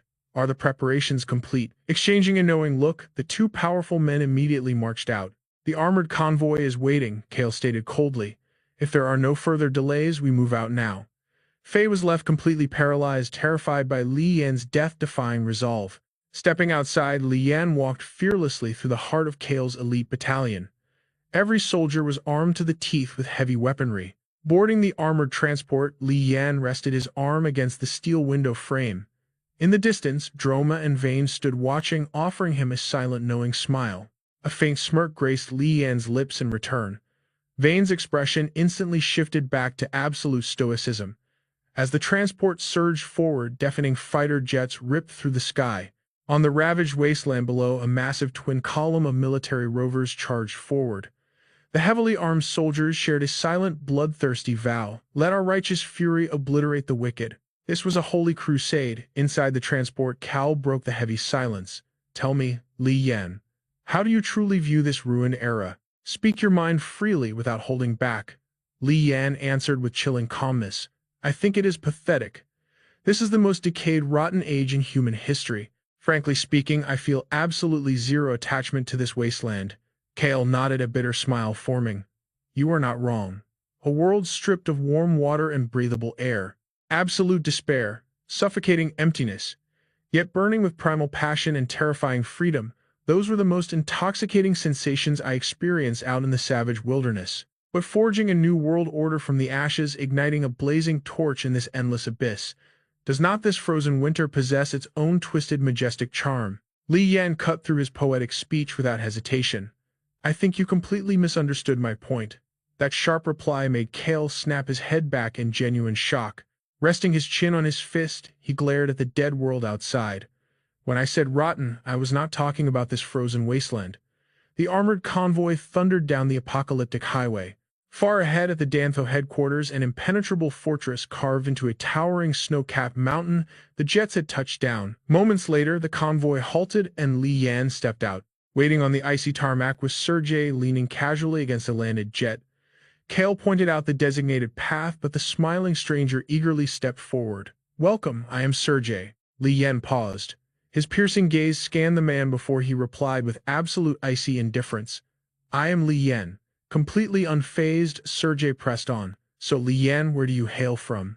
Before Li Yan could utter a single word, Kale aggressively stepped between them. "Back off, Sergei. We have an urgent mission." The man merely chuckled. "Relax. This will only take a second." "Colonel Kale, are you terrified that I might run away or that he will?" Suddenly, Li Yan spoke up. "Let me ask you a question. Are you religious?" Sergei paused, a glint of sharp curiosity flashing in his eyes. "Why would you ask that?" Li Yan's heightened senses zeroed in on him. "Because your entire body reeks of temple incense." Sergei laughed out loud, proudly confessing. "Spot on, I am a devout follower of the medicine Buddha." A mocking smirk crossed Li Yan's face. "The vanguard certainly treats its captives with surprising luxury, do they not?" Sergei tilted his head. "Mr. Li Yan, you still have not answered my question." The air grew heavy as Li Yan finally revealed his past. "Since you are so curious, listen well. I was born deep inside an underground biolab right before the nuclear war. Every single soul around me either melted into ashes or mutated into bloodthirsty, rabid monstrosities. I had to crawl through a river of blood just to escape that nightmare." Sergei immediately bowed his head in genuine apology. "I am truly sorry for digging up your tragic past." Li Yan casually waved it off. "Forget it." Still bowing, the man whispered ominously. "My origin is completely different." Sergei looked up. "I come from a faction whose hands are drenched in the blood of butchers." Li Yan furrowed his brow, shooting him a cold glare. He then strode toward Kelvin, leaving behind a final word. "Then I wish you luck." Sergei tilted his head, watching his back with a smirk. "Wish me luck." Meanwhile, Li Yan caught up to Kelvin's pace, climbing the stairs of the underground base. They entered a high-tech lab packed with advanced machinery. Kelvin approached a massive device. "This is the machine I need you to fix. If it is beyond your skills, just say so directly." He added smoothly, "But if you fail, even my influence will not sway the higher-ups of the Big Ben Research Institute." Li Yan stepped forward, absolute confidence in his voice. "I can fix it. Give me 24 hours." "When do the Big Ben envoys arrive?" Kelvin replied sharply, "Tomorrow at dawn." He locked eyes with him. "I will assign a few assistants to you. If you meet anything during this time, just give them the order directly." Li Yan turned back with a casual grin. Oh, by the way, am I allowed to take a walk around the facility? Kelvin did not answer immediately. He silently walked out. Reaching the doorway, he finally threw back a cold warning. I would advise against it. This place is crawling with classified secrets. Left alone, the words of Sergei echoed in his mind. I belong to a faction whose hands are drenched in the blood of butchers. Without warning, Li Yan threw a devastating punch at the lab wall. The impact revealed the truth. The walls were forged from concrete and graphite, heavily reinforced with lead alloys. Facing such a fortress, he wondered if his crazy combat skills could still break through. Li Yan shifted his gaze downward. He sat beside the heavily stocked repair toolkit waiting for him. Meanwhile, the scene shifted back to Sergei. He pushed open the heavy iron doors. The three elite figures stood waiting. Sergei broke the silence. To be precise, tomorrow morning we finally meet the medicine guru inside the grand temple we constructed. Dylan stepped forward, his tone demanding. We have completed our end of the bargain, so you better honor your promise and hand over the final experimental serum. He instantly slammed a briefcase onto the table and popped the locks. Inside rested the final glowing test tube. The commander stared hungrily at the vial, his brows knitting tightly. Sergei smirked like a true schemer. Just wait a few more hours. Once dawn breaks and I meet Kelvin, this serum is yours. Commander Vance, impatience will get you nowhere. After all, I have already handed over the spinal cord gene samples of all 8 infected subjects from the Great Demon Lake. That includes the spring variant, the winter variant, and the summer variant, which is my own genetic sequence. Dylan gripped a classified dossier tightly. He narrowed his eyes and asked, there is one thing I have not asked yet. What about the living gene structure of the autumn variant? Did it perish in the last epic battle? Sergei shook his head. The autumn variant live body experiment was a complete failure. So a living autumn variant does not exist. As for its raw genetic sample preserved during the war, it has likely fallen into the hands of the Big Ben Institute by now. He continued, his voice dark. Sector B was in pure chaos back then. A rogue group of mercenary hunters raided the Great Demon Lake and the sample was stolen in the crossfire. Those thieves claimed to be operatives of Big Ben. Dylan stared down at a surveillance photo of Li Yan. He pushed further. So the Black Star Syndicate has absolutely no way to obtain the autumn variant other than the serum in your hands. A sly grin spread across his face. You could say that. Dylan looked up with a threatening glare. Fine. But when dawn breaks, do not come crawling to me with pathetic excuses to stall for time. Sergei gripped the serum tightly, his aura perfectly calm. Of course not. The unblinking eye of a hidden security camera flashed crimson. A distorted voice echoed from the speakers. He has not left the laboratory. An analyst from the surveillance room reported in. Aside from repairing and maintaining the mech frame, he has not made a single suspicious move. Kelvin leaned on his desk, his voice dripping with malice. Dawn is approaching. What is the status of Commander Vance's squad? She relayed the intel immediately. They have arrived. Operation Purge has officially been initiated on their end. He responded with a single icy word. Excellent. A dark satisfaction bloomed in his mind. At this stage, the grand scheme is set in stone. Li Yan is already a dead man. Kelvin's mind spun with deadly calculations.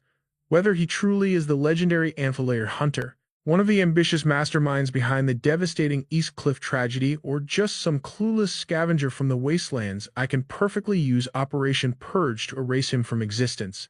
A fleeting image crossed his mind. A vision of Li Yan laughing freely alongside his wife and son. Kelvin scoffed inwardly. I never once considered it difficult to crush a pathetic Tier 3 warrior barely surviving in the unforgiving wild. The only reason I dragged Li Yan into this deadly trap was not just to guarantee the mission's success. It was to craft the perfect alibi for the Alpha Phi faction. A wicked, triumphant smirk twisted across his face. No matter how deep Alpha Phi digs into this later, the blood will not be on my hands. The Supreme Committee will take the fall for his murder. Through the surveillance feed, the gloomy laboratory flickered into view. Inside, Li Yan was instructing the heavily armed guards. Once we replace these shattered glass panels, the main control board will power up perfectly. But secretly, his mind was racing. According to the classified intel I just hacked, the Black Star Syndicate's genetic database reveals a shocking truth. The autumn variant gene coursing through my veins is ranked 3rd overall, highlighted in warning yellow to mark its supreme rarity. Meanwhile, the legendary telepathy variant and the lightning variant merely sit at rank 8 and 56 respectively. Li Yan casually called them over to lend a hand. But out of nowhere, both guards bolted for the exit in pure panic. A second later, the massive steel doors of the laboratory violently slammed shut. The giant monitor in the room flickered to life, revealing Kelvin's arrogant smirk. Did you really not notice the trap, or are you just that overly confident in your pathetic backup? Li Yan slowly stood up, brushing off his hands. Probably a bit of both. Before stepping foot into this hellhole, I never expected things to be this rotten. To think the Medicine Guru and the Black Star Syndicate are actually working together in the shadows. Allow me to complain for a second. After all the dirty work the Big Ben Institute pulled off, I have yet to see a single drop of profit.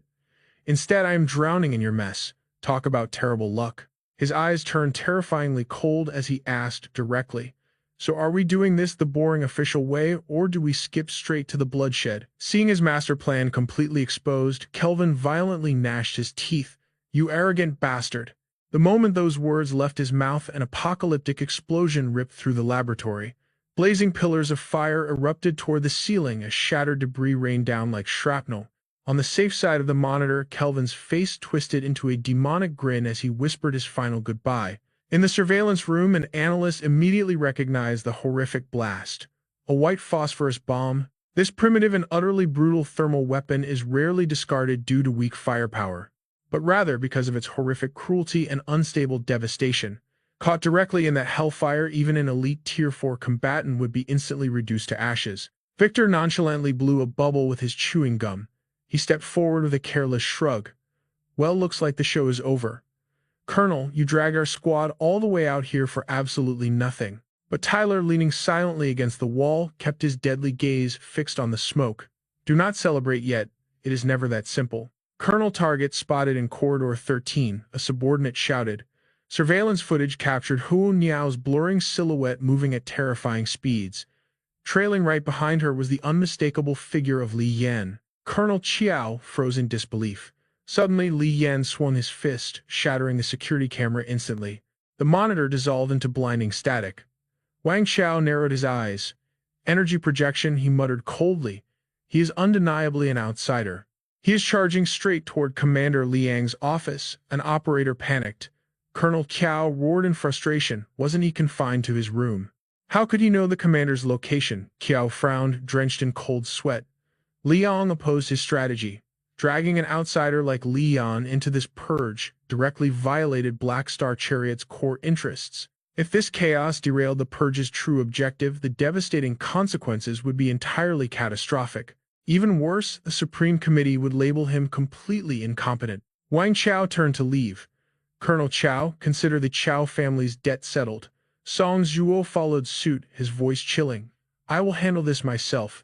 On another monitor, heavily armed troops unleashed a relentless machine gun barrage. Yet Li Yan gracefully dodged every bullet. With glowing crimson eyes, Li Yan effortlessly massacred them before lunging directly at the lens. The screen went completely dark, grabbing his radio. Qiao barked orders. "Alert A. Level 2 purge target has violently breached containment within base headquarters." Only one camera remained active. "He is heading for the operations department. Intercept him." Elsewhere, a blade flashed like lightning, sending crimson blood spraying. Black Star Chariot's elite military force surrounded Li Yan. As they opened fire, his body blurred into a phantom, evading the lethal onslaught. A hailstorm of lead tore through the air, but Li Yan's speed defied logic.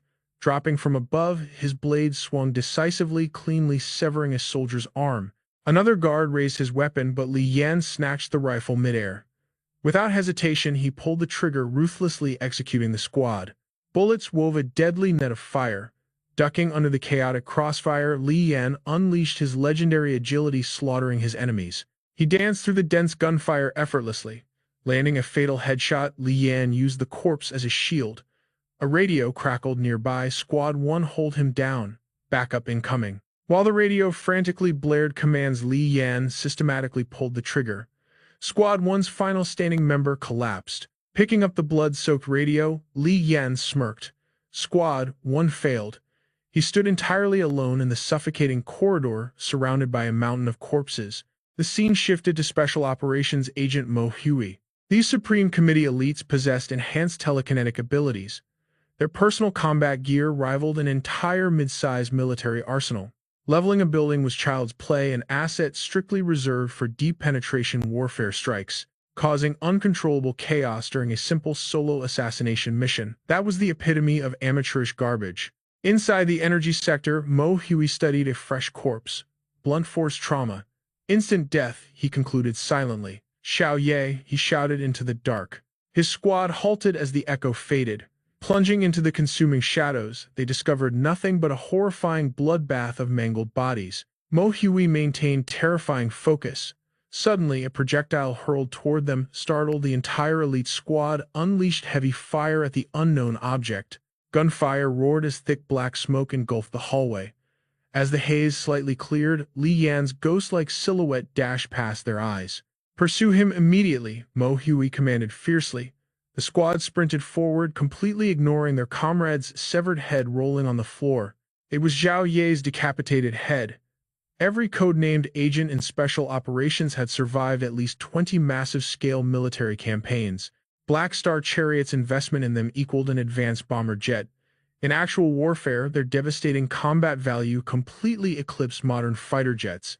Colonel Chiao deployed 12 elite members simultaneously, intending to unconditionally crush Li Yan without giving him any chance. He wanted no casualties.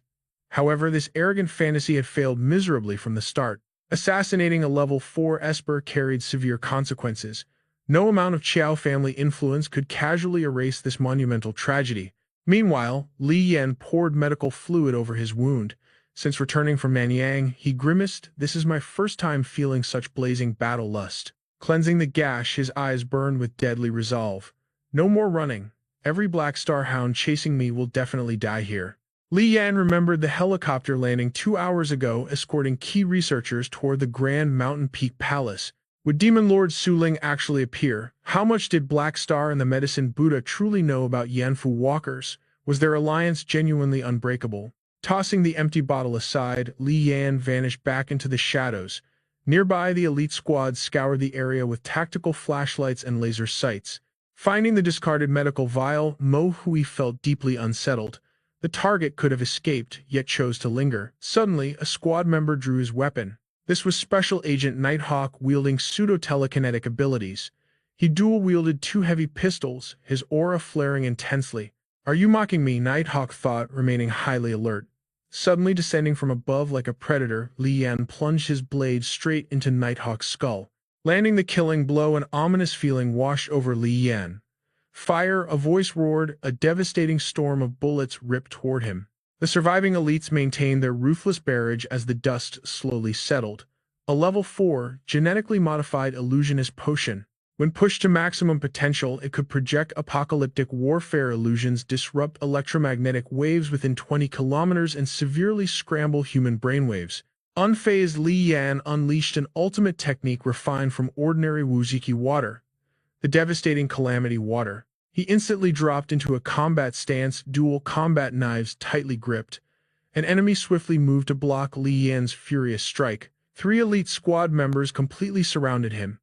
Yet Li Yan pushed fiercely through the deadly encirclement, striking them down one by one. The assassins moved with flawless teamwork, desperately trying to corner him in the tight space. But Li Yan was a totally different beast. Pushing his agility to the absolute limit, he brutally executed 2 more members of the strike team. Finally, he slipped directly behind Shadow like a phantom.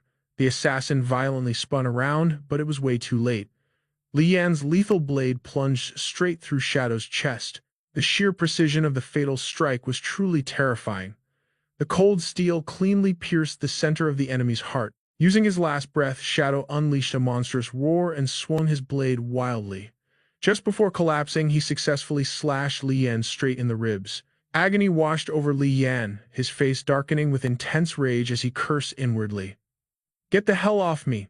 Li Yan delivered a devastating kick, sending Shadow flying backward to smash brutally against the stone wall. The enemy dagger remained deeply lodged in his side. A raw expression of pure, unadulterated pain flashed across his bleeding face. Li Yan had unleashed over 21 dark arts, including the Crimson Curse, the Plague Swarm, the Phantom Deity, and the Disaster Flood. Shadow was instantly reduced to nothing but a terrifying skeletal frame. The dying man watched his own body slowly disintegrate into ash, while Li Yan swiftly vanished from the bloody scene. 15 minutes later, Morgan's elite squad finally arrived, staring down at Shadow's gruesome remains. One of the heavily armed operatives took off her helmet. It was Vixen, a high-ranking member of the Special Tactical Operations Force. As she stepped closer, her fallen comrade's skull rolled violently onto the ground. Vixen spoke up with chilling calmness. Aside from heavy mental attacks, our target possesses an awakening ability similar to highly corrosive acid. The tactical armor shows absolutely zero signs of corrosion. This clearly proves his terrifying power only destroys organic human flesh. She continued her cold, calculating analysis. The bullets on the ground are completely intact, not deformed at all. It is highly likely the enemy is equipped with a mid-tier vibrational armor system. The tissue samples left on the blade show distinct traces of alveolar matter. Initial analysis confirms our man suffered a critical strike to the connective lung tissue. Vixen narrowed her eyes. This guy is totally different from the previous outsiders we have hunted. We better confirm this directly with Kale. Morgan listened and gave a grim nod. Understood. He pulled out his tactical radio. Colonel Kale, when you placed Li Yan on the Tier 2 target list, did you formally report it to the higher-ups? Kale's voice crackled through the speaker. Commander Lawson reviewed my operational plan. He raised absolutely no objections. Morgan exhaled sharply. If Commander Lawson did not object, then this guy is genuinely just another ordinary outsider. Kale sounded slightly anxious over the comms. Hello, is the assassination mission proceeding smoothly? Reaching elite ranks like Morgan and Vixen meant understanding a grim truth. Within the Black Star faction, there were terrifying dark secrets that their clearance level could never access. For example, an unspoken protocol dictated that any unknown individual active for less than 6 months would instantly face a devastating Tier 4 tactical strike. This protocol required direct written approval from a Supreme General or the Combat Committee. Acting without this sacred authorization meant the Black Star faction would violently execute you for political treason. 99% of the Black Star forces had absolutely zero clue about the true purpose of this law.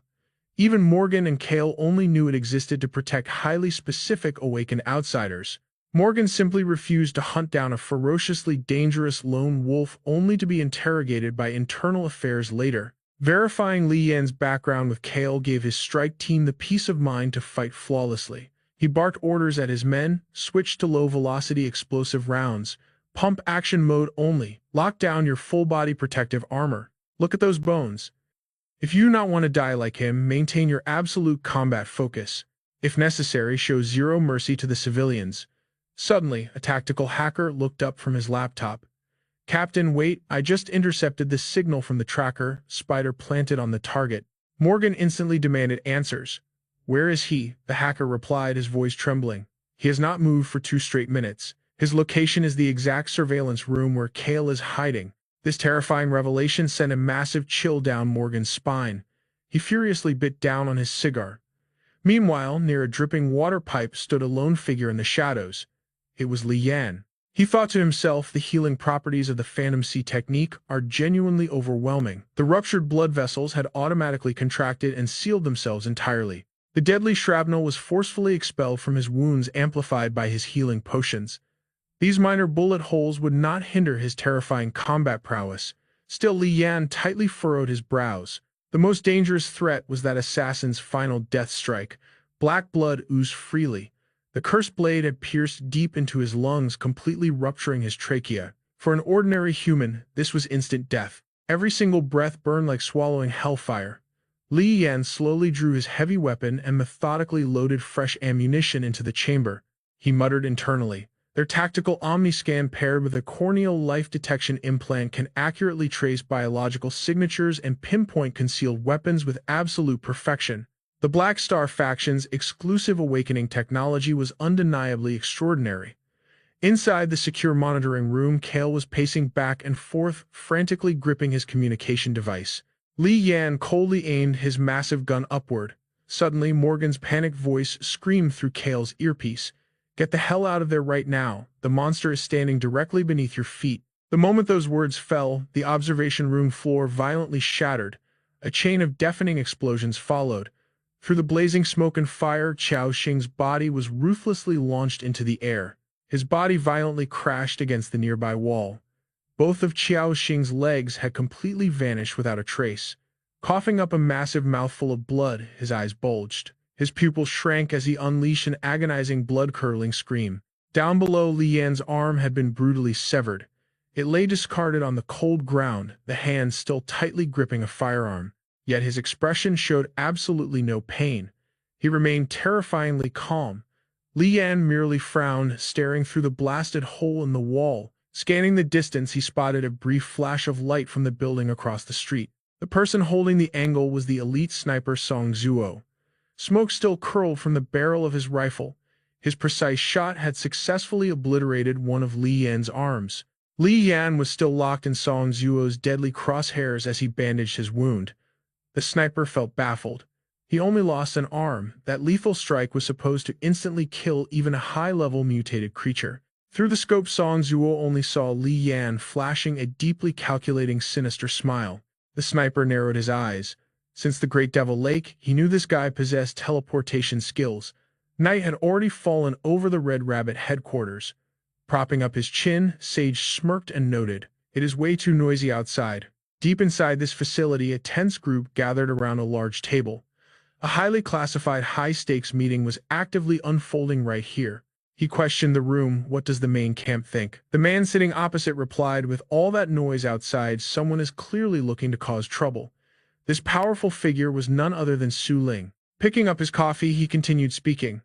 "When I arrived, Commissioner Liang mentioned you provided the crucial algorithm data this time around, and that you absolutely insisted on meeting me in person." Sage answered respectfully, "You are the ultimate treasure of human genetic research. You are a living fossil of the grim winter's history."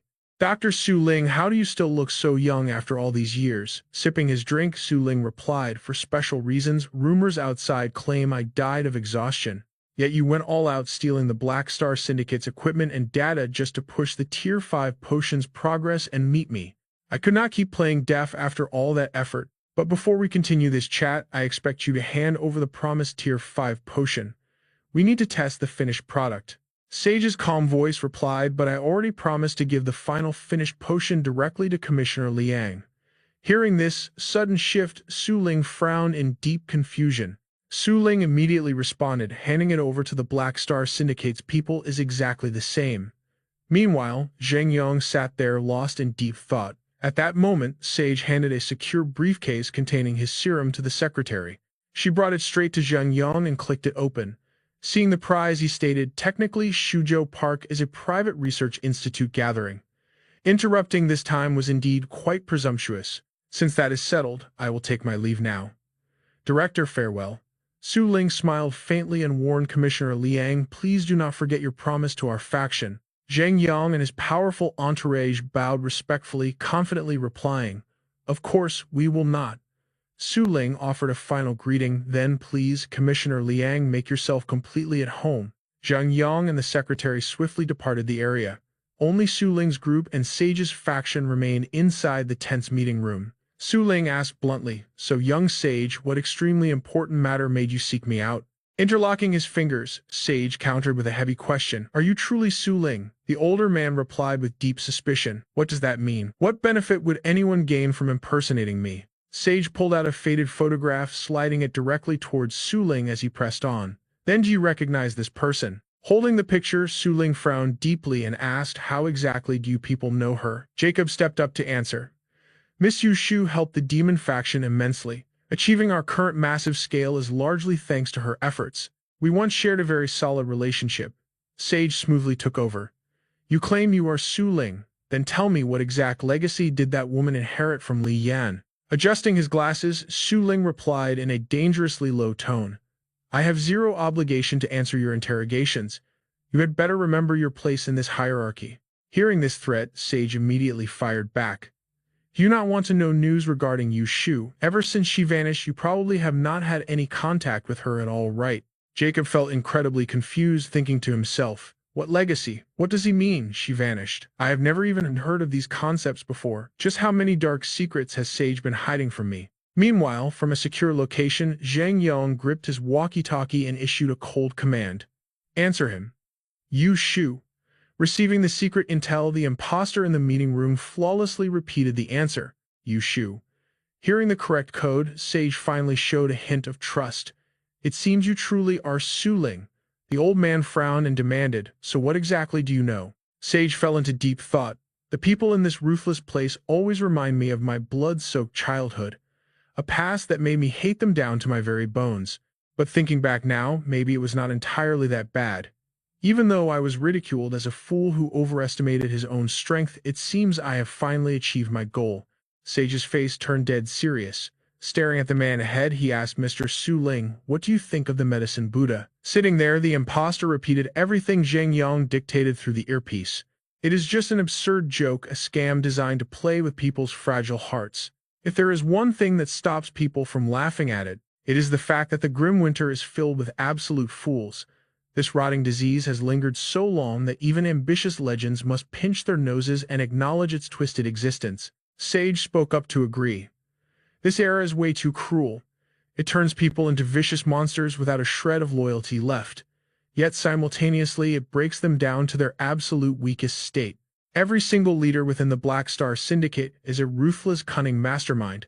But in the end, even those terrifying titans harbor their own pathetic weaknesses.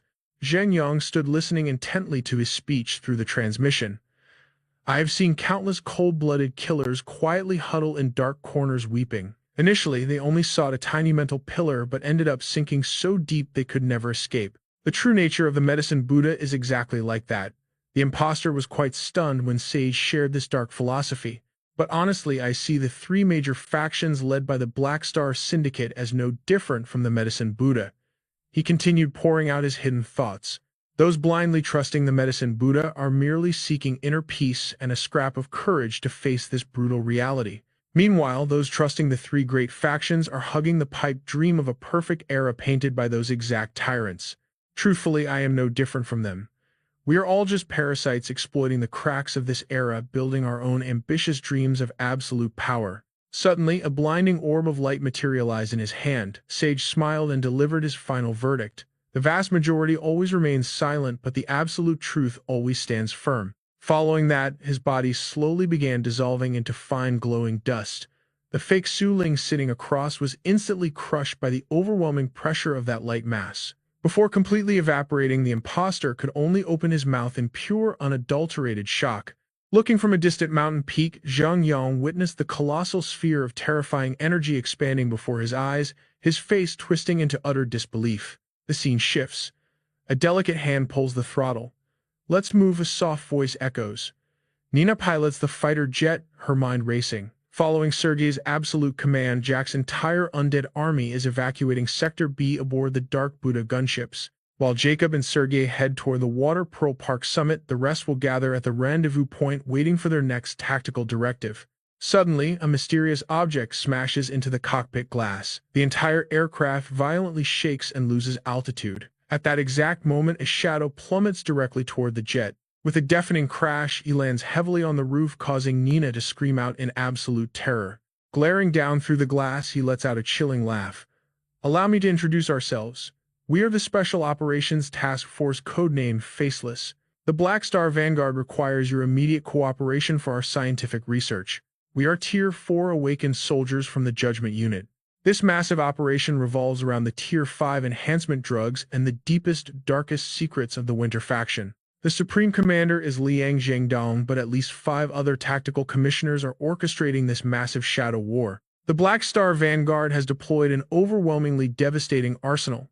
Su Lin's bodyguards stationed at the main headquarters are actually Tier 4 Special Ops soldiers perfectly disguised in plain sight. The devastating explosion shatters all expectations. Every tactical blueprint and ambush squad inside the command center gets instantly swallowed by the blast, turning into absolute ash. 15 Tier 4 soldiers and their heavy artillery are completely wiped out of existence. This catastrophic loss is enough to mentally break several commanding officers beyond repair. Zhang Dong freezes in pure shock, muttering, "Is this truly your final trump card?" That devastating destructive power was enough to shake the heavens, but if you think we have a weakness, you have severely underestimated the committee's iron will. A furious voice roared through the comms. "Director Liang, you will bear full responsibility for the strike team's catastrophic losses. More than half of our titled Awakeners have been wiped out without a trace. Commanders Zhang and Bai will absolutely demand blood for this. We are officially petitioning the chairman for your immediate removal. Even if he wanted to shield you, this time his hands are completely tied. Liang gripped the radio tight, his voice dripping with venom. When I begged for reinforcements earlier, you greedy fools threw away your pride to vote on splitting the loot. And now that everything has gone straight to hell, you want to shift the blame. How could I possibly refuse? I prepared that Tier 5 awakening serum you desperately craved. Too bad you will not live long enough to claim it. Suddenly, the device buzzed in his hand. His brow furrowed at the glowing screen. A chillingly brief message flashed before his eyes. You did well. Liang gritted his teeth. It was her doing. A masterclass in absolute treachery.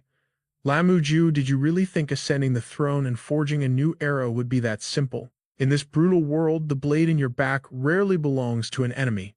It belongs to the ally standing right beside you. Building an empire of ambition on the deafening silence of the masses. Truly a horrifying truth no one dares to deny. But to make your voice heard on this pitch-black stage to achieve the impossible, the toll must be paid in blood, endless lies, and a mountain of discarded corpses. He swore a silent oath to himself. As long as breath fills my lungs, I will not let the silent masses perish in vain. Beyond that, fate offers no guarantees. Meanwhile, in a desolate, ruined alleyway, a man sprinted for his absolute life. Panic twisted his face as terrified civilians peeked out from the shadows. Bang! A deafening gunshot shattered the silence. The bullet tore straight through his chest, sending the hiding citizens spiraling into absolute terror. This man bleeding out on the cold pavement was an elite informant for the Black Star Chariot's 14th Legion. But in the shadows, he was a devoted follower of the Medicine Buddha sect. He had leaked priceless intel to Lamujue's faction time and time again. Director Liang once turned a blind eye. But the game board had flipped. The Black Star faction had zero reason to show mercy to traitors now. At that exact moment, a mechanical voice boomed from the city speakers. Attention, this is the Black Star Central Command System. We are actively executing lethal apprehension protocols against armed terrorists plotting explosive strikes. As heavily armored troops dragged the corpse into the darkness, the broadcast echoed on. All civilians must cease activities immediately. Lock your doors and do not step outside. Further sector lockdowns will be announced shortly. I repeat, stay indoors. Back in his dimly lit office, Liang stood at attention. The devastating casualties of the strike team fall entirely on my shoulders. I accept full responsibility for this failure. The shadowy figure on the screen simply chuckled. No, my boy. Your execution was absolutely flawless. Headquarters is highly impressed. However, they have one strict directive regarding the anomalous traces left by Lamujue. Lamujue unleashed a terrifying new prototype weapon stolen directly from High Command's secret vault.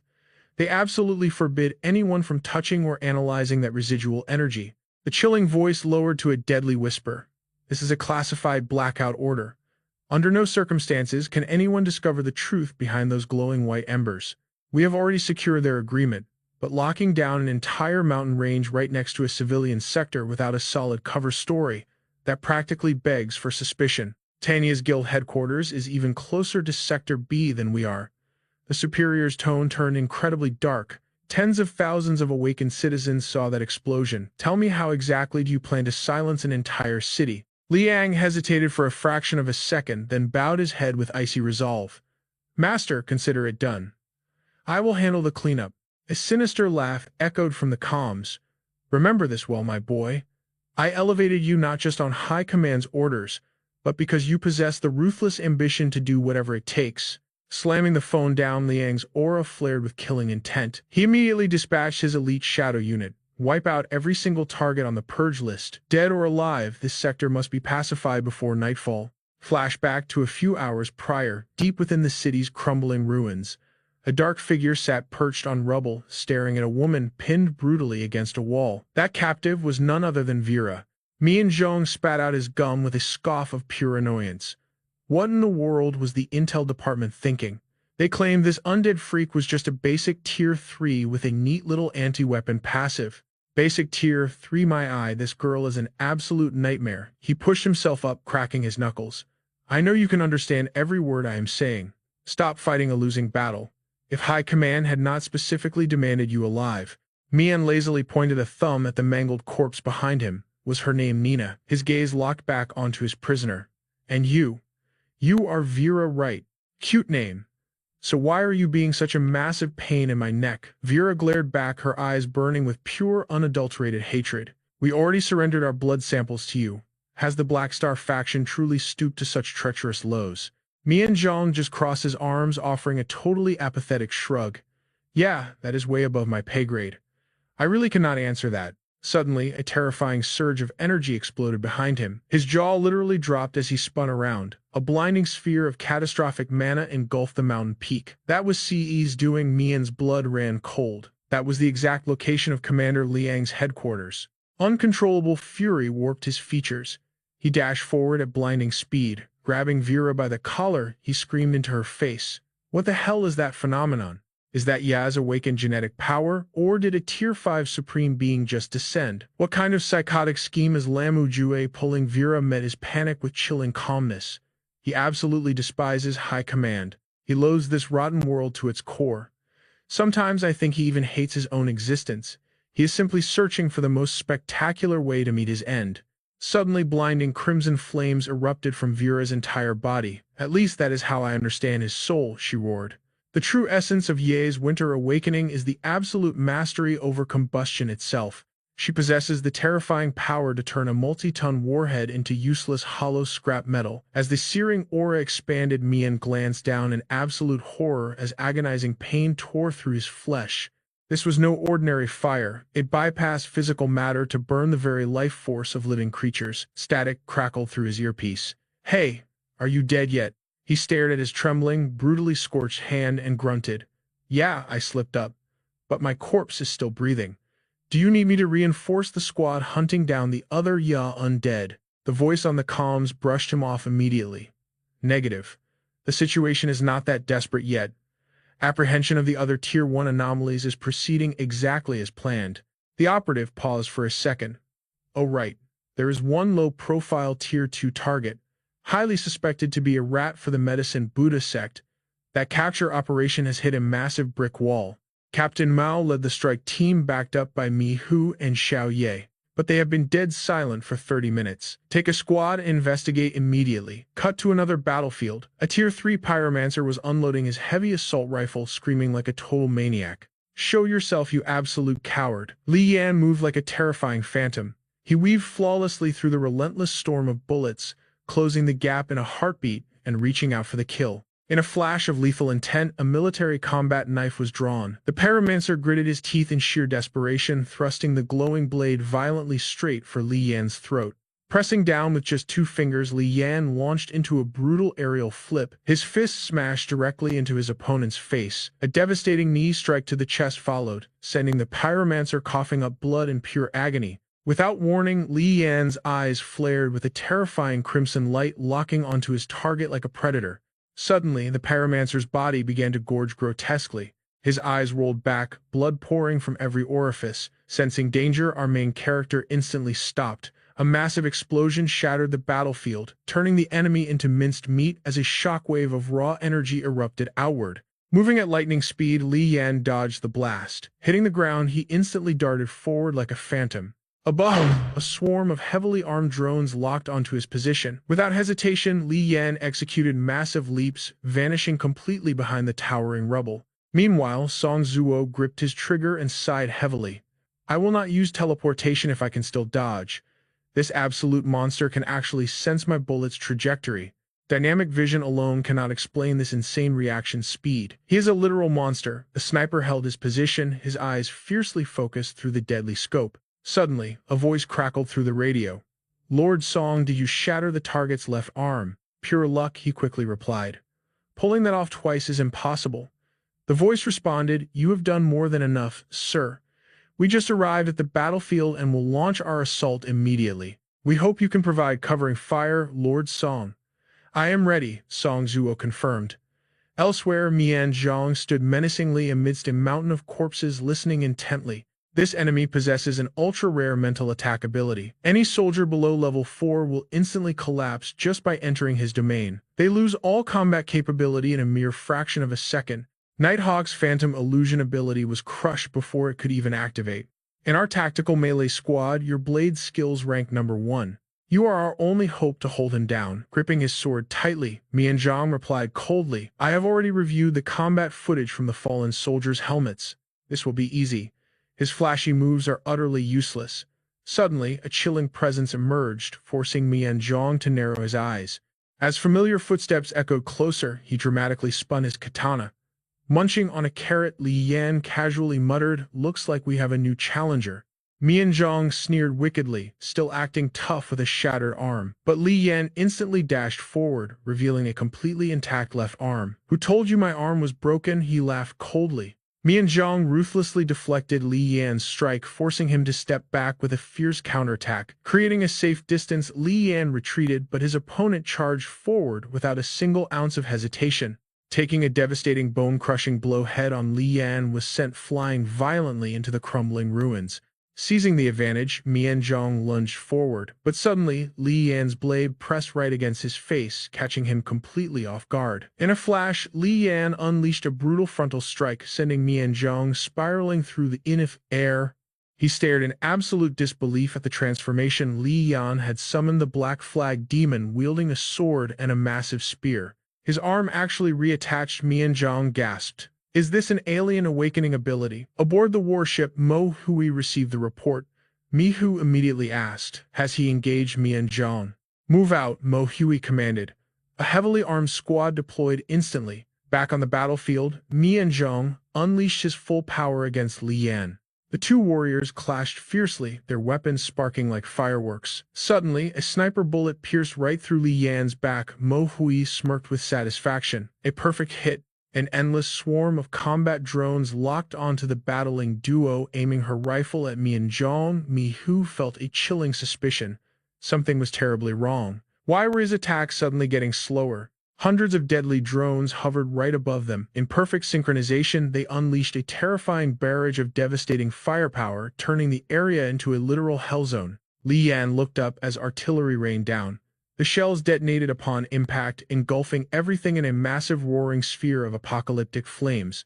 A deafening roar shattered the sky, shrapnel flew everywhere as the blast sent Li Yan hurtling through the air. Spiraling toward the deep abyss, he crashed into a broken suspension bridge, desperately grabbing onto a single wooden plank to survive. Dangling helplessly over the bottomless chasm, Li Yan shot a cold, murderous glare at the enemy standing above him. Suddenly, Mianzhong materialized behind Li Yan, violently plunging his blade into him. Locked together, they plummeted into the abyss. Mo Hui watched everything unfold through the sniper scope. Without warning, the radio buzzed. This is Song Zuo. That armored guy is an ally, not the target. Furious, Mo Hui screamed. Why the hell did you not say that sooner? The voice remained eerily calm. I already informed the Black Star faction verbally, and you were right there. The Special Ops communication channel is completely separate from the public frequency. You guys never gave me the access codes. Honestly, I just realized your team treated my warning like absolute garbage, so I figured I should probably remind you. The only reason we are talking now is because you called me 15 minutes ago. Your number was heavily encrypted, so I had to reverse trace it to connect. Otherwise, I would never have found your personal line. Meanwhile, atop the palace roof, Mi Hu was observing the chaos. Suddenly, Li Yan materialized like a ghost behind her. With a sickening crack, he brutally snapped her neck. A hidden sniper instantly noticed the deadly commotion.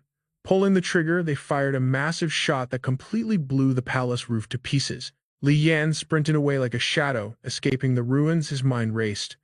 I still have not located Song Zuo. Clashing directly with the Black Star faction's main forces under that old man's watchful eye is basically a death sentence right now. Mi Hu's lifeless body fell completely ignored. How pathetic. All these level 4 elites from the Black Star faction combined lack even a tenth of the terrifying pressure emitted by Song Zuo, a mere level 3 hell soldier. His brain worked in overdrive. Whatever hell broke loose over there, the battle scars prove it is already over. I need to completely vanish and fast. Suddenly, a heavily armed squad charged directly at Li Yan. This level 2 target extermination hunt had deployed over 60 tactical drones, more than 10 specialized armored vehicles, and over 1,000 soldiers below level 2. Not to mention 17 Special Ops members. Each one possessed enough overwhelming power to wipe out an entire wasteland survival base in the blink of an eye. Yet he slaughtered them all. Black Star faction wasted 10 hours, suffering catastrophic casualties with zero results. Among the Eastern Alliance's top 5 level 4 elites, 3 had already fallen in battle. This massive organization spanned 15 survival zones across 2 states, boasting just over 90 level 4 soldiers total. Yet this single chaotic battle had claimed more than 10 of those legendary lives. Gritting his teeth, Li Yan bolted forward. Despite 10 hours of brutal combat, a missing left arm, and heavy bleeding, his aura blazed with overwhelming vitality. This was all thanks to the sea demon's power. Dashing straight outside, his green phoenix sword was lost. The dark demon plummeted into the abyss alongside the enemy's main force, but panic never touched my mind. Ever since he claimed Granny Wu's ancient grimoire, an unshakable feeling took root. He was undeniably chosen by fate itself. A monster like him would not die so easily. Hidden inside a hollowed tree deep within the primordial forest, our foolproof ambush was supposed to be a guaranteed slaughter. Yet it ended in absolute ruin. The Black Star Chariot, our absolute strongest special force unit, combined with the Pompeii Arsenal's ashes and the Melting Mind's Crimson Guards, they represented the absolute peak of Grim Winter's individual combat power. From their flawless mission execution and elite tactical prowess, to their high-tier gear and awakened combat genes, they outclassed my aging bones in every conceivable way. Here I am, a pathetic old man hiding in a tree hole eating raw snakes while plotting my next move. Yet despite all my calculations, we gained nothing and were practically wiped out. I honestly did not care much about Qiao Xing's promise, not because I expected him to break his word, but because I have lived long enough. Death holds absolutely no terror for me anymore. But would the Black Star Chariot suffer a different fate? Perhaps my mind is finally slipping with age. To harbor such foolish, naive hopes while standing right in the middle of a blood-soaked battlefield. A cold, calculating glint flashed across his ancient eyes. To secure a chance to assassinate him, only one weapon was truly required: absolute patience. High above, a military chopper tore through the clouds carrying Zheng Yang and Bai Jin. Zheng Yang listened grimly to the comms device. Out of 8 Tier 1 priority targets, 4 were captured and securely contained. The remaining 4 were officially confirmed dead. Out of 63 Tier 2 targets, 62 were totally annihilated, leaving just a single survivor. Yet this lone rat managed to bog down nearly a third of our strike force in this massive purge. The so-called elite level of the committee's special task force. I find it incredibly hard to acknowledge. His voice turned deadly serious. I refuse to shield failures. As stated previously, in exactly 2 hours at your sector, every single soldier, piece of gear, and research personnel tied to the Black Star Chariot will be entirely evacuated. We are leaving absolutely nothing behind. When the clock strikes 0, if you have not reached the designated safe zone, I can only apologize on behalf of the committee for the mountains of cash wasted on your squad. Staring at a tiny bird fluttering outside, he narrowed his eyes and asked, "Have you seen that species before?" Bai Jin replied with a trace of uncertainty, "It is likely an endemic mutant beast from Sector B." Zheng Yang instantly shot down the theory. Incorrect. Sector B suffers extreme temperature shifts and thin air. The mutation path of local beasts follows a strict pattern. A bird of that pathetic size simply could not survive the harsh, grim winter era of Sector B. He slowly shifted his piercing gaze back to Bai Jin. Our military training curriculum contains a detailed document on judging beast evolution paths during the grim winter era. It spans over 40,000 words of critical data. Such knowledge is literally worth its weight in gold right now. Master it while you can. Suddenly, a dangerous aura flared in his eyes. Unnoticed, the tiny bird's body had become bloated with horrific dark water tumors. The very next second, the creature detonated in a sickening spray. Meanwhile, sensing a dangerous shift in the air, Li Yan's eyes shot wide open. Damn it, he cursed. Even after escaping, his frantic dash never slowed down for a heartbeat. Attention all surviving residents. The vast majority of the rebel instigators have been neutralized. A small stubborn remnant is currently barricaded around the Golden Peak Plaza. Total suppression is merely a matter of time. The battered old loudspeaker continuously broadcasted its cold message. Due to catastrophic structural damage across multiple sectors, all construction schedules are indefinitely suspended. Every registered worker is granted a mandatory 24-hour leave. However, to prevent any rebel rats from slipping away, the military forces have completely locked down all access gates. Civilians are strictly forbidden from entering the following restricted zones. Li Yan vaulted effortlessly across the palace rooftops. The high alert lockdown had been lifted, granting the masses the illusion of free movement. West of the ancient Songkapa Street, The morning sun was finally breaking through the gloom.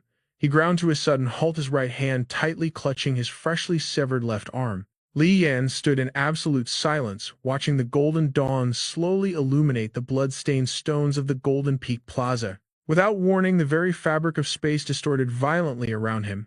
He instantly dodged backward. The glitching anomaly expanded massively, morphing at its peak, until Sergei's head slowly materialized from the void. "Are you seriously still breathing?" he asked. Li Yan ignored the jab and fired back a question. "Did Su Ling show up?" Sergei replied with chilling indifference. "I already sent him to hell." Status: on the brink of death.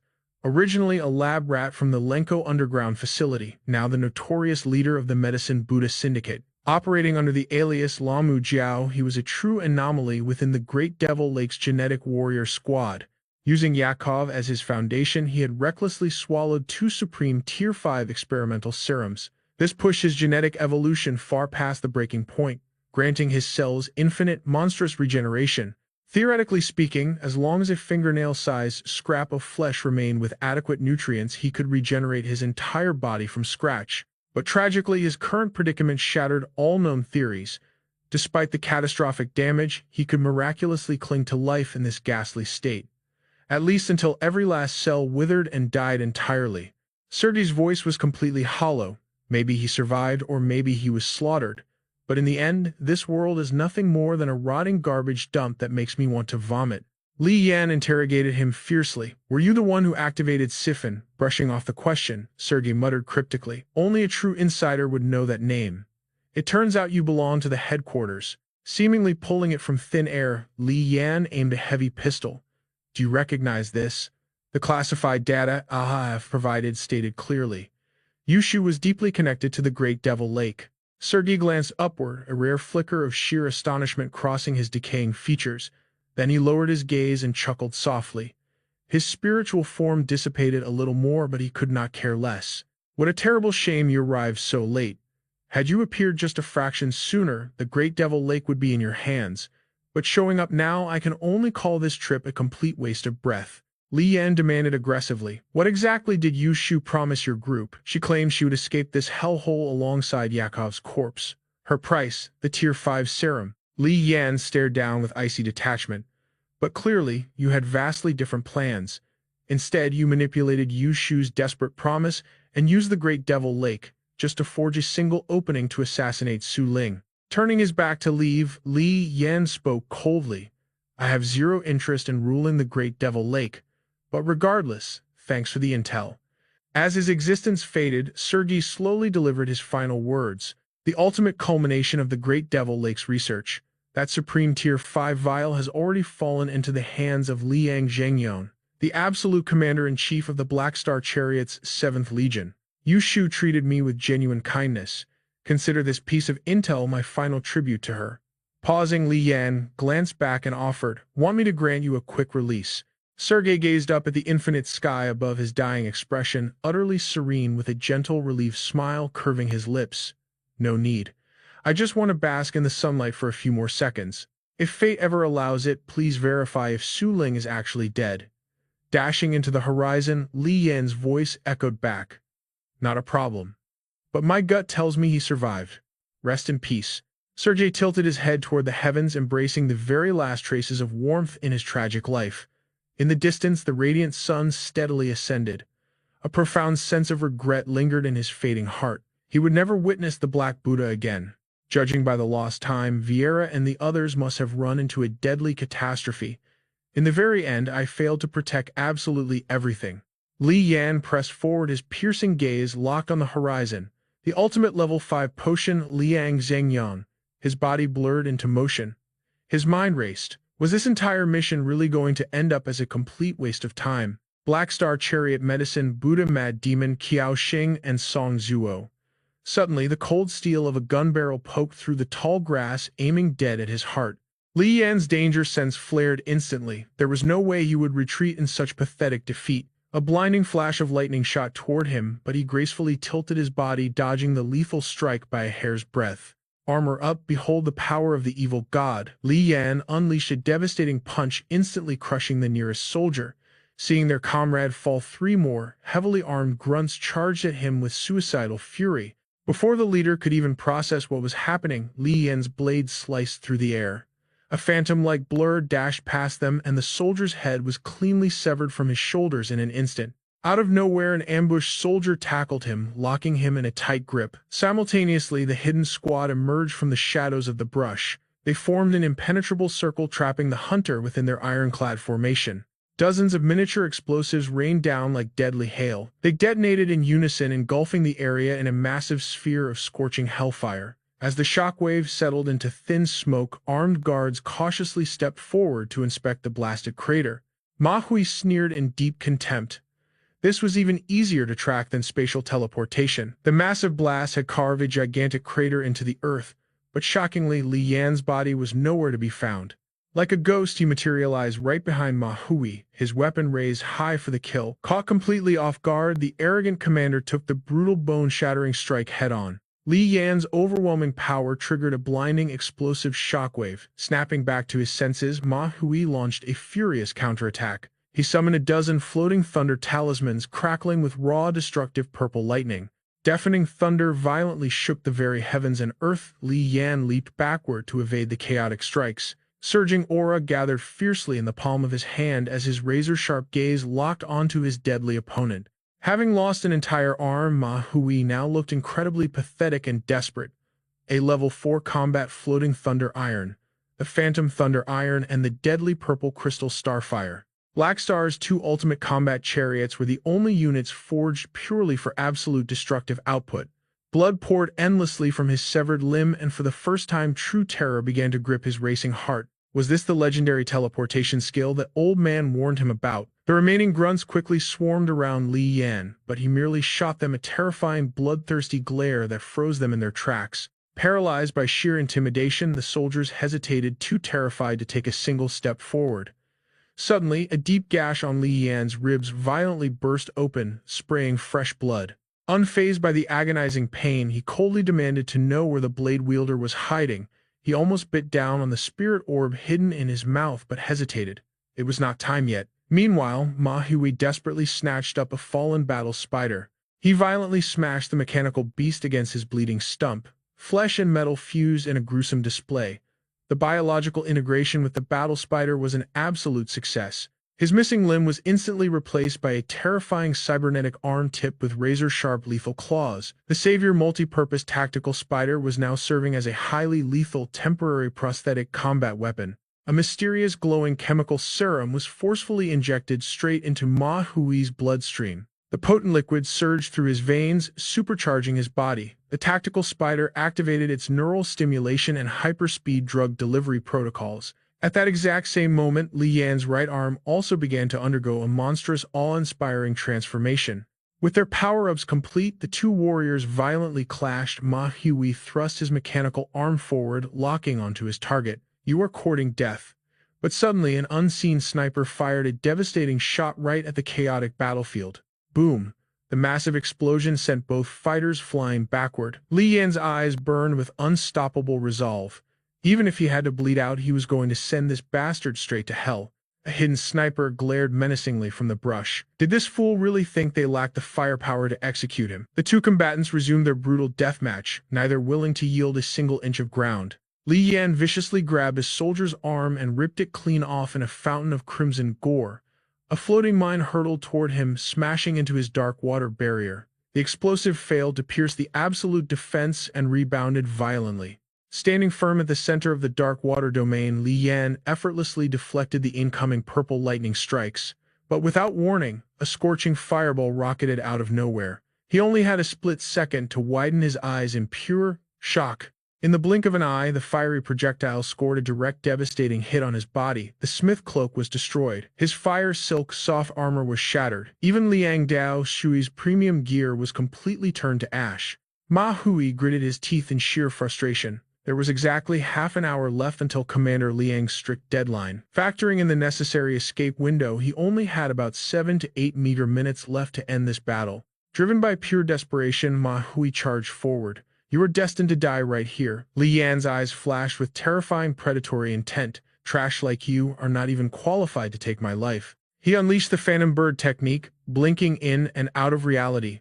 Li Yan slaughtered the entire squad of elite soldiers in a single breathless moment. Panicking Ma Hui wildly fired barrages of purple lightning in a desperate counterattack.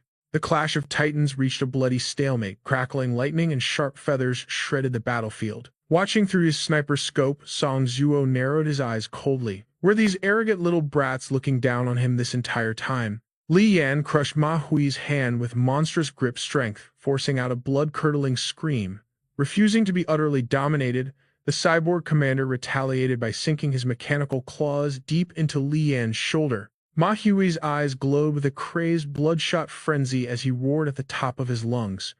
Open fire. Catching the signal, Song Zuo immediately pulled the fatal trigger. The high-caliber bullet grazed right past Li Yan's cheek, making him curse out loud. A deafening explosion erupted, sending a towering pillar of fire into the sky. As the thick smoke cleared, Ma Hui was somehow still alive but completely armless. He gnashed his teeth in absolute bitter resentment. That split-second dodge had critically wounded him while simultaneously exposing the sniper's exact hidden location. It was an unimaginably ruthless and veteran combat maneuver. He glanced down at the gruesome corpse beside him, now reduced to nothing but bleach-white bones. An icy blade mercilessly carved a path, allowing the corrupting dark water to flood in. Suddenly, Li Yan's blood-soaked hand clamped brutally over Ma Hui's face. Covered in gore and ash, Li Yan looked like a demon crawling out from the abyss. Ma Hui stared back with wide, tear-filled eyes in his final moments of despair. In the next heartbeat, Li Yan mercilessly crushed his skull into pieces. He casually tossed Ma Hui's lifeless corpse aside like a bag of worthless garbage. But before he could breathe, Song Zuo fired a massive artillery shell. The devastating blast violently shook the entire forest sector to its core. Piercing through the explosive flames, a pitch-black shadow rocketed into the sky. It was the phantom bird soaring at breakneck speeds. Song Zuo widened his eyes in alarm. Sensing imminent doom, he quickly scooped up some fallen peanuts and shoved them into his mouth. "He is coming." Song Zuo stumbled backward, desperately hauling his heavy sniper rifle as he fled for his life. Staring at the 3 measly peanuts left in his trembling palm, the veteran killer sank into a brief moment of grim contemplation. Shaking off his fear, Song Zuo's eyes hardened with deadly resolve. Clenching his fists, he cast a wary glance over his shoulder. Meanwhile, having reached a safe distance, Li Yan smoothly shifted out of his beast form back into his human state. He touched down silently onto the desolate, war-torn earth. Li Yan's cold, indifferent gaze swept over the ground, locking onto a few scattered peanut shells left behind by his fleeing prey. Out of nowhere, another high-velocity bullet tore through the air. The exact spot where Li Yan stood was instantly annihilated in a violent explosion. As he plummeted downward, a surging tide of dark water rushed up to catch his falling body. Before his feet could even touch the ground, another deadly sniper round punched straight through his body. A secondary blast sent rocks and shrapnel flying everywhere. 3 more deafening explosions rapidly chained together as Li Yan forcefully slammed his foot down to anchor himself. He instantly summoned a condensed barrier to block the lethal shockwaves. Without missing a beat, Li Yan propelled himself skyward, his eyes burning with predatory intent. Knowing his cover was blown, Song Zuo ditched the heavy rifle, unholstered his sidearm. The veteran sniper threw himself backward, diving fearlessly off the towering cliff edge. Song Zuo slid down the steep, jagged mountain face at terrifying speeds. Refusing to let him escape, Li Yan activated his phantom bird skill, swooping down to give relentless chase. Song Zuo instantly raised his weapon, unleashing a storm of bullets. Li Yan shifted back into his human form and launched himself forward. He slammed into the cliffside, sending crushed rock flying everywhere. Driving his knee down, Li Yan pinned Song Zuo to the dirt, forcing blood from his mouth. He viciously snatched the gun from Song Zuo's grip, then aimed the barrel right at his chest. Drenched in blood, Li Yan's face was utterly terrifying. His voice was ice-cold. "You boarded the wrong ship, you bastard. I will give you one chance for your last words." Song Zuo stayed silent, simply closing his eyes to accept his fate. Bang, blood splattered everywhere, leaving only Li Yan's cold silhouette. Song Zuo was gone. Li Yan stood up and casually tossed the gun aside. He glanced down at his palm. Resting, there was a single pen tip. It was completely dried out and slick with oil. This thing wasn't worth much, but during this brutal winter of extreme scarcity, barely anywhere had the resources to even prepare such an item. The howling mountain wind made his figure look incredibly lonely. A gentle breeze swept Song Zuo's hat high into the sky. Li Yan landed steadily at the mountain's base as the phantom demon limped over. It only had one arm left and half of its head was sliced clean off. Its single remaining pupil burned a horrifying crimson.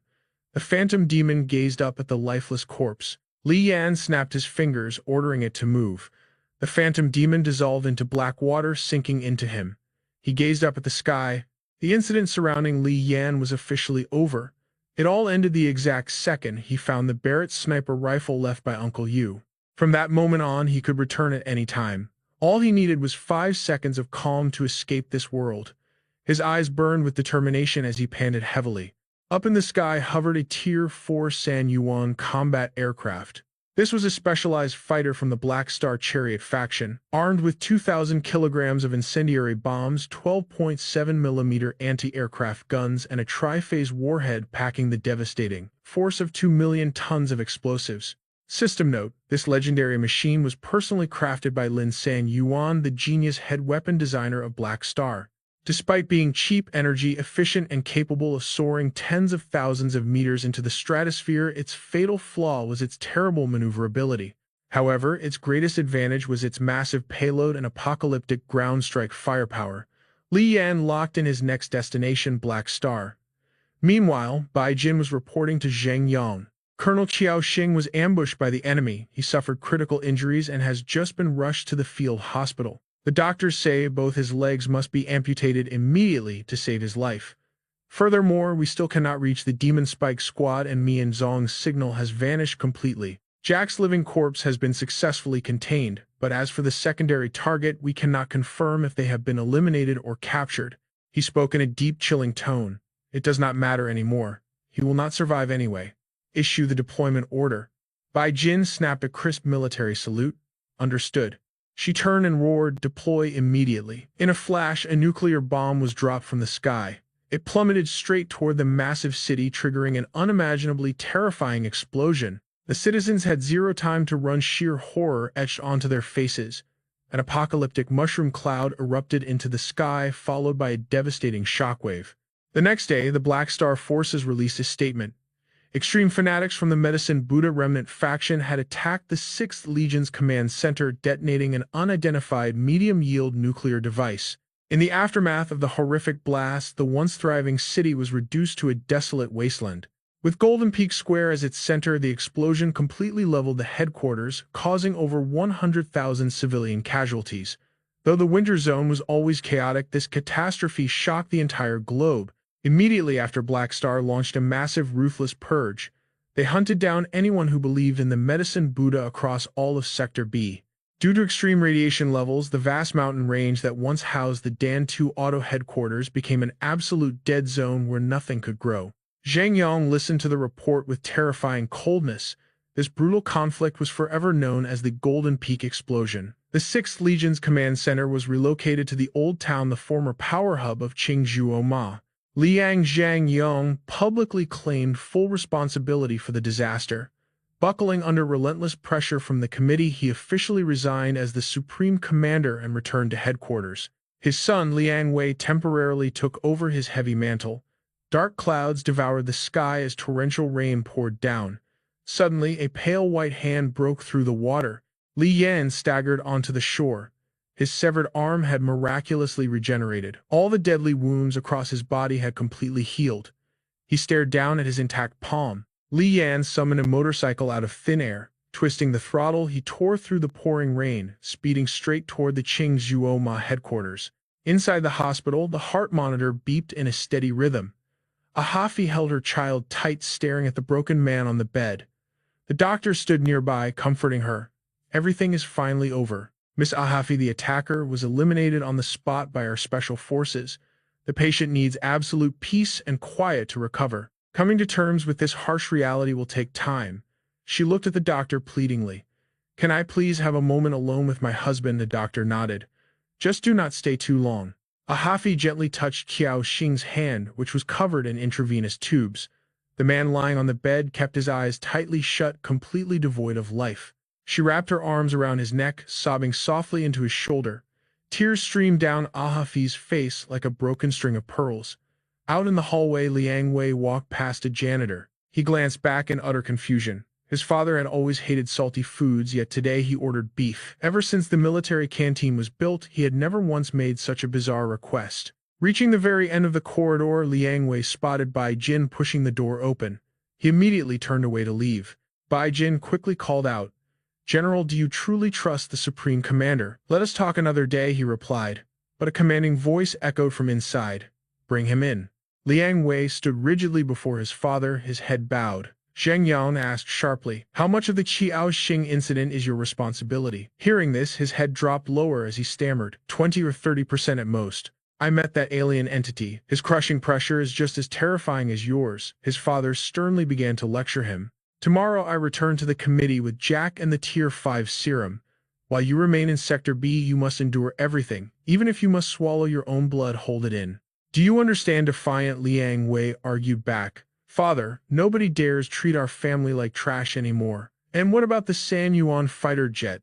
Zheng Yang asked with deadly coldness. "With San Yuan?" Instantly Liang Wei turned completely pale with sheer terror. He replied weakly, "Nothing." "I will remember your words, father. Endure, never lose my temper." Zheng Yang dismissed him without another word. His face showed zero emotion whatsoever. His cold gaze pierced Li Yan's file. A man of the bigger picture. Humble eyes hiding a razor-sharp mind. But most importantly, ruthless execution. That killer instinct is exactly why Chairman Tate elevated Commander Leon. The nuclear strike of the past was inevitable. To the committee, Leon was the perfect monster to handle such apocalyptic fallout. Nobody dared cross him. Sidelining him now was suicide. He was a walking paradox of pure, calculated selfishness. Perhaps. Saving the world and saving humanity are two entirely different quests. This cruel system thrives purely on human ignorance and silence. True faith is never just empty words. It is forged from the blood and shattered souls of the fallen. Leon gripped the relic, a chilling truth even painted in others' blood. Just days ago, a volcanic eruption shattered the very dimension. Nature itself was vaporized into ash. Within the raging inferno, a lone shadow carried a girl, holding the legendary Phoenix Pill, a divine elixir capable of absolute resurrection. Time slipped away in the blink of an eye. Li Yan stared at his palm. Ironically, his shattered left arm had healed back twice as strong. His gaze shifted to the nearby hospital. Crystal was resting on the second floor. Li Yan ran the tactical numbers. The entire sector security force was pathetic, barely equal to 2 Tier 3 special operatives combined. His footsteps suddenly halted. Li Yan turned to the front desk. "What exactly is this?" "The Dark Star Committee is funding an orphanage," she explained. "District B citizens can donate and sign the wooden board." Li Yan pointed sharply. "How much did this specific person give?" She revealed a small box holding 2 measly coins. Li Yan froze, staring blankly at the single digit carved into the copper. The receptionist let out a startled gasp. Li Yan snatched the donation box. "Let me chip in for the cause." "Sir, please leave a blessing for District B," she urged. "Commander Leon will read these personally." Li Yan shot her down instantly. "Save it.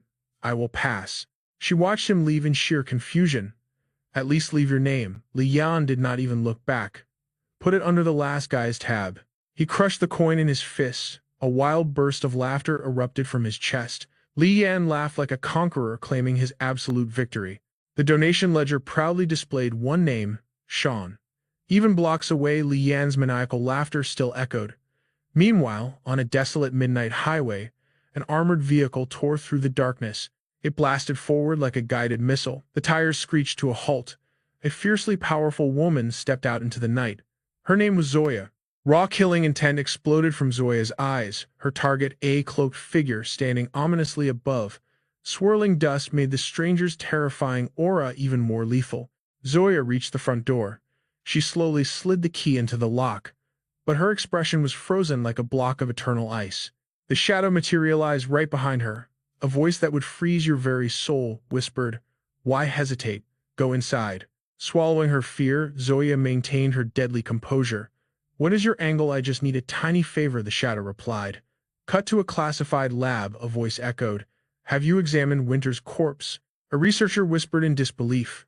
"Listen closely. Her blood does not carry a single trace of decay. We assumed it was an advanced zombie mutation, but the autopsy revealed catastrophic organ failure. That woman was never an undead monster. She was just a dying mortal clinging to life. Her facial necrosis was so extreme we were completely fooled. He continued his grim report. A Tier 4 combatant could survive that insane radiation. But the devastating toll, absolute cellular breakdown and rotting flesh. However, if she embraced the undead awakening path, high-tier variants can consume human flesh to regenerate their beauty, and even cheat death itself. It is terrifying to fathom. Surviving over 40 years in a cannibalistic wasteland, Alpha stared into the void. She merely wanted to die with her human dignity intact. Glaring at the containment pod, Alpha muttered bitterly. She truly deserved that peaceful end. She sharply pivoted the conversation. Minister, my husband wakes from his coma today, and the undead research data has already been fully transmitted. My mission here is complete. I am taking an indefinite leave. A colleague nodded. Take the rest you have earned. Meanwhile, Vivian turned to an incredibly furious Zoya. You practically tore this entire sector apart. What kind of catastrophe made you drag me all the way back here? Just then, a guard interrupted. Colonel Zoya, the commander will see you now. Zoya's aura was agonizingly tense, like she was carrying the weight of the entire world on her shoulders. Her eyes darted around the perimeter. Checking for any hidden spies, Zoya urgently pulled Leon aside. Sensing her panic, he narrowed his eyes. Are you injured? What is wrong? Leon leaned in with a grim request. Vivian is young and dangerously reckless. While she is stationed here, watch her back. Do not let her do anything foolish. Zoya spun on her heel, marching away without a single word. Completely missing the intensely suspicious glare, Leon shot at her back.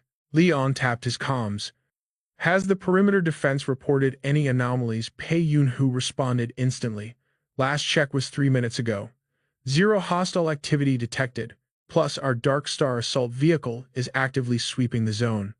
2/3 of our elite forces and heavy artillery are still holding tactical stealth positions in town. Even if the Tanya mining cartel launches a full frontal assault, we will absolutely crush them. Leon dug deeper into the tactical feed.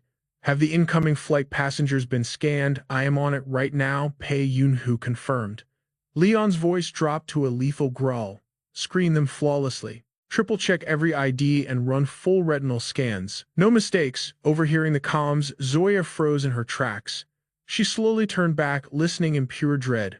Initiating an unannounced security sweep on all personnel immediately. Full compliance is mandatory. Sergeant Mason stepped forward for biometric scanning. Panic warped Zoya's face. She bit down violently on her own hand to stay quiet, biting so hard she nearly drew blood, until an automated voice suddenly chimed. All biometric scans clear. Status normal. Right at this moment, the aircraft had already blasted off the runway. Chapma made a frantic call. You are not on the flight. I am honestly surprised. I never expected you to keep my secret. Chapma was completely lost in the chaos. What exactly are you planning to do?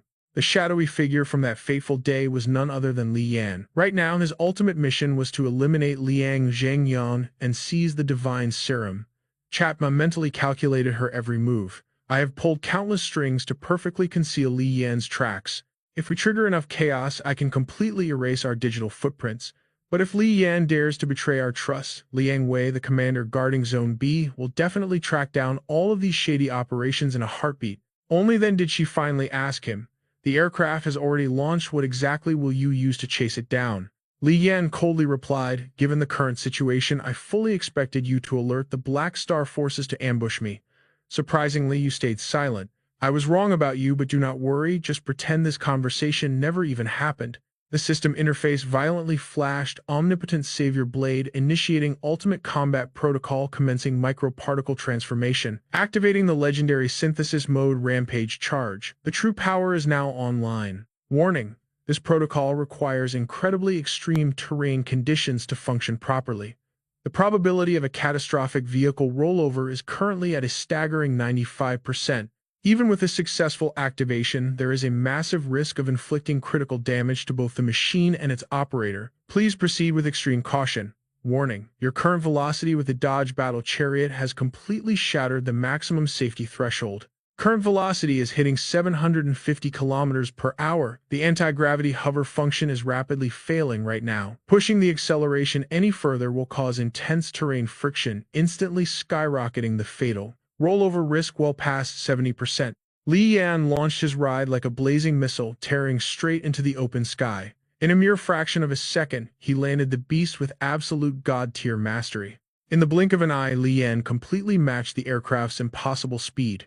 Channeling every ounce of power, he locked his sights right on the target. Seizing the perfect split second, Li Yan rammed his roaring beast into the prey, triggering a devastating mid-air explosion.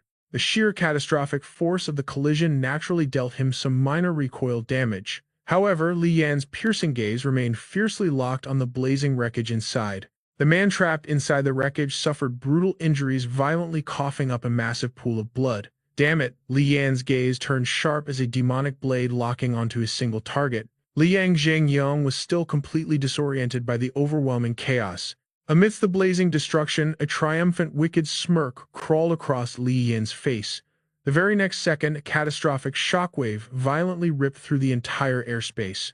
Suddenly, the system blared red warnings as Li Yan took a critical hit, his life force steadily draining. Blazing shrapnel and mechanical ashes rained down from the heavens. From the hellish remnants of the cabin, a towering, monstrous silhouette slowly stepped out of the flames.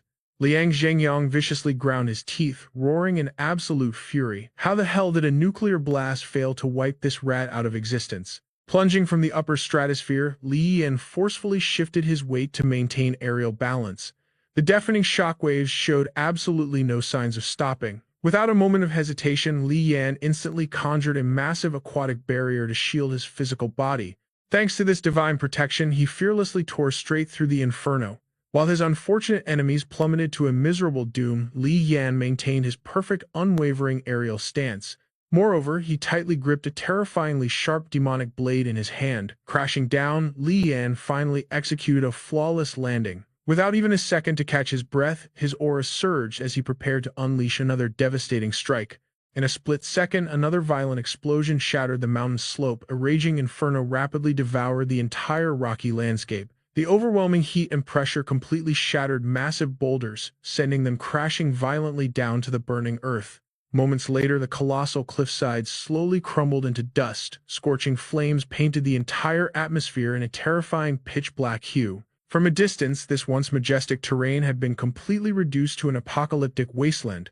Yet amidst the destruction, a pair of indomitable feet stood firmly on the scorched earth, forcefully leaping into the sky to dodge the crushing debris. Liang Zhengyang's massive muscular frame crashed down like a meteor, firmly cradling Bai Jin in his muscular arms. By now her fragile body was horribly charred by the flames as her trembling voice weakly whispered. Commander Liang Zhengyang desperately tried to comfort her. "Stay calm, just take a deep breath. You will survive." Hearing this, Bai Jin burst into agonizing sobs. "Commander, the pain is unbearable." Left with no other choice, he gritted his teeth and mercifully ended Bai Jin's immense suffering himself. Once it was over, Liang Zhengyang gently laid the petite girl's lifeless body onto the ashen ground. His massive battle-scarred hands violently crushed the stone wall beside him. Liang Zhengyang's raging fury was hot enough to melt solid rock, as his voice dropped to a demonic growl. "I truly must thank you for giving me the time to bid my comrade farewell." An overwhelming, scorching hellfire completely swallowed Liang Zhengyang's massive physique. Fourth-tier military class Martian Proton Yanfu Walker, bring it on, you bastard. On the opposing side, Li Yan's blood boiled with absolute excitement for this very clash. "Did you receive it yet?" He slowly revealed a blood-stained coin resting in his palm. "There was a poor old man who actually donated to your Black Star Chariot faction. Even though it was barely any money, he attached a heartfelt letter, fully believing that you highly ranked elites would actually reply. You received it, did you not?" Liang Zhengyang spat back with utter disdain. "Those pathetic little public relations stunts are literally just empty slogans for the masses. I have far more important missions to complete." This disgustingly arrogant attitude fueled the blazing inferno of hatred inside Li Yan's heart. "Just who the hell do you think you are?" Li Yan ruthlessly mocked. "You pawns forged by this era all suffer from the same grand delusion. You actually believe you can hold up the heavens single-handedly, but it is nothing but a pathetic fantasy." Li Yan's voice echoed with crushing authority. "This world has never and will never shift its axis just for the sake of one single arrogant human being. Yet the higher you dogs climb on the ladder of supremacy, the easier you completely forget that absolute truth." He fiercely continued. "The intoxicating grip of power makes you all disgustingly numb. You entirely lose the ability to sympathize. or bleed alongside the innocent commoners. Tragic fragments of forgotten memories violently flashed across Li Yan's mind. People like you dare to stamp a cold, self-righteous label of nobility onto every single meaningless sacrifice. In the very end, you elites are the exact ones who lack the most basic reverence for this bloody era. His furious roar shattered the air, the mighty pharmacist Buddha, the three great power fists, Ramhorn, and especially you, every single one of you bastards. Li Yan wanted to carve this brutal truth into his enemy's skull. Every single one of you highly ranked elites think way too highly of yourselves. In a flash of lethal intent, he gripped his legendary blade and blitzed forward like a phantom. This overwhelming bone-crushing strike sent Liang Zhengyang flying through the air. Even the supposedly indestructible weapon in the commander's hands shattered into worthless metallic dust. Refusing to grant him even a second to breathe, Li Yan beautifully spun his body, unleashing an absolute god-tier slash right at Liang Zhengyang. However, the veteran commander reacted with terrifying agility, swiftly ducking under the blade's lethal trajectory. Not only did he perfectly evade the strike, but he gracefully landed with solid footing, instantly regaining his explosive momentum. Liang Jing-yong initiated a brutal counterattack. He fiercely unleashed his mouth, threatening to completely incinerate the surrounding space. Refusing to be suppressed by this sheer heat, Li Yan immediately summoned his impenetrable aquatic barrier. In a matter of seconds, he completely neutralized Liang Zhengyang's apocalyptic wave of hellish flames. Standing fiercely on the opposite side, the commander instantly shifted into an extremely guarded combat stance. The explosive recoil from that earlier clash had severely mangled Li Yan's hand, yet Liang Zhengyang was clearly suffering from massive internal damage as well.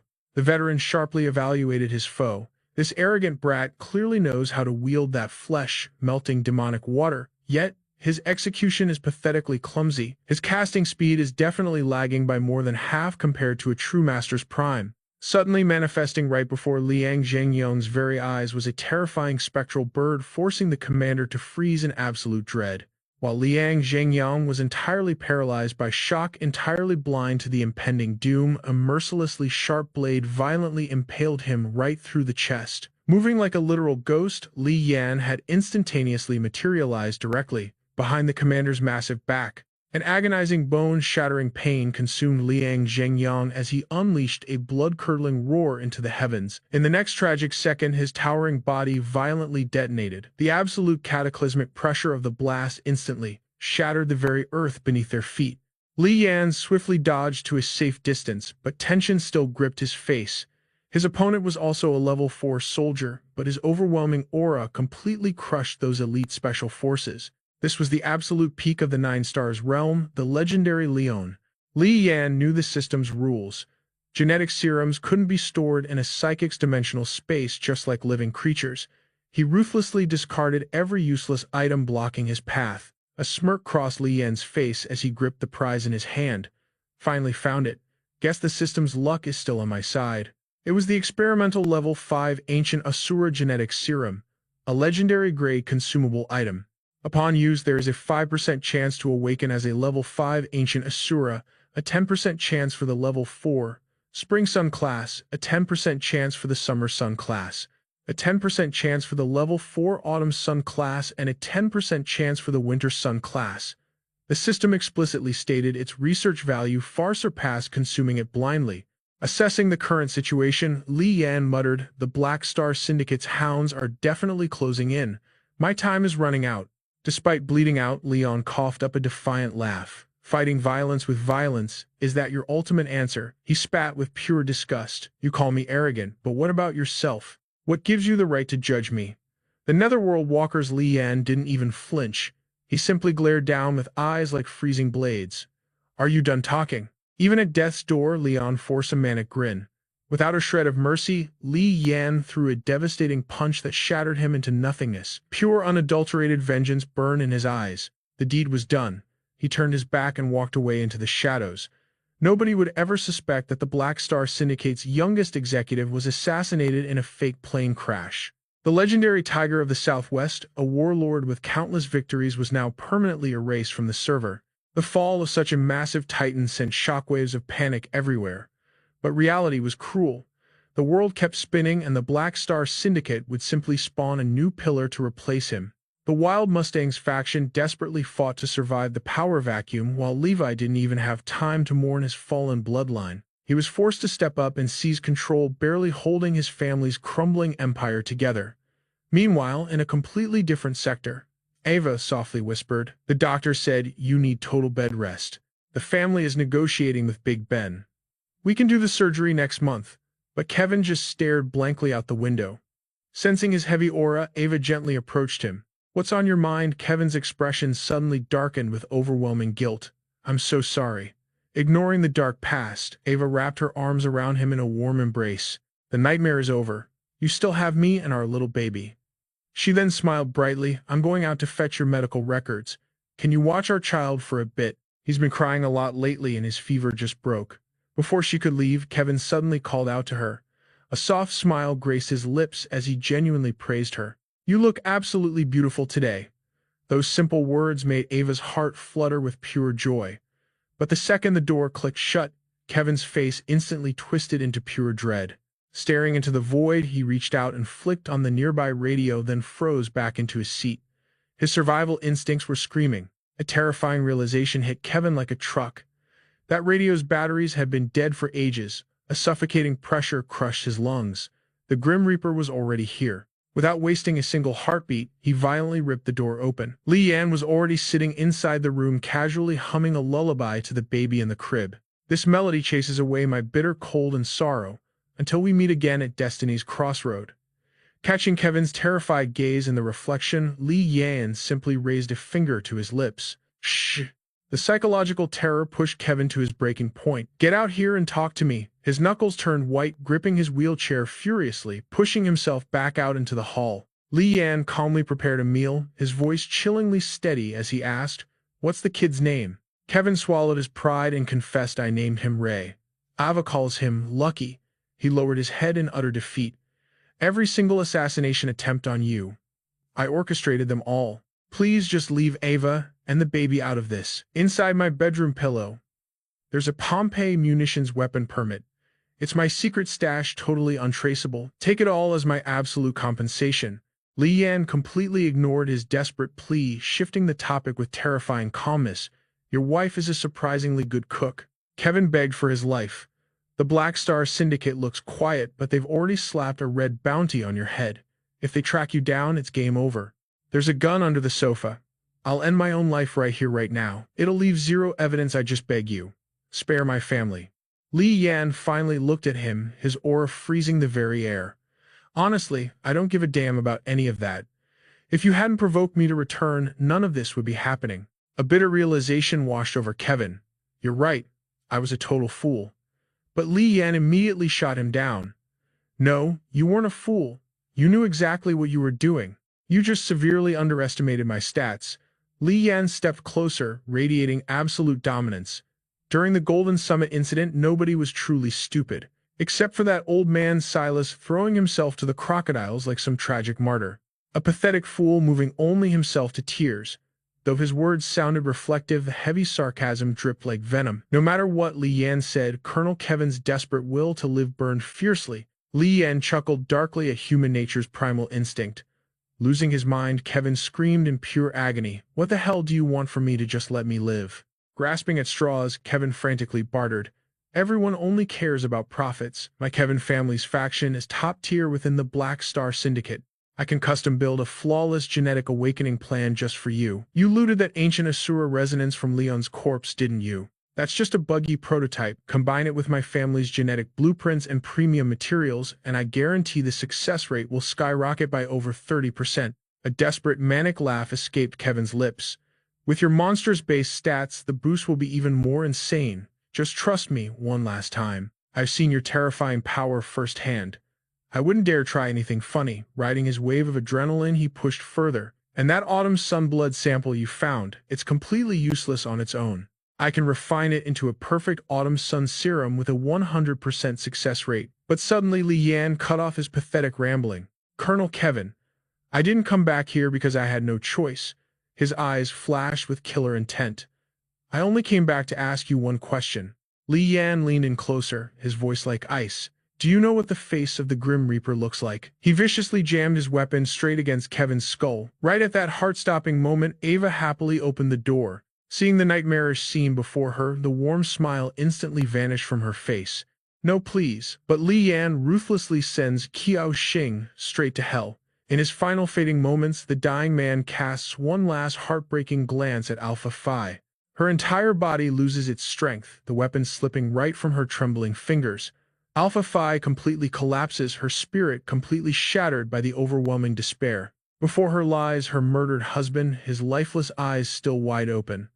Alpha Phi is paralyzed by soul-crushing agony-worn tears streaming down her pale face. Nearby in the crib, their helpless infant wails into the endless void. Yet Alpha Phi remains frozen, entirely unable to stand up and comfort her crying child. She simply stares blankly at her husband's tragic corpse, bleeding out on the cold floor. His grim task complete, Li Yan walks away with chilling indifference, abandoning the traumatized mother and crying baby in the bloody room. Her entire universe has completely collapsed. Alpha Phi kneels paralyzed for what feels like eternity until pure agony transforms into blazing vengeance. Driven to absolute madness, she snatches her weapon and aims at Li Yan. Stop right there. Yet, without breaking a sweat, he maintains total dominance over the situation. Li Yan pierces her soul with a murderous glare, his finger twitching on the trigger, but then he casually tosses his own weapon aside. Damn you, still. Trapped in a state of utter shock, she actually pulls the trigger. Her violently shaking hands keep the barrel pointed directly at Li Yan's chest. Alpha Phi unloads the magazine in a blind frenzy, but every single shot misses his aura completely, meeting violence with extreme violence. Is that your final answer? You claim I am arrogant, but what gives you the right to judge my path? In truth, a monster like you is far more dangerous. You care about almost nothing, and soon you will feel absolutely nothing. In your eyes, I am blinded by authority, but what truly intoxicates you is a supreme power that entirely transcends mere worldly control. You possess an infinite stage and near-eternal lifespan, yet you have no idea what your soul truly desires. You are nothing but a starving parasite endlessly devouring everything in your path. You will grow undeniably stronger only to completely lose your connection to life and human emotion. The mortal values and human pride you currently hold dear will eventually be tossed aside like worthless garbage. Neither worldly desires nor fleeting pleasures will ever fill the endless void inside you. Your journey through the Yanfu realm is not just an unstoppable evolution, it is an absolute, inescapable curse. Right now, you get to play the lone hero slaying the evil tyrant, stepping over my dead body to bask in the glorious illusion of victory. But in reality, it is simply because you haven't grown bored yet. Sooner or later, every single thing in this universe will become entirely meaningless to your awakened eyes, and a man who relies purely on absolute violence to solve his problems is destined to transform into the most terrifying, ruthless tyrant of all, though it is highly likely you will just die violently along that bloody path. The scene cuts. Li Yan has left the bustling city behind, wandering through a desolate wasteland hunting for ancient traces buried deep beneath the sand. Has destiny's light already shined upon him without his knowledge?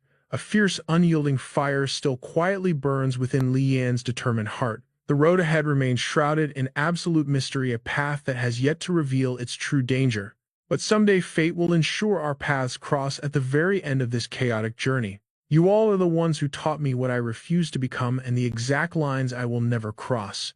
For that awakened clarity, I genuinely thank you. A mysterious voice suddenly breaks the silence. Mortals worship legendary heroes and cunning opportunists simply because they despise their own pathetic weakness. Those who safely watch from the sidelines always look down upon true morality. But in truth, morality is the ultimate weapon forged by ancient sages to restrain absolute monsters like me, Li Yan declares with terrifying confidence. As for those so-called geniuses scattered across the realm, they are not even worth my time. Someone mutters from the shadows, Liang Zhangdong was a highly useful pawn, and the Sangola spiritual matrix is completely gone. Li Yan calmly replies, I have no intention of starting a massive war over such a trivial annoyance.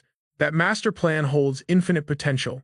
It honestly reminds me of the legendary rise of the Cao Yuan dynasty from centuries ago. Anyway, possessing the Sangola matrix prototype is beneficial, but losing it means nothing. He lets out a dangerously dark chuckle. It is hardly a mythic artifact, and besides, hasn't he already accepted that hellish Yanfu system quest? During that chaotic event, the ultimate victor who reaped all the legendary rewards was actually Su Lin. The system benefits he secured far exceeded mortal comprehension. At that exact moment, the blue interface chimes. System alert. You have successfully completed the current Yanfu event alongside a hidden special Yanfu event. However, the side quest does not count towards your completion total. Your total completed Yanfu events stand at exactly 10. Your performance rating is average. Fixed rewards have been successfully distributed. Extraction items secured Tier 5 Genetic Enhancement Serum, the Sangola Spiritual Matrix, the Autumn Sun Genetic Sample, the Thunderstrike Genetic Sample, and the Severed Pinky of the Hypersensor. The system is now calculating your final stats. Calculation report. Average rating grants 200 points base score only. Purchasing authority limit increased to 150%. Fixed Yanfu event rewards claimed. There are no gacha draws available this time. Li Yan hesitates for a second, overwhelmed by the complex reward names. Finally, he just decides to name it Rob. The cold, mechanical voice of the system echoes again. Option 1, none available. Option 2, the Rabid Wolf Artifact Specialized Sniper Rifle Barrett M82A1. The system continues. Option 3, Secret Treasure Excavation Rights. The Hidden Yanfu Relic, the Phantom Fruit Pavilion. Upon every system return, your premium shop list will randomly feature one mythic item from the Phantom Fruit series. The system rewards were insane. Potential drops included Immortality Seeds, Demonic Tree Evolutions, Floating Bronze Dragon Crystals, and Golden Iron Steeds. It even featured the Sacred Spring White Fox alongside ultra-rare Heavenly Belts and ancient martial arts manuals. This system buff lasts through 5 entire Yanfu survival events.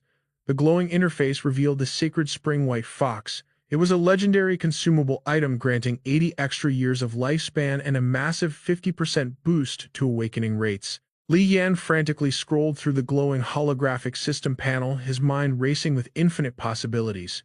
The marketplace inside the Winter Realm was incredibly straightforward, splitting its exclusive inventory into 2 distinct ultimate categories. Category 1 offered tactical weapons, heavy artillery, medical gear, and massive base structures. Category 2 featured genetic modification serums. The Winter Realm weapons were dirt cheap. Li Yan smirked, thinking about buying heavy firepower for his Red Flag brothers. But those genetic serums, the prices were absolute highway robbery. The holographic interface displayed 3 elite items. First was the level 3 Steel Cranium Genetic Serum. It massively boosted a Yanfu walker's physical durability and could seamlessly resonate with inherited awakened abilities, costing a hefty 6,000 Yanfu points. Next was the level 3 Phantom God Serum. It tremendously amplified reaction speed and agility, perfectly syncing with ancient inheritances. That serum cost 5,500 Yanfu points. Finally, the level 3 Hellborn Warrior Serum. It supercharged dynamic vision, cellular regeneration, and mechanical control precision while resonating with inheritances. The cost, a staggering 7,000 Yanfu points. Li Yan narrowed his eyes at the grayed-out items at the bottom of the list. He frowned deeply. The legendary level 4 serums were strictly locked away from public access. This entire marketplace and its rigid prices were personally locked down by Ghost Lord Su Ling. Li Yan racked his brain, realizing the cold truth. This exclusive realm harvested by the Ghost Lord had been completely sealed off from ordinary players for ages. Only those handpicked by the Ghost Lord himself possessed the clearance to explore its depths or trigger these ultra-rare private survival events. To put it in gamer terms, this was a one-of-a-kind hidden dungeon. The system alert flashed. A Yanfu walker, linked directly to the fruit's owner. Sacrifice rare genetic samples from the Winter Realm and claim your ultimate reward. Right now, Li Yan's fingers flew across the digital interface in a frenzy. The mechanical voice echoed relentlessly. You sacrifice Thunder Zhuo's blood sample. Unregistered by Big Ben. Choose your prize. 5,000 Yanfu points, or 2 Tier 3 enhancement potions. Next offering accepted. The unregistered Severed Pinky of a Supersensory Psychic. Reward options. 10,000 points. Or 4 Tier 3 elixirs. Pastor Jack's unlogged blood sample submitted. The ultimate payout. 22,000 points. Or 16 Tier 3 potions. Li Yan's voice dropped. So, the greater the sacrifice, the richer the loot. What if I offer something else? Something non-genetic. The system instantly chimed in. Permission granted. A wicked grin slowly spread across his face. The prompt response felt almost planned.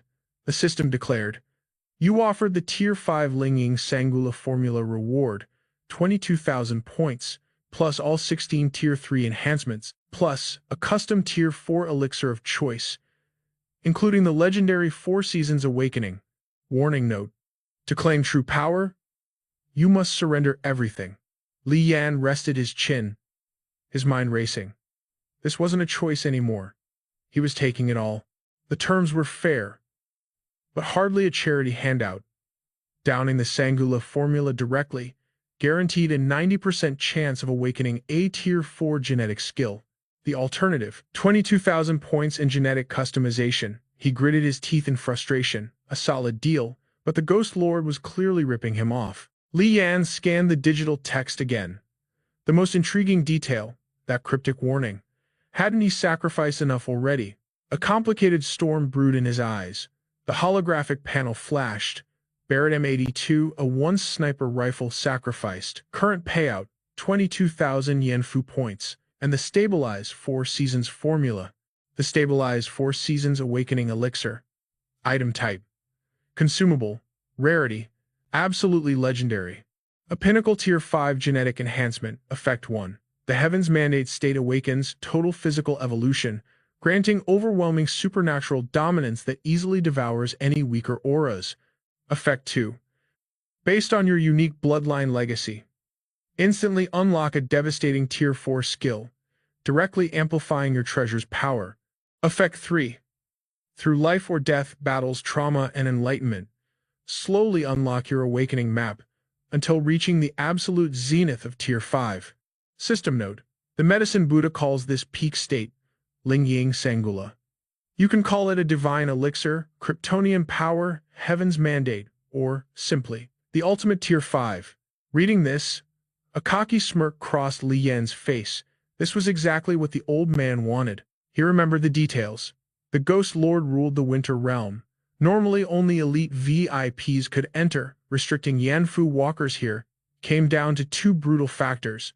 First, an insanely steep entry fee. Second, incredibly tight time limits. But Li Yan, he didn't care. Uncle Yu's parting gift granted him absolute VIP access.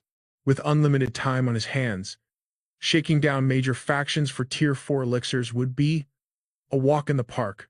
A smart player would use the Barrett to breach the gates, enter the Winter Realm and farm the ruins, grinding for 2 or 3 Tier 4 potions, totally doable and worth the grind. Not to mention the hidden arsenals and secret bases up for grabs. Ghost Lord Suling designed this sacrifice system as an arrogant way to reclaim his treasures. He was sending Li Yan a double warning. First, he couldn't care less about these so-called ultimate Tier 5 prototypes. Second, play your cards right, and the boss might just show some mercy. Suddenly, heavy chains began to violently rattle, tightly strangling the glowing holographic sign. Li Yan rubbed his chin and thought, honestly, the Ghost Lord shouldn't even notice a nobody like him. The power gap was just too astronomical.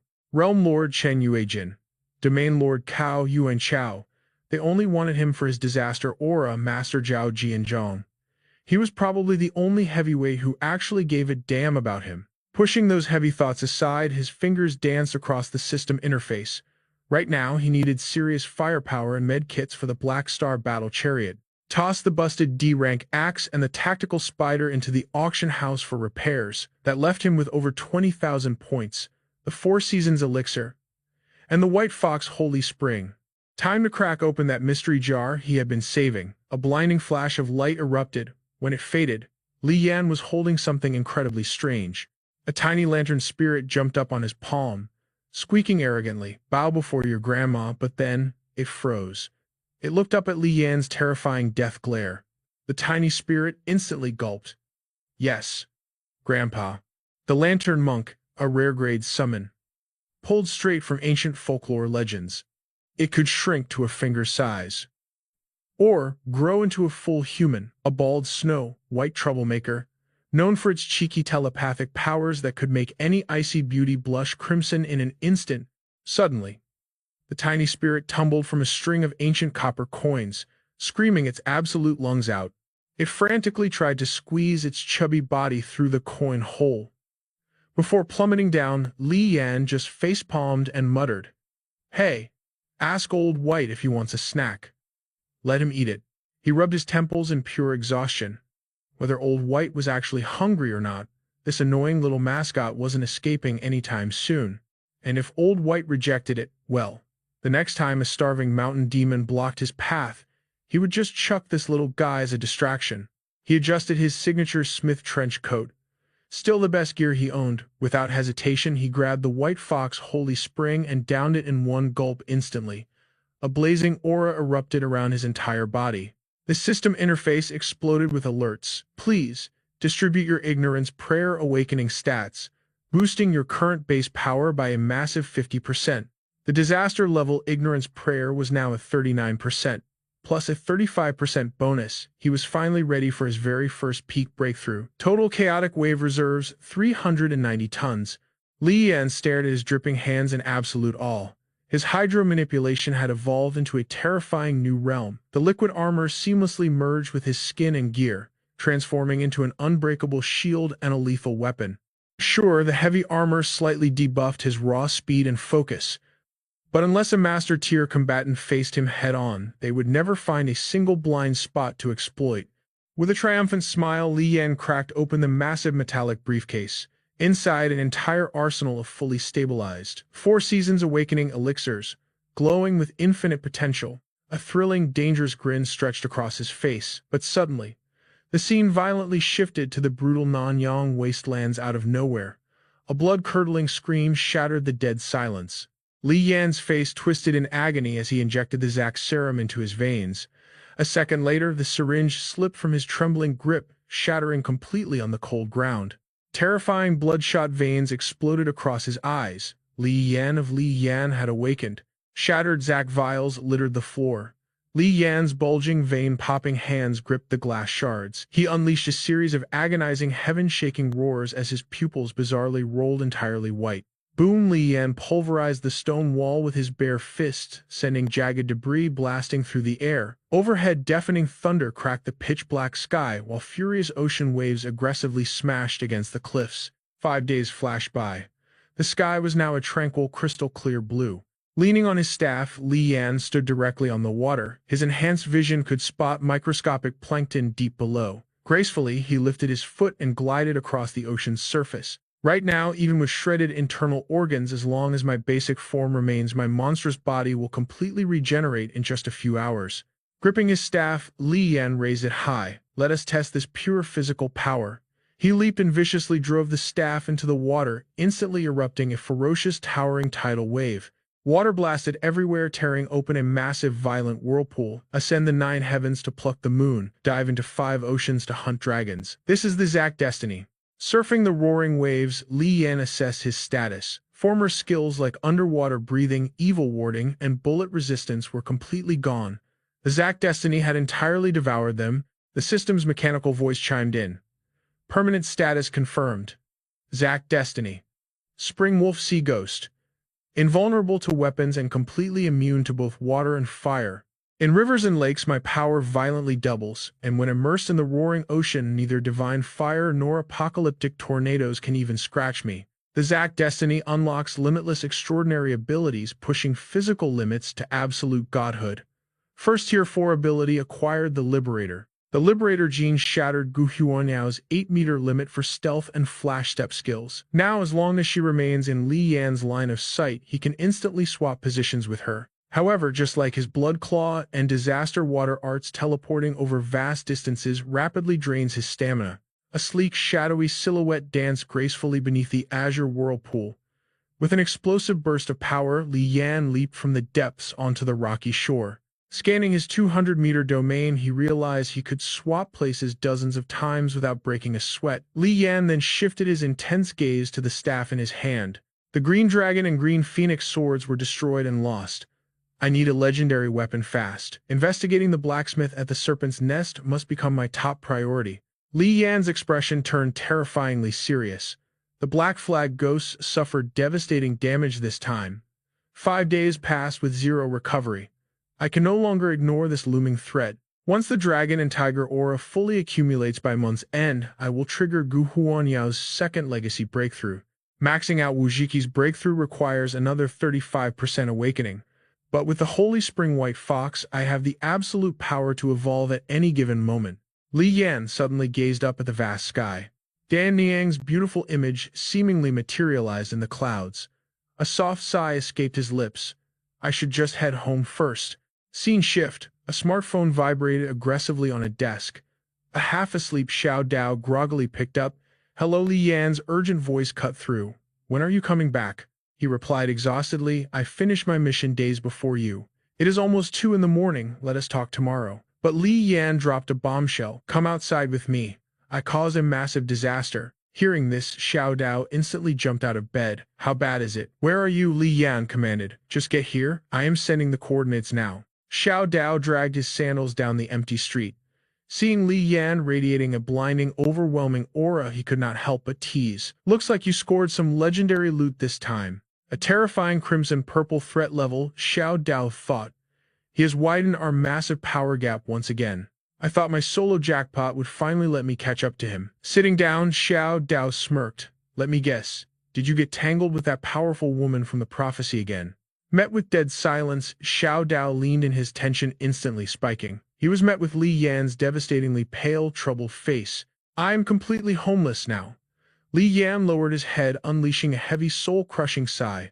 Flashback to 6 hours earlier, checking the calendar, Li Yan calculated intensely. Including my 5 days in Nanyang, this killing demonization process only cost me a week in real-world time. Suddenly, Li Yan glanced behind him. Dan Niang was peacefully asleep on the sofa, wrapped tightly in a blanket. Sensing his familiar aura, her beautiful eyes fluttered open. Meeting her gaze, Li Yan softly announced, I am home. Dan Niang turned away, her toes curling defensively against the cushion. She pouted. So the prophecy ended, and you just had to vanish to Nanyang again. Rubbing her delicate foot, she demanded defensively, do you still even care about your daughter? Without a word, Li Yan slowly stood up from the dining table. Watching his towering shadow approach, Dan Niang's heart raced. She looked up nervously, suddenly hyper-aware of her thin nightshirt and loosely draped blanket. A furious blush exploded across Dan Niang's cheeks. Flustered, she desperately pushed Li Yan back. Hey, wait. Go sit upstairs for a second. I have not changed my clothes yet. But Li Yan simply smiled warmly. No need. You look breathtaking in anything. Refusing to yield, Dan Niang frantically rushed him. Just go up. I will call you when I am dressed. Calmly grabbing a bowl of rice, Li Yan chuckled. Fine, I will bring some food up. Let me know when you are ready. Minutes later, his voice echoed down. Are you done? From downstairs, Dan Niang shyly called out, I am ready. Li Yan immediately descended the stairs, his eyes locked onto her with overwhelming affection and absolute adoration. Dan Niang was now bundled up in a modest, long-sleeved shirt. Her cheeks burned a lovely crimson and her sparkling eyes looked breathtakingly gorgeous. Staring at her, Li Yan's heart softened. She hates flashy colors exclusively, preferring pure white and ocean blue. As he sat down, he noted her quirks, disliking jewelry but absolutely obsessed with designer high heels and luxury handbags. Glancing at a wall photograph, sweet memories flooded back. She loves listening to soft, soothing melodies, but totally shreds on heavy rock drums and electric guitar. The common trait. They both hoard legendary local treasures that skyrocket a Yanfu walker's power, yet they violently refuse to open their doors to outsiders. I once bought a square yellow SpongeBob figure asking if she wanted Sandy instead, but she stubbornly demanded to trade it for a snow chai. Li Yan reminisced warmly. She adored classic vintage cartoons, especially that time watching Nezha conquers the Dragon King, when the mountain goddess unleashed earth-shattering chaos only to face Nezha drawing his sword in tragic sacrifice. She had been sobbing for over 5 minutes. Despite her usual gentle and elegant demeanor, Dan Niang had a surprisingly childish side. Suddenly, her voice cut through his swirling thoughts. Li Yan, I can feel that you've completely changed. Confused, Li Yan raised an eyebrow. What makes you say that? She calmly replied, the Buddhist teachings say. Humans cannot see the wind, fish cannot see the water, ghosts cannot see the earth, and dragons transcend all living beings. If your past self was a mere fish in the pond, you have now awakened as a soaring dragon. Gently, Dan Niang reached out and grasped his hand tightly. Lowering her gaze, she poured a mysterious liquid directly into Li Yan's palm. I thought the mountain-subduing spell would need to stay inside you for at least a year, but your power leveled up far too quickly. With your current overwhelming strength, you don't even need my protection anymore. Keeping it any longer would only disrupt the harmony of your body and soul. Li Yan was absolutely stunned. He had no idea when she secretly planted this protective seal on him, but having an extra lifeline wasn't a bad thing at all. But the moment Dan Niang's fingers brushed against the liquid, the mystical connection violently snapped. A wave of absolute shock and disbelief instantly washed over her beautiful face. Dan Niang stared blankly at the shattered magical link on her fingertips. Seeing her intense reaction, Li Yan was completely lost. "Hey, what's wrong?" he asked. However, Dan Niang simply brushed it off with a cold tone. "It's nothing, let's just eat." But Li Yan wasn't about to let this slide. He pressed harder, demanding, "Tell me what exactly happened." Snapping back to the harsh reality, Xiao Dao asked under the flickering streetlights, "So you basically got kicked out after that?" Li Yan clutched his head in pure frustration. "I don't care about being homeless. I'm terrified that she's so furious she might vanish from my life forever." Xiao Dao patted his shoulder and asked, "Dude, what kind of epic mistake did you make to piss her off that much?" Li Yan slowly raised his head, his eyes dead serious. Wrapping an arm around his buddy, Xiao Dao grinned and reassured him. "How could I abandon a brother in need? Just crash at my place for now. Once Dan Niang cools down, you can go crawling back home." However, Li Yan couldn't even force a smile. His gaze grew dark and heavy. Meanwhile, back at the house, Dan Niang was curled up, hugging her knees in deep, heavy silence. Her mind raced with endless thoughts. The mountain-subduing spell was an ancient primal curse. The moment the hosts lost their will to fight or passed out, it would automatically trigger, erupting into a devastating blast of blue hellfire. This spell had no mercy, destroying friend and foe alike. Simultaneously, it would forcefully teleport the user away from the battlefield, dropping them safely in a dense forest anywhere within a 200-kilometer radius. But there was a massive catch. To cast this divine protection, the caster's magical aura had to completely overpower the host's energy. If Li Yan grew too strong, the spell would backfire, violently damaging his internal mana flow. Even worse, the spell relied on a deep soul bond between them to trigger, leading to one incredibly awkward flaw. While the seal was active, they absolutely could not engage in any intimate relations. The slightest fluctuation of life essence would instantly shatter their connection, destroying the spell. Back in the present, Li Yan stood like a statue, his face completely unreadable. Xiao Dao broke the silence. "Listen, I'm not trying to mock you, man. I run a diner now. I'll cover your food and rent. When customers roll in, just help me chat them up a bit. Is that asking too much?" Li Yan slowly turned his head, glaring at his friend. "Let's get one thing straight. I'm not desperate enough to become your freeloader." Xiao Dao lowered his voice softly. "Bro, think about the bigger picture here. In this entire city, Dan Niang doesn't trust anyone else but me. What if she finally cools down and comes looking for you here, but you're nowhere to be found? Wouldn't you blow your only chance?" Hearing this flawless logic, Li Yan was forced to reconsider. Xiao Dao's father had bought a massive 2-story building to run his diner. He hired 2 waitresses to work the floor while he ruled the kitchen as the head chef and boss. Any ordinary business owner would have gone bankrupt trying to maintain this place. But Xiao Dao's father was no ordinary man. Thanks to his mysterious skills, the diner's popularity was absolutely exploding. Xiao Dao flashed a sly grin and pointed, "Look, I'll handle the blazing heat in the kitchen. All you gotta do is write up the orders and pass them through the window. Easy money, plus if she ever shows up, she'll see you looking totally miserable and pathetic. Her heart will soften and boom, you're back in her good graces." Li Yan's eyes lit up as he couldn't help but raise his voice. "Damn. You're actually a genius. That makes perfect sense." He dropped his head, muttering in frustration. He desperately wanted to explain himself to Dan Niang face to face, but she was so furious she had literally locked him out of the house. Suddenly, Xiao Dao snapped his fingers. "Oh right, I almost forgot. You're definitely gonna need this." He pulled out a strange glowing item from his inventory.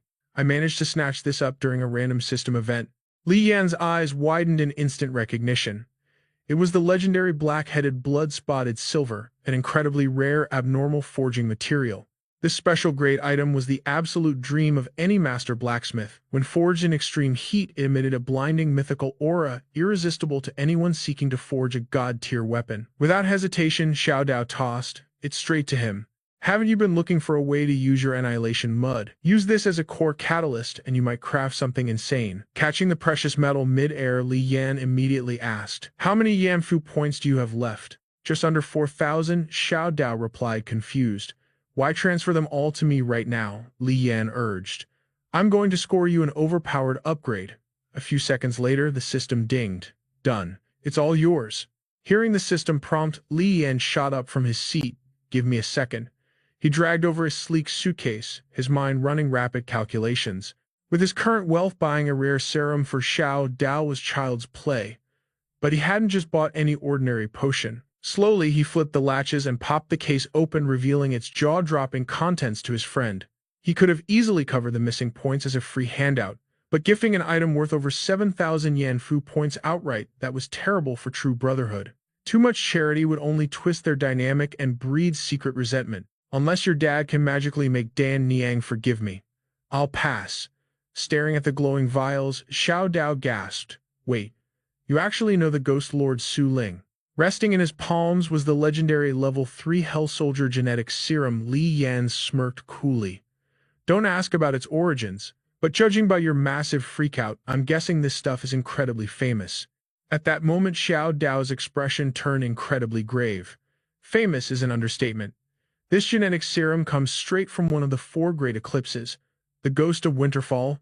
Every single elite walker in the Yanfu system is willing to slaughter each other just to get their hands on a Winterfall serum. It's the ultimate shortcut to ascending as a supreme walker. Lowering his voice to a whisper, Xiao Dao continued, "But the Ghost Lord's demands are borderline insane. He was the first legendary being to shatter the system's rules and personally harvest the fruits of power.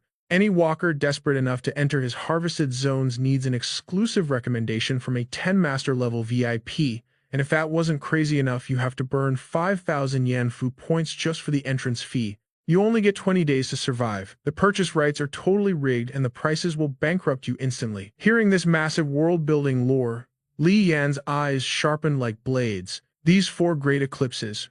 What exactly are the other territories? Xiao Dao's aura grew deadly serious. First, the Ghost of Winterfall. Second, the Scales of Dustrain. Third, the Domain of the 7 Kingdoms. The powerhouses backing them are absolute nightmares. And finally, a last terrifying faction ruling the shadows, the Realm of 8 Agonies. Legends say that realm exists completely outside the 3 realms. It serves as the ultimate stronghold for monstrous beings who refuse to let go of their mortal obsessions. Li Yan pressed his lips together. Hearing that, he muttered, claiming the fruit is no easy feat even for the 10 lords. Only 3 out of 10 actually succeed. Knife instantly shot back. "Not exactly. I just learned the Heaven and God Lords aren't single individuals.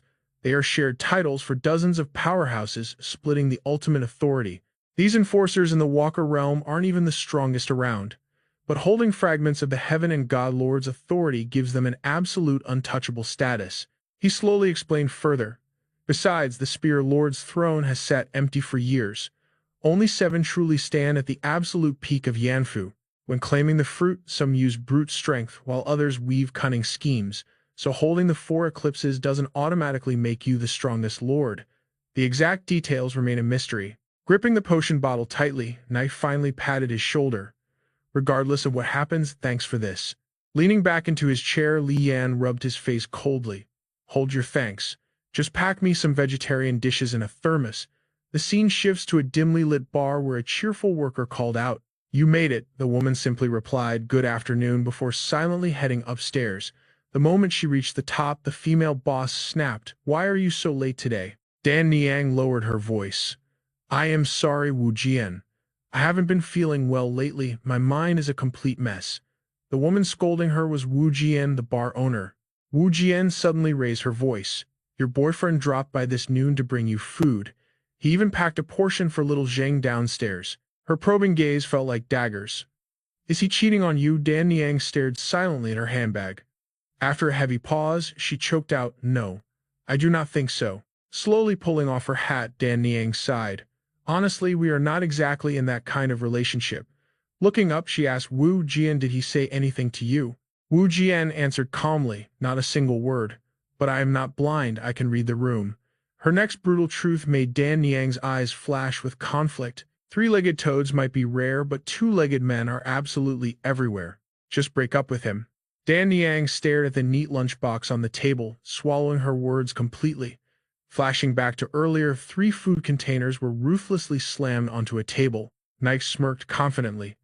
Following Taodi's devastating second outbreak, the Heavenly Authority of Kui has absorbed dozens of brand new sigils. During this independent Yanfu event, I even secured a massive heritage power boost. Yet Li Yan completely brushed him off, commanding coldly, "I am going to be swamped this month. Do me a favor. Cook a 4-dish one-soup meal for her every other day. Remember, strict vegetarian."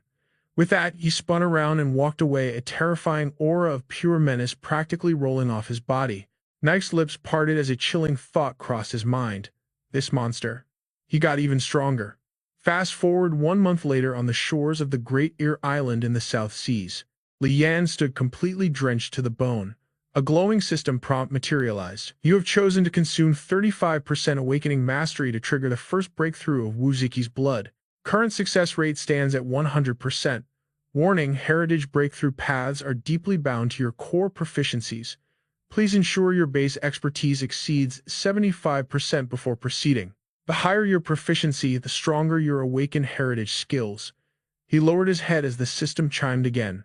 Wu Ziqi's blood first peak breakthrough complete. Current awakening mastery at 40%. You can now manipulate up to 400 tons of disaster water.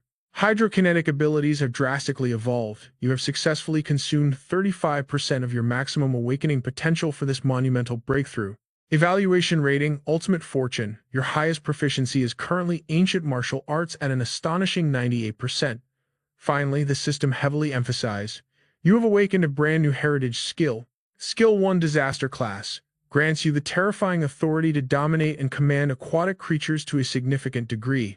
Attention, Yanfu Walker. You have reached a monumental milestone in 2 separate heritages, shattering your limits by consuming maximum awakening potential and achieving ultimate fortune in both. Li Yan's eyes shot wide open at the next prompt. Possessing 3 interconnected heritages will unlock the legendary Yanfu Trial, the path of the Divine Court. His mind raced wildly. Wait, this also reveals clues to another hidden catastrophic event.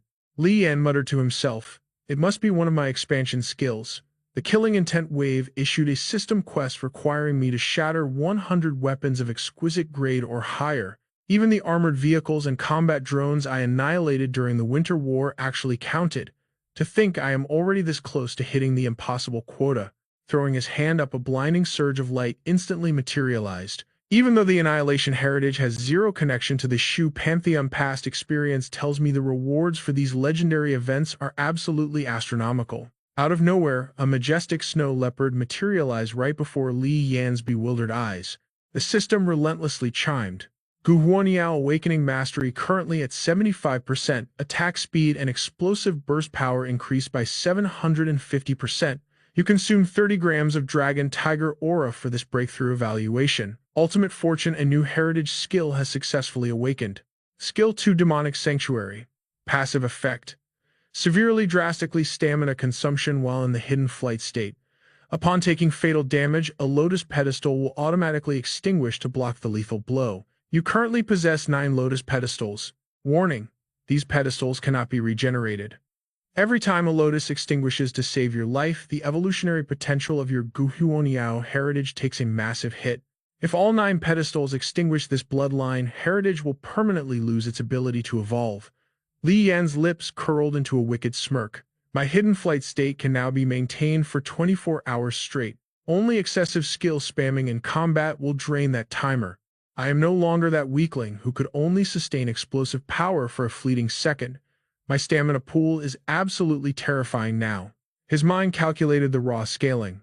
If I set sail with the absolute buffs of the Heavenly Mandate armor and the Oceanic Ghost Fist combined, I can effortlessly clash with a peak 8 extremities master. Hell, I might even crush them. Intense thoughts continuously flashed through Li Yan's head.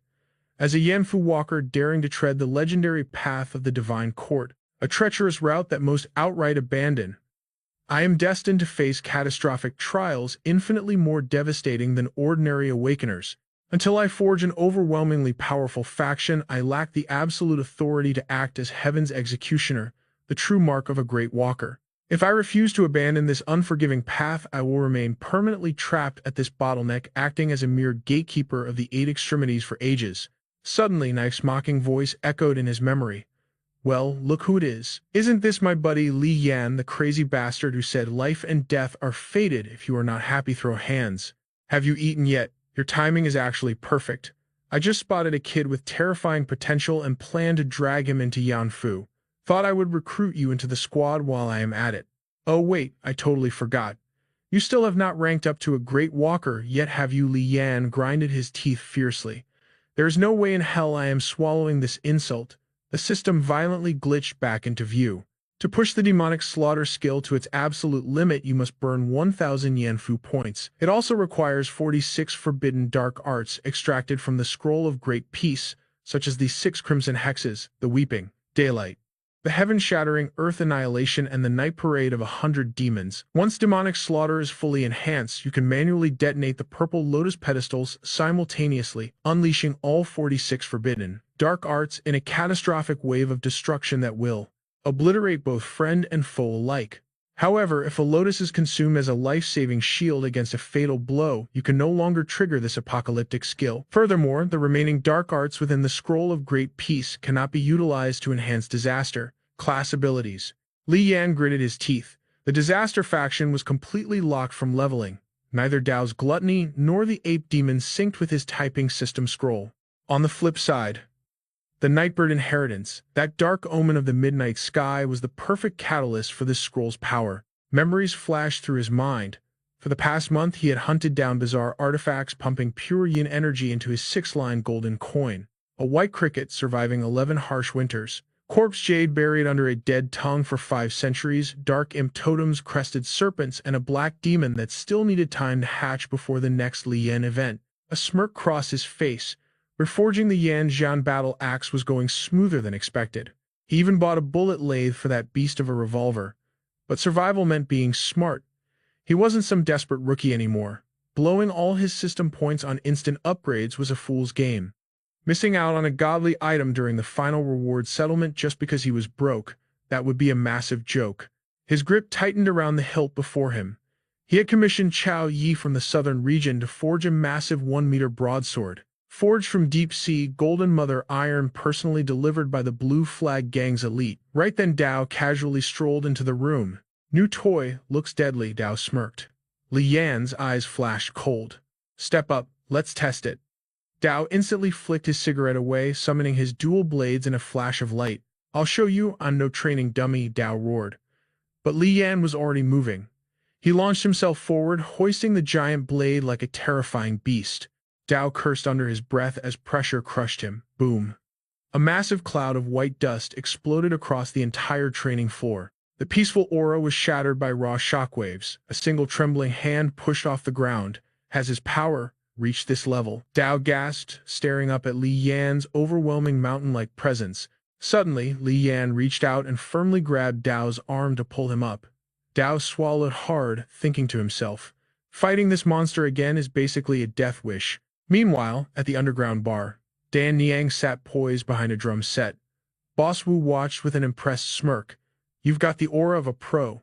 If you're up for it, want to debut with the band next weekend? She struck a cymbal, her voice completely detached. Perform? I'm not doing that. Wu's eyebrows shot up in pure confusion. Not performing. Then why learn the drums? She secretly observed the girl's flawless posture. When they first met, Wu was totally blinded by her otherworldly beauty. She had assumed Dan Niang was an idle trainee just learning drums for cheap publicity. That sparked instant dislike. But watching her quietly endure harsh criticism without a hint of anger, Wu's prejudice completely shattered. Every strike Dan Niang made now resonated perfectly.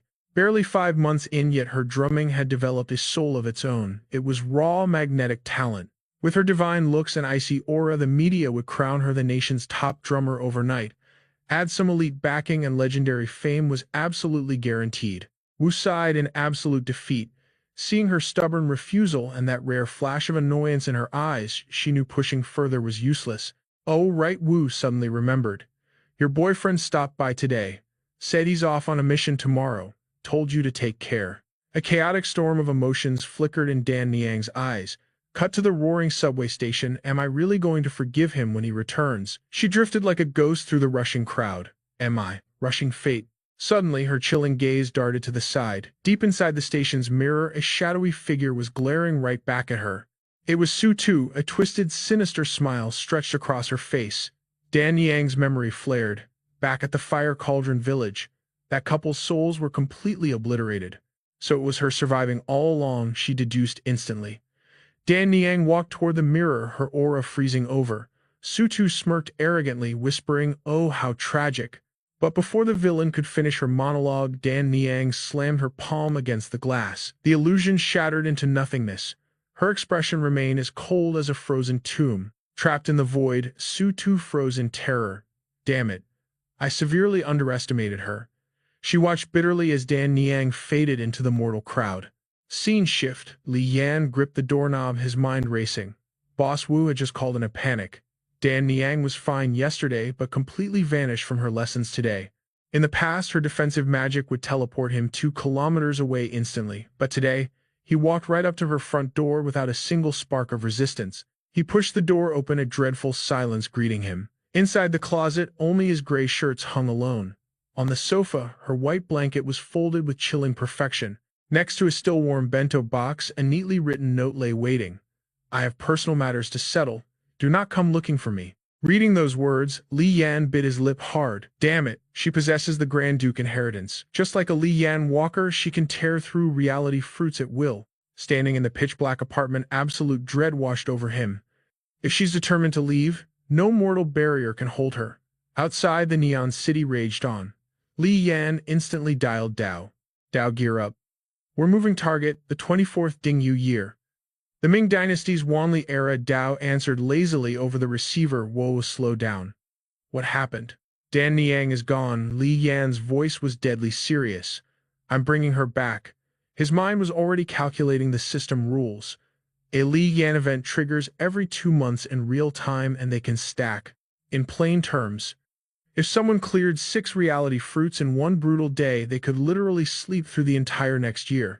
Li Yan's eyes gleamed with fierce determination. Step 1. Ascend to an 8 Extremes Walker, the absolute apex predator class among all Li Yan walkers. Second, only to the mysterious substitutes, they possess the divine right to preview reality fruits before entering. He remembered the Earth Grid Organization's market. They compiled active dimensions and Li Yan events into a sacred hit list for 8 Extremes Walkers to choose from. But the legendary tier events, those cost pure system points. You had to bid blood and treasure against rival walkers just to secure a slot. For Li Yan right now, this privilege was everything. First, Dan Yang entered that specific reality fruit yesterday. Thanks to time dilation, she had already been there for almost a month. If she flipped that world upside down, the Earth Grid spies would definitely have intel. Second, he needed an event with absolute freedom, so abandoning the main quest to hunt for her wouldn't trigger a death penalty. Failing the mission was acceptable, but getting stripped of his walker status and losing the legendary Dragon Tiger Fate treasure, that was out of the question. He had already warned Dao's father about the stakes. This was a pure rescue mission. If Dao tagged along, he was basically guaranteed to fail his own quest, bleed system points, and fall into massive cosmic debt. But Brother Dao brushed it off. Becoming an 8 Extremes Walker was no joke. It demanded a 99% legacy, awakening 2 Great Fortune ratings, and surviving 10 Yanfu events. Li Yan had already crushed the latter 2. His current legacy sat at 75%, just 24% left to reach the peak. The system screen flashed. Yanfu points 16,580. Li Yan smirked. Cash is absolute power. In the Yanfu world, underground factions constantly traded earthly resources for system benefits in the black market. Ultimately, Li Yan tasked Brother Dao to exploit these underground networks. Their goal: hoard every Yanfu item they could find. Through the freezing downpour, a cloaked shadow spoke up. "That will be 6,500 Yanfu points. Doing business with you is always a thrill." Deal sealed. The two vanished down the dark alleyway. 2 Phoenix Blood Pearls secured, boosting avian legacies by 10%, plus a Misty Wave Pearl, granting a flat 4% awakening to any bloodline. Ding! The system chimed with new privileges. First, unlock a 40-block dimensional storage space. Items only, strictly no living creatures allowed. Second, manual selection of Yanfu events, though the reality fruit order remains locked. Third, access to custom events issued by high-tier walkers with exclusive player-funded rewards. Growling at Li Yan's feet was the mighty Turin Hound price tag 2,000 Yanfu points, a rare tier summon. Its blazing eyes could pierce through almost any illusion. Its soul-tracking ability was terrifying. Give it a single scent and it could hunt targets across 500 miles. Suddenly, brilliant particles of light engulfed Li Yan's body. The glowing aura intensified, slowly erasing his silhouette from the world. In a flash of blinding light, both he and Dao teleported into the unknown. Li Yan's eyes narrowed. Let us see what Yanfu events await in the Keelan Reality Fruit Dingyu Year 24. The system screen materialized instantly with the data. Event Option 1, Native Chieftain Yang Yinglong, the reigning Bojo commander, has launched a bloody rebellion. He is slaughtering imperial troops in broad daylight. Win conditions: annihilate the rebel leader Yang Yinglong and crush the uprising, or embrace the darkness and assassinate the imperial military governor Li Hualong. Taking down the commander of 4 provinces will clear this brutal difficulty level. Pick your poison. Next up, Event Option 2, a strong recommendation for a Dragon Tiger General. The Jinzhou chieftain, self-proclaimed as the Shul Bile, has been summoned to the capital to offer royal tribute. The Liaodong commander, fed up with constant harassment, dispatched 2,000 elite soldiers for his escort.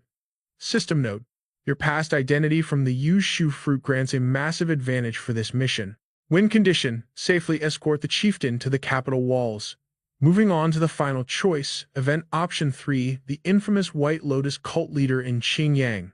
Zhao Yuping has ignited a rebellion in Zhejiang, preaching of the true void homeland and the unborn mother. He is brainwashing the innocent masses. His cult brings chaos wherever they march. Win conditions: execute cult leader Zhao Yuping along with his 4 terrifying Dharma protectors. Extinguish the White Lotus uprising completely, or slay the Zhejiang governor and let the cult conquer Hangzhou. Both paths spell nightmare difficulty. Li Yan and Dao exchanged a quick look. Option 2 seemed far more practical. Without hesitation, they locked in the Celestial Troops event. Instantly, the system interface cascaded with new mission directives. The quest issuer, the Celestial Master Mansion of Dragon Tiger Mountain, a terrifying anomaly had spawned. Green demonic fire clouds blazed across the sky for 3 days, defying even the most torrential downpours. Complete lockdown was declared over the sacred mountain. The reigning Celestial Master Grand Protector of the realm, the Supreme True Lord of Lingxiao, Master Zhang Yichu, sent an urgent petition to the Emperor. A heavenly demon has descended. He pleaded for elite military reinforcements from every province to bring the sacred dragon tiger banners and defend the realm's spiritual ley lines. All forces must rally at the Celestial Mansion immediately. System note: there are exactly 108 dragon tiger banners. Moving these banners will trigger an irresistible aura, drawing in every bloodthirsty demon and evil spirit in existence. Even elite cultivators must escort them with their lives. Win condition: safely deliver at least 1 banner to Dragon Tiger Mountain. Li Yan's eyes widened, locked dead onto 4 chilling words on the screen. This was the one. The heavenly demon's descent. His mind raced. Some rogue Yanfu walker had just thrown down 1,000 points to auction the opening rights for this very event. The hourglass froze. The highest bidder takes all. Li Yan's eyes narrowed into a dangerous slit. The system screen erupted into a bidding war. 1,500. 2,000. Pushing straight past, 3,000 points. Dao crossed his arms tightly. 3,000 Yanfu points was an entire mission's paycheck. Blowing that kind of fortune just for entry rights. It was absolute madness, literally throwing wealth into the void. Reading Dao's shocked expression, Li Yan gave a cold smirk. Dropping 3 grand to block an 8 Extremes walker from interfering. That is a bargain. But the insane bidding war was far from over. The number spiked again to 3,500. Without blinking, Li Yan dropped the hammer. 5,000 points. 5 times the starting bid. Instantly, a system notification flared across his vision. Alert chat invitation received from the Chengyu Mark faction. An arrogant voice echoed through the comms. Well, must be a newbie, right? The name is Zhang Kai, proud member of the 5 Dragons Alchemy Cave. Let me be crystal clear. This event belongs to me. It is just you and me left in the auction. So let me teach you the rules of the big leagues. We get a Grand Walker to referee. A one-on-one death match. The victor claims the event rights, though you are totally free to run away like a coward. A sleazy mocking chuckle echoed through the channel. Even if I lose, I can just hijack another event path. Heck, I might even pop in to babysit you. System lore flashed the Changyu, a four-eared demonic ape, a supposed omen of water, yet its appearance guarantees devastating floods. Disgust painted Dao's face as he spat out a single curse. Absolute idiot. But Li Yan's expression remained terrifyingly calm as he accepted. You want to fight? You got one. Thrilled to trap his prey, Zhang Kai sneered. Perfect. Let us seal the blood contract. Opening the deathmatch arena now, Dao quickly grabbed Li Yan's shoulder with a sharp warning. Careful, the Five Dragons Cave is backed by several Grand Walkers. Their boss is a monstrous nine-tailed fox demon named Wenji. Before Dao could finish, the crimson portal to the arena materialize. Li Yan stepped through without a shred of fear. The battleground was a massive, chaotic hall scattered with debris. His opponent Zhang Kai was already waiting in the shadows, a towering muscular brute with a shaved head radiating pure murderous intent. The beast stepped into the light bearing his fangs in a twisted, sadistic grin. Listen here, you little punk. Do not take it personally. Your nightmare is just beginning. System scan complete. Target the water ape Chanyu Zhang Kai, evolutionary bloodline Wu Ziki. The arrogant brute glared down at Li Yan, his eyes dripping with absolute superiority. But Li Yan's gaze was dead cold, offering zero respect to the oversized ape. Suddenly, Zhang Kai's glowing system mark pulsed violently against the arena barrier. At that exact moment, a new challenger stepped into the arena. It was a heavyset guy rocking a flashy Hawaiian shirt going simply by the name Mo. The second he arrived, his eyes locked straight onto Li Yan. A second later, Mo cracked his neck impatiently. I don't have all day. Let's get this over with. Zhang Kai rolled his wrists, shooting Li Yan a wildly arrogant smirk. But in a single heartbeat, that cocky smile completely vanished. An invisible aura swept around Li Yan, making his coat billow wildly in the sudden draft. What absolutely terrified Zhang Kai was the look in the protagonist's eyes. They were practically blazing with an icy, emotionless fury that pierced right through his soul. Cold sweat instantly soaked Zhang Kai as he trembled uncontrollably. He finally realized what Li Yan was summoning. The legendary Horn of Destiny. Li Yan's gaze sharpened like a blade. He moved with the deadly precision of an eagle diving for its prey. Wasting zero time, he launched himself straight at Zhang Kai. Completely helpless to block, Zhang Kai was blasted backwards, smashing brutally into the arena wall. The devastating impact shattered his bones and left massive cracks across the solid stone. Refusing to give him even a second to breathe, Li Yan followed up with a world-shattering punch. Dark crimson sprayed from his mouth as his broken body crumpled heavily to the floor, landing in an absolutely pathetic heap. Zhang Kai didn't even dare to look up, his face a battered, bloody mess. His eyes were wide open, completely drained of life. The only thing left working was his terrified mind, processing his unbelievable defeat. This is impossible. Li Yan mercilessly rained down another brutal strike. With a sickening crack, Zhang Kai's neck twisted violently. But the protagonist didn't stop there, unleashing an overwhelming barrage of devastating blows. Through all this carnage, Mo remained perfectly relaxed. He stood there grinning like a maniac until Zhang Kai finally stopped twitching completely. The guy's face was beaten so badly his own mother wouldn't recognize him. Half his teeth were smashed out and bloody tears leaked from his tightly swollen eyes. Shoving his hands in his pockets, Mo smugly watched Li Yan do his dirty work. Well, that saves me some time. Suddenly, an ancient history began to unfold. For the past 100 years, the Middle Kingdom had been drowning in catastrophe, plagued by demonic forces everywhere. The dragon tiger aura protecting the realm was fading rapidly. With the empire destabilized, dark spirits rose. But where evil grows, righteousness rises higher. To suppress this chaos, the Great Ming Dynasty officially blessed the Heavenly Master sect at Mount Longhu 73 times over a century.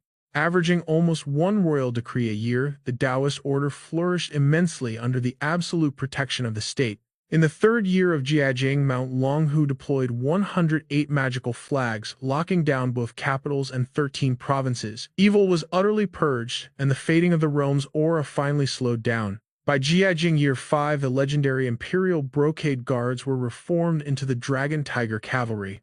Beyond gathering intel and policing officials, they now bore the heavy burden of hunting down demons. This newly expanded force was made up of elite soldiers, but its core strength consisted of mighty Taoist cultivators from Mount Longhu. In Jiajing Year 11, the 49th Heavenly Master Zhang Yichu was crowned Grand Mage Protector of the nation. His supreme authority equaled the top ministers, a permanent title never to be revoked. By Jiajing year 16, Dragon Tiger supervisors were placed in every major office. Though low in official rank, they answered strictly to Mount Longhu and the emperor himself. Even the highest justice departments were strictly forbidden to arrest or question them without direct approval from the emperor and the heavenly master. In Wanli year 3, when northern tribes invaded the borders, Longhu Taoists finally stepped onto the bloody battlefield as military overseers. From then on, their battlefield presence became the new normal. In just 1 century, the heavenly master sect's power exploded. Their influence burned as brilliantly as raging wildfire, dominating the entire empire. A fascinating balance of power was forged, creating a tense standoff between noble scholars, Longhu cultivators, and the emperor. In Wanli year 20, the devastating Imjin War erupted. Dragging on for years, it nearly shattered the Ming dynasty's destiny, turning the entire region into a nightmarish hellscape of demons. Relying too heavily on the heavenly sect, the Ming dynasty's fragile peace shattered. The war violently disrupted the Dragon Tiger aura, pushing the royal court straight to the brink of collapse. By Wanli year 27, after 7 brutal years of war, Mount Longhu faced its most catastrophic trial since its legendary revival. Glowing mystic cranes danced through the absolute darkness. April Wanli year 27. Heaven's Gate Peak at Mount Longhu. Expanded 15 times over a century, the sect now owned endless miles of prime lands and controlled over 60,000 spiritual tenant farmers. Heaven's Gate Peak, just miles from the main mountain, had forever been the sacred core of the Heavenly Master sect. Lady Dan, an unbelievably powerful spellcaster in her past life, pushed herself to the absolute limit to survive this nightmarish ordeal. Amidst the chaotic battle, severe internal injuries made Sudu cough up fresh blood. Trapped in a deadly crisis, she was panting heavily, soaked in icy sweat. Lady Dan risked everything to save her, but her stubborn pride made her reject the help. "If I die, I die. Keep your fake pity to yourself." Lady Dan immediately snapped back. "Look at the pathetic state you're in. I wouldn't even waste a second glance on you." Sudu fiercely tried to argue back. "Who needs you to look? I only." But Lady Dan instantly cut her off. The situation was far too critical. "Listen to me. It's my own hot temper that caused this. My true body is sealed by the Longhu talisman. I can't escape." Gritting her teeth, she gave Sudu a desperate order. "I'll create an opening to throw you off the mountain. You must recover the 3 lost pages of the Supreme Peace Scripture. Don't lose a single one. If you manage to find your commander, Li Yan, tell him everything. There's a hidden truth behind all this. I swear he absolutely won't blame you. Let him decide our next move. If you can't find him, just bring back those 3 lost pages. That might be enough to calm the blazing wrath of Mount Longhu." Suddenly, within the intensely roaring flames, an incredibly terrifying face began to materialize. The 95th Heavenly Master Zhang Yichu. He narrowed his eyes with absolute disgust. "So are you truly covering for the traitor who destroyed our sect's legacy?" Lady Dan stayed ice cold. "I wouldn't dare. Sudu did indeed steal the Supreme Peace Scripture and the Heavenly Merit Seal. I'll take full responsibility to return everything. I only beg the Heavenly Master to lift the mountain seal and let us walk away." Zhang Yichu scoffed with overwhelming arrogance. "When that pathetic traitor stole the scripture, she tore out 3 pages, and the divine jade seal is now tainted by demonic aura, losing half its power. You really thought you could play me?" Unable to hold back, Sudu screamed out. "Those 3 pages vanished the second I opened it, and I never even touched the jade seal. You old bastard, you're framing me." Zhang Yichu wasn't buying a single word. Blazing with fury, he roared, "Absolutely absurd." His mountain-like killing intent was so terrifying that Sudu's eyes locked wide in pure paralyzing dread. In the blink of an eye, the fire spirit rained down upon them both. However, one of the girls instantly summoned a protective barrier. The roaring flames clashed against the dark shield, shattering into tiny embers before fading away. Dan Niang had survived the devastating strike. Though severely exhausted, her life was completely secure. This flawless defense confirmed Zhang Yushu's suspicions. "You truly are the heavenly demon of the 9 provinces." Suddenly, a pair of ethereal wings fluttered into view. Sudu materialized out of nowhere. She tilted her head in pure confusion and asked, "Were you not afraid I would escape and never return?" Dan Niang shot her a side eye. "With your empty head, you could never scheme that far." Sudu narrowed her eyes at the brutal insult, but then enthusiastically declared, "I will definitely summon the commander." Dan Niang lowered her gaze in silent sorrow. Clasping her hands together, her figure slowly dissolved into thin air. Yet a sliver of hope remained. "He will surely come." Meanwhile, inside a grand palace, Yi Yu turned to his master. Master, is that mountain spirit truly the heavenly demon from Japan? The elder's voice was absolute. Whether she is or not, she will never leave Dragon Tiger Mountain hovering in a lotus position, Zhang Yishu declared. Once the imperial court delivers the 108 Dharma flags, I, the 95th celestial master Shang Yishu, will turn even a great golden immortal into a mindless stone. His eyes snapped open, delivering a cold order to the man outside. Chen Dan, descend the mountain at once and drag that traitorous disciple back to our gates. The towering muscular warrior bowed deeply, accepting the celestial master's absolute decree. Shifting back to Li Yan's brutal arena, two bloody teeth lay abandoned amidst the crimson-stained floor. A bystander gasped, "What a ruthless strike." Thankfully, he held back his killing intent. "He gave me some face." Mo crouched beside the defeated Zhang Kai, inspecting the devastating damage. Severe right brain concussion, shattered limbs. But the worst part, a spine snapped in 3 places and a critically damaged soul. Zhang Kai had survived the 8 Extremes Walker ranks for over 2 years. Even if he lost the initiative, he should never have suffered such a pathetic defeat. Could it be? He already reached the 4th eclipse stage. A dangerous, thrilled smirk spread across Mo's face. His flaws are glaringly obvious. It is only a matter of time before he realizes it himself. Following his epic victory, the system's cold voice echoed in Li Yan's mind. "Lord Walker, the Li Yan Palace event is unlocking. You are granted permission to re-enter the Linding U-24 instance. Because you selected the cooperative combat mode and your partner Xiao Dao has no record in this realm, he will be randomly spawned inside the map." Before triggering his 6th Li Yan Palace event, Li Yan's entire skill set was terrifying. Entering his sea ghost state, he was immune to blades, untouched by fire and water. In aquatic environments, his destructive power multiplied exponentially.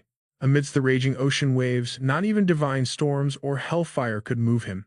Clad in the majestic armor of a legendary general, he possessed an awakened destiny, granting him supernatural, godlike abilities that transcended human limits. Armed with sky-high stats and a fully loaded arsenal of elite skills, Li Yan was primed for an apocalyptic battle. Meanwhile, winter had arrived, blanketing the entire region in pure white snow. Inside a quiet cabin, a figure sat with crossed legs, resting peacefully. It was none other than Li Yan. He seemed to be dozing off a spilled wine jug on the floor, hinting at a deep, drunken slumber. But the heavy intoxication brought a splitting headache. Li Yan gritted his teeth, his face twisting in extreme agony. Memories flooded his mind. 7 long years ago, Toyotomi Hideyoshi tore up the treaty. Wave after wave of invaders clashed with the Great Ming army on Korean soil, leaving behind mountains of frozen bones. General Wu Weizong, who had once charged up Peony Peak alongside Li Yan, took a bullet to his left side during the defense of Pyongyang, causing his old wounds to fatally flare up. Trapped in a vicious power struggle framed by corrupt officials, he resigned in bitter fury. Even Commander Luo Shangji, despite his legendary achievements, was forcefully recalled from the front lines, now serving as a vice admiral in the left army. 2 years ago, blind Diao succumbed to a rotting plague while guarding the winter fortress. His lonely grave remained there in the biting cold. That exact same year, Li Rusong, the very benefactor who discovered and promoted Li Yan, fell in a bloody pursuit against the Tatar cavalry. An empty coffin was buried in Shuntian Prefecture, posthumously honored as the loyal and fierce. Even the young soldier Wang, who once hid a female ghost in his scabbard, returned to China and married in Tongzhou, facing endless unspoken struggles. Just last year, he sent Li Yan a letter bragging about his newborn child. The timeline: the year 1600. The location: left Liao region.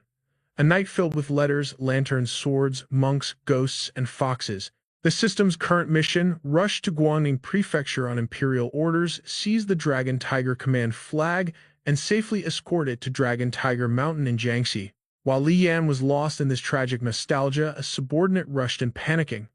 Commander annoyed Li Yan growled, "Speak." The man frantically presented a sealed letter. General Li, now the commander of Liaodong and brother to Li Rusong, Li Rumai orders you to ride to Guangning Prefecture immediately. This is a top-secret military order with his personal seal. Li Yan's eyes flashed. He had been waiting for this exact moment. Snatching the letter, he dashed out, leaving behind a single phrase. "Understood." The soldier stared at his fading silhouette in utter shock. Commander Li is acting entirely different today. Usually, he was just a grumpy, wifeless drunk. The rumors of his unrivaled bravery on the Korean battlefields always seemed like exaggerated folklore. But watching Li Yan strap on his war helmet, the soldier felt a chill of awe. Every word was razor-sharp, every step radiated a pure domineering aura. The sluggish drunkard was gone as if possessed by an ancient god of war. Li Yan's voice cut through the cold air. I ride out instantly. Before stepping into the storm, he threw one last commanding glare. Saddle my horse. Moments later, thundering hooves tore through the blinding blizzard. Gazing up at the ominous gray sky, Li Yan tightened his grip and muttered, "Where are you?" Meanwhile, Xiao Dao was hopelessly lost in a desolate canyon. His voice crackled through the communications gear. "I have no clue. There is nothing but dead trees out here." Spurring his warhorse to top speed, Li Yan urgently warned him, "Do not move, I am coming to find you." Yet a heavy sense of dread weighed on his chest. Xiao Dao's undocumented status was a ticking time bomb. Spawning with no background made him an instant target for the authorities. Reaching back to check his blade, Li Yan gritted his teeth. "I need to secure him proper clothes and travel permits immediately."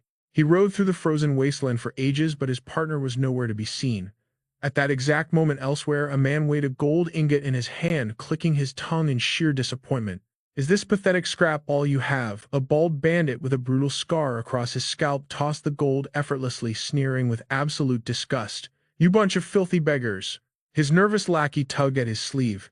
"Boss, we really need to retreat. The Daning military camp is just a stone's throw away." The minions squeaked in sheer panic. "There are over 100 Imperial soldiers stationed there. If they catch us, we are dead meat." The bandit leader exhaled deeply. "Looks like your luck has run out." But right on cue, Li Yan's mighty warhorse came charging directly toward them. He instantly recognized their foul aura. Mountain bandits. The grunts trembled in absolute terror at his mere presence. One shrieked out, "It is the Imperial Vanguard." The bandit leader clenched his fists and scoffed with sheer arrogance. "What are you fearing? Is only one guy." But the moment those words left his mouth, Li Yan delivered a devastating punch straight to his face. The leader was sent flying through the air, his eyes rolling back in pure shock. Seeing their boss annihilated, the remaining thugs unleashed a deadly storm of hidden darts and weapons. Mounted on his horse, Li Yan fluidly leaned forward to dodge the incoming strike. An overwhelming aura of irritation flared in his piercing eyes. Without a second thought, he charged his steed directly into enemy lines. His grip tightened around the hilt. In a split second, a lethal arc of blinding sword light slashed through the air. With a single devastating sword technique, Li Yan instantly reaped the lives of every remaining enemy. The defeated bandits met a gruesome fate, their bodies violently scattered across the freezing blood-stained snow. Underneath a grim ash-gray sky, the relentless blizzard grew heavier by the minute. Li Yan calmly looted the valuable items the fallen bandits had previously plundered. As expected, he found travel rations, transit passes, and essential survival gear.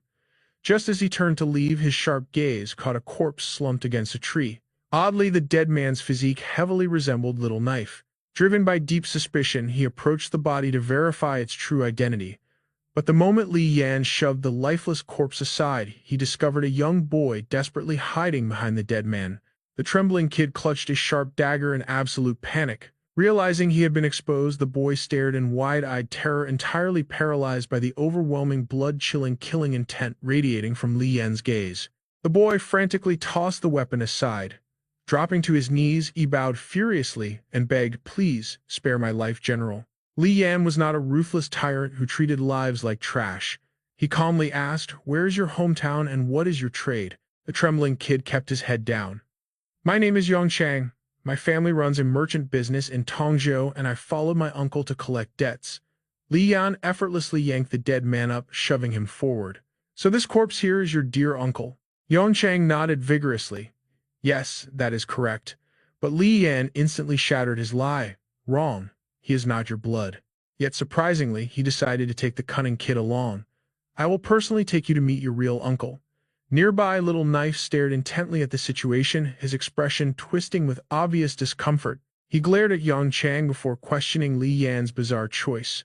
"Are you seriously suggesting that I—" His sentence trailed off as another frustrating thought crossed Little Knife's mind. "The travel pass might be useful, but dragging a kid along will delay our crucial mission by weeks. Are we really supposed to carry him all the way to Dragon Lake Mountain?" Besides, if this brat slips up and talks too much, it will trigger an absolute disaster. Li Yan coolly countered. Letting him escape to alert the authorities would be equally troublesome. In this freezing wasteland, where else could he possibly survive? This kid is incredibly sharp, highly observant, and knows how to adapt. Keeping him around will not hinder our grand plans. Yang Chang furrowed his brows, watching the two formidable men whisper in secret. Slipping down from the horse's back in a flash, the boy marched straight up to the towering warriors and bowed deeply. Are you two honorable soldiers or ruthless bandits, heavenly gods or vengeful demons? I, Yang Chang, dare not question your true identities. I only beg that you properly bury my late uncle. Afterwards, my fate belongs entirely to you. Little Knife smirked, genuinely impressed by the kid's guts. For a 13-year-old boy to speak with such calculated maturity, his mental fortitude was truly exceptional. Just that clever plea for a proper burial was enough to win someone's favor. This brat was undoubtedly a master manipulator hiding behind a child's face. Li Yan was already deeply intrigued by Yang Chang's survival instincts. Facing a life-or-death crisis, this brave kid possessed the terrifying resolve to bury himself beneath a pile of bloody corpses. Gripping a dagger tightly, the boy revealed one crucial detail. His eyes flashed with a vicious, cunning intensity that proved he was plotting an ambush, not just trembling in fear. If his clothes had not clearly distinguished him from those vile bandits, my blade would have claimed his life too. Snapping out of his thoughts, Li Yan patted Little Knife's broad shoulder. Go handle the dead bodies. Yang Chang stood completely frozen, stealthily studying their intimidating figures from behind. A mysterious gleam sparked in his eyes. Hilariously, the deluded boy was actually picturing the fierce Little Knife as his fake uncle. Pure foolishness. If I had known this system quest was so complex, buying a cheap historical disguise would have been way easier. While tossing the corpses aside, Li Yan continued his sharp interrogation. What is your uncle's name? Yang Chang offered a faint, calculated smile. It is Cao Zhengsheng. He manages a flourishing tobacco business in Tongzhou. Li Yan casually flipped through a recovered ledger, his mind racing to analyze the clues. It genuinely belonged to a tobacco shop, yet the travel pass mysteriously lacked an owner's signature. His piercing gaze suddenly shifted toward a new target. Li Yan relentlessly pressed the boy for answers. Why does your speech carry a distinct Yangzhou accent? The kid responded with absolute, unflinching clarity. I was raised in Yangzhou since childhood. After my father passed away, I sought refuge with my uncle in Tongzhou to survive. Li Yan interrogated further. So your entire bloodline is wiped out. What is your current age? Yang Chang replied without hesitation, 13. The warrior offered a deceptively calm proposition. A weak child like you would easily become wolf food out here. Tag along for our mission. Once completed, we will escort you safely back to Tongzhou. We are actually undercover imperial officers. Due to an urgent crisis, we simply borrowed your late uncle's travel pass. Do not dare ask any further questions. Hearing this revelation, Yang Chang instantly bowed respectfully. I deeply thank the two great lords for your salvation. The boy eagerly offered his strategic insight. My lords, I have traveled everywhere. The Hongwu era has long ended. Entering the city gates barely requires a strict pass inspection anymore. Li Yan smoothly corrected the boy's naive assumption. Our target is the Guangning Vanguard stronghold. That is a heavily fortified military base. Forget entering the gates. Surviving the road checkpoints absolutely demands a high-level pass. Yang Chang stuttered nervously. Understood, I see the gravity now. However, the cunning brat was secretly formulating his own dark suspicions, a sly and mischievous glint flashing across his eyes. As darkness fell, the party gathered around a blazing campfire before resting in separate corners. Yet Yang Chang remained wide awake. Peeking through half-closed eyes, he analyzed their breathing before creeping away like a phantom shadow. A lethal dagger remained tightly concealed behind his back. The kid moved with completely silent, ghost-like steps. However, his stealth level was nothing compared to Li Yan's awakened senses. The warrior uttered a chilling two-word question that froze the boy instantly. Going somewhere. Resting lazily nearby, Little Knife let out an exasperated sigh. He murmured nonchalantly, just let the foolish brat escape. Do not waste your energy. Even if he runs, a low-level insect cannot threaten us. A thrilling, amused smirk crept onto Li Yan's face. This little guy is incredibly fascinating. Besides, the name Yang Chang triggers a familiar system memory. I absolutely refuse to let such a valuable hidden piece slip away. Who exactly was this mysterious Yong Chang? Realizing his stealth had utterly failed against these absolute monsters, the boy froze in pure terror. Chuckling awkwardly, he nervously blurted out a pathetic excuse about needing to relieve himself. Neither warrior bothered to expose his pathetic lie. They simply ordered him to handle his business and return quickly. At the break of dawn, their transport carriage finally reached the destination. Standing before the massive fortress gates, Li Yan led his majestic steed forward. The heavily armored guards instantly recognized his terrifying aura and bowed with absolute reverence. Lord Commander General Li has been eagerly awaiting your arrival. Standing in his massive shadow, Little Knife and Yang Chang desperately cleared their throats, hilariously trying to act like completely normal background characters. The guards scrutinized their travel passes, their eyes narrowed, checking every detail. Finally, the three of them crossed the gates safely. Suddenly, a guard snapped his head back. "Stop that brat, don't let him pass." Li Yan caught the shift in the air. His jaw tightened in high alert. But Yongchang was completely fearless. With a vicious kick, he struck the guard right in the crotch. "Take that, you dog." Then he bolted toward the nearest cart. "Seize the fugitive," the guards roared in unison. Watching the chaos, a satisfied smirk crept onto Li Yan's face. "I finally remember who he is." Gripping Yongchang's profile, he muttered under his breath. Yongchang, hailing from Jinyu and Shiyang, a notorious street thug since childhood, wanted for a bloody murder right in broad daylight. The royal court had issued a massive nationwide bounty. The brat's true identity was finally exposed. Born to a wealthy merchant family in Tongzhou, despite his young age, he practically lived in the darkest alleyways and brothels. He was obsessed with underground gambling, shadow puppetry, cockfighting, and running with wild hounds. Fueled by violent street tales, his arrogance knew zero bounds. But during a heated tavern brawl, the reckless youth completely lost control of his absolute rage. A single blade plunged straight through a loan shark's chest, a catastrophic mistake. The newly appointed Tongzhou magistrate was a man of iron will. Immune to bribes, his family's vast wealth could not buy his freedom. Driven into an absolute corner, Yongchang abandoned his clan to live as a fleeing fugitive. He survived the bloody underworld storms of Subei. Gritting his teeth, he gambled his life on reaching the royal capital for ultimate glory. But destiny had darker plans.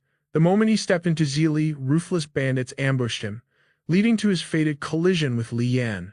True, he had an uncle named Cao Jingsheng, but that man was miles away in Tongzhou.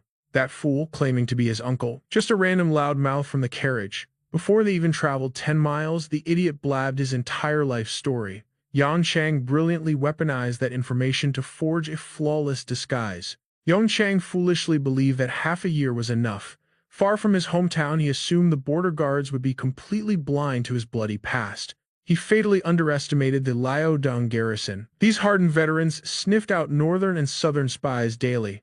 Their eyes were as sharp as butcher knives. Spotting his distinct southern features, the commander was only slightly suspicious. But the second the kid bolted, suspicion turned into absolute certainty. His booming voice shattered the silence. Xiao Dao, always the cautious one, let out a heavy sigh. "I told you so." Yet Li Yan stood there unshaken as a mountain. "Looks like I really stepped into a messy plot this time." He calmly approached the raging guard. "Brother, what seems to be the issue? Is my companion a wanted criminal?" The guard waved him off dismissively. "Not exactly." Panicking, Xiao Dao desperately spun a lie. "That brat gave me 5 silver taels to play his uncle. I swear I know nothing." Seizing the moment, Li Yan slipped a heavy pouch of silver into the guard's hand with a charismatic smile. "Thanks for the hard work." Weighing the cold silver, the guard hesitated, but surprisingly, he shoved it right back. He immediately turned to his subordinates, barking a new order. "Commander Li is too polite. Let this man go." Free to pass, Li Yan grabbed his horse's reins. He glanced at Xiao Dao. "Find an inn. Wait for my return." "What about the runaway brat?" Xiao Dao asked frantically. Li Yan's eyes gleamed with foresight. "Who knows? That kid might carve his name into history. But for now, let him be." This twist of fate stirred the poetic warrior within him. Lantern knights, sword and scroll monks, demons and fox spirits. Meanwhile, at the brutal military training grounds, elite battle-scarred soldiers stood in perfect formation before the Guangning general Li Rumai. Clad in pitch-black armor, Li Rumai sat with an imposing aura, meticulously tuning his legendary war bow. Moments later, Li Yan's silent footsteps echoed through the camp. He approached the general, offering a respectful martial salute. "My lord." Rumai's face remained utterly impassive, but his voice cut like freezing steel. You arrived last, looking like a beggar. Have a few years away made you forget the path entirely? If you have gone soft, crawl back to Zili. Do not drag down my mission, or you will leave here in a body bag. Unfazed by the killing intent, Li Yan smiled politely. I would never dare, my lord. Rumei gestured grandly toward the ranks behind him.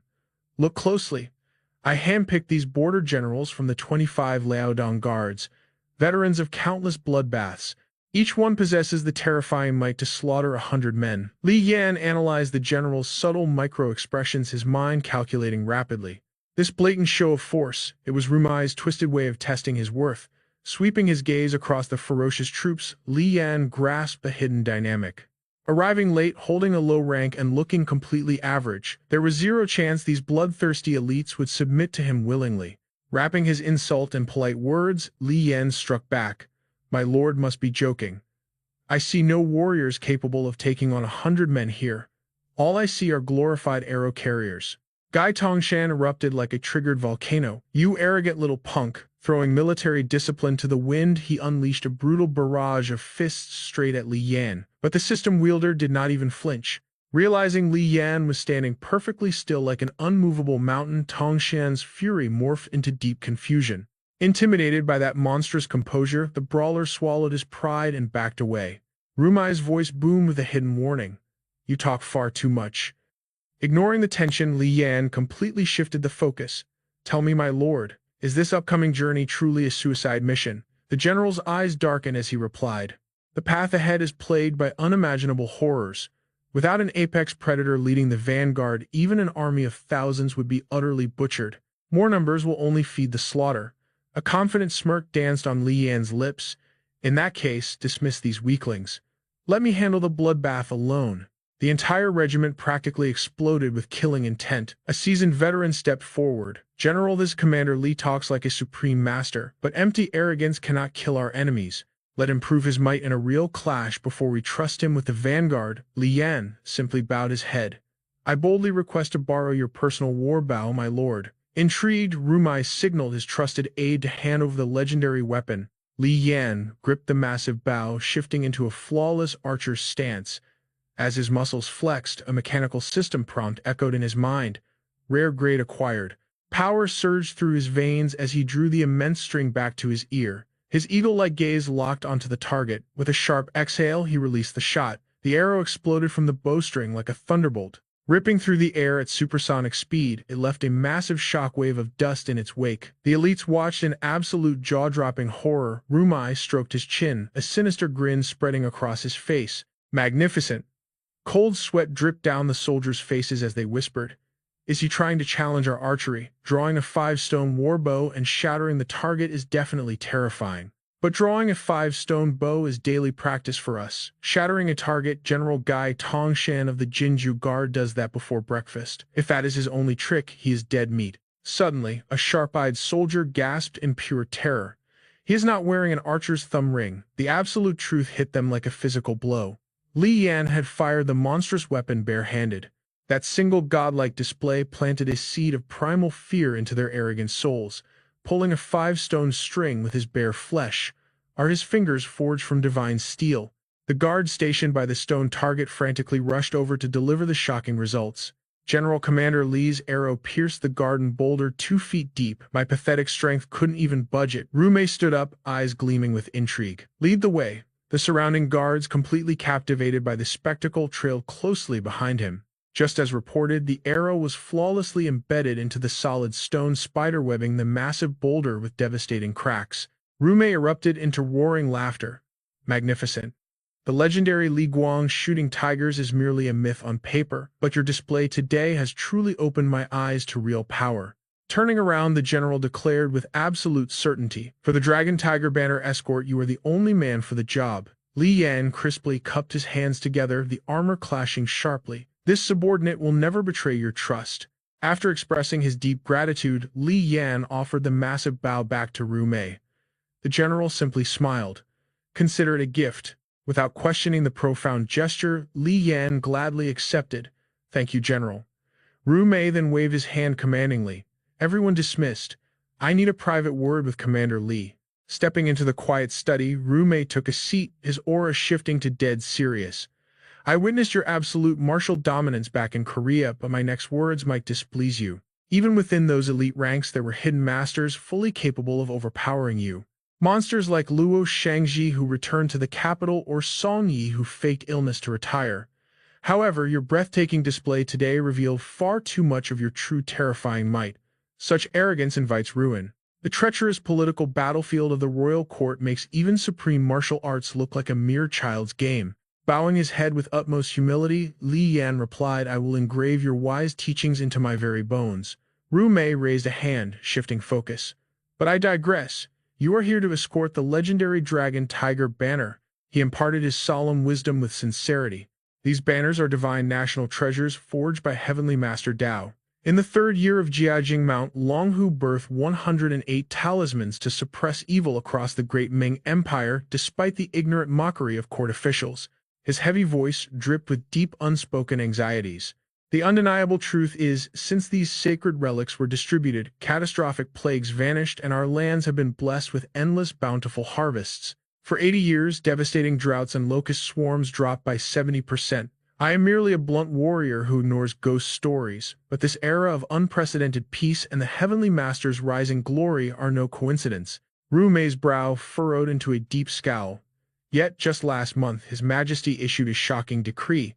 All banners must return to Mount Longhu before September, supposedly for the Heavenly Master to purge demons. The actual truth remains completely shrouded in mystery. Tension gripped Li Yan as he boldly spoke up. General, if these banners anchor the nation's destiny, how can they casually uproot them? The Heavenly Master enjoys immense royal favor. Why use demon hunting as a pathetic excuse? What twisted abomination could possibly outweigh the survival of the great Ming Empire? Ru Mei fell dead silent, his rugged face darkening with immense displeasure. He instantly barked at Li Yan. Such pure arrogance. The Emperor himself decreed this. As a mere subordinate, your only absolute duty is to blindly obey. Catching the subtle warning, the main character shot up and bowed deeply. Forgive my reckless tongue. Waving his hand, Ru Mei signaled him to rise. Liaodong technically falls under Shandong, yet we safeguard 14 divine banners, the highest concentration in the world. For this critical transport, the Heavenly Master stressed absolute secrecy. The escort unit must remain incredibly small and highly invisible. Completely baffled by the cryptic hidden meaning, Li Yan pressed further. What exactly does that imply? Gripping his hot teacup, Ru Mei slowly answered, I honestly have no idea. The Heavenly Master hinted that unpredictable paranormal horrors lurk along the path. A massive army would only become useless fodder for slaughter. He specifically demanded an unimaginably fierce and unbreakable commander. I summoned you not just for your devastating martial arts, but because in Korea you successfully slaughtered nightmarish spirits and bizarre phantoms. Your supernatural combat experience is utterly unmatched. The general then commanded his trusted aide, send him in immediately. A mysterious Taoist priest glided into the room, gripping a massive ancient lute.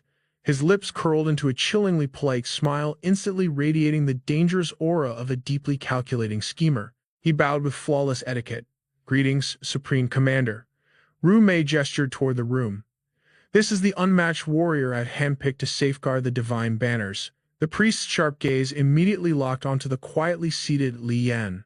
That single piercing look triggered an invisible, terrifying reaction. A glowing system prompt violently flashed before Li Yan's eyes. System warning. You are currently under the spiritual influence of the Dragon Tiger Trinity secret art. New Destiny Awakened. Vanguard Resistance Level 4. This passive ability completely nullifies most non-physical mental attacks, deadly illusions, and hostile spiritual probing. It simultaneously massively amplifies your own spiritual suppression capabilities. Your legendary inherited skill, Aquatic Creature Domination, has just been permanently enhanced. The Taoist's eyes bulged in absolute spine-chilling horror. He subconsciously stumbled backward, looking as if the main character was about to effortlessly rip his soul apart. Li Yan merely scratched his nose, exhaling a bored, exasperated sigh. Panicking, the priest frantically snapped his gaze back to Ru Mei. 1,000 soldiers are cheap, but a peerless general is priceless. The commander's vision is blazing bright. Ru Mei smiled, incredibly satisfied. Commander Li stands at the absolute apex of Liaodong's martial prowess.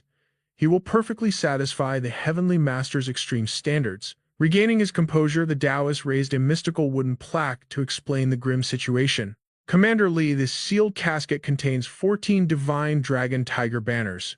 Burn this into your skull. Once they move, the 13-province Grand Barrier at Tianmen Mountain collapses entirely. Horrific demons from every direction will relentlessly hunt you, and even monstrous ghost gods and rogue immortals will inevitably be lured by their immense power. This apocalyptic burden truly weighs 1,000 pounds. System analysis, singular dragon tiger banner, legendary quality grade, incomplete hidden attributes detected, core effect completely nullifies all dragon tiger aura within a specific catastrophic radius. Seeing this terrifying plaque, Li Yan's eyes widened in absolute shock.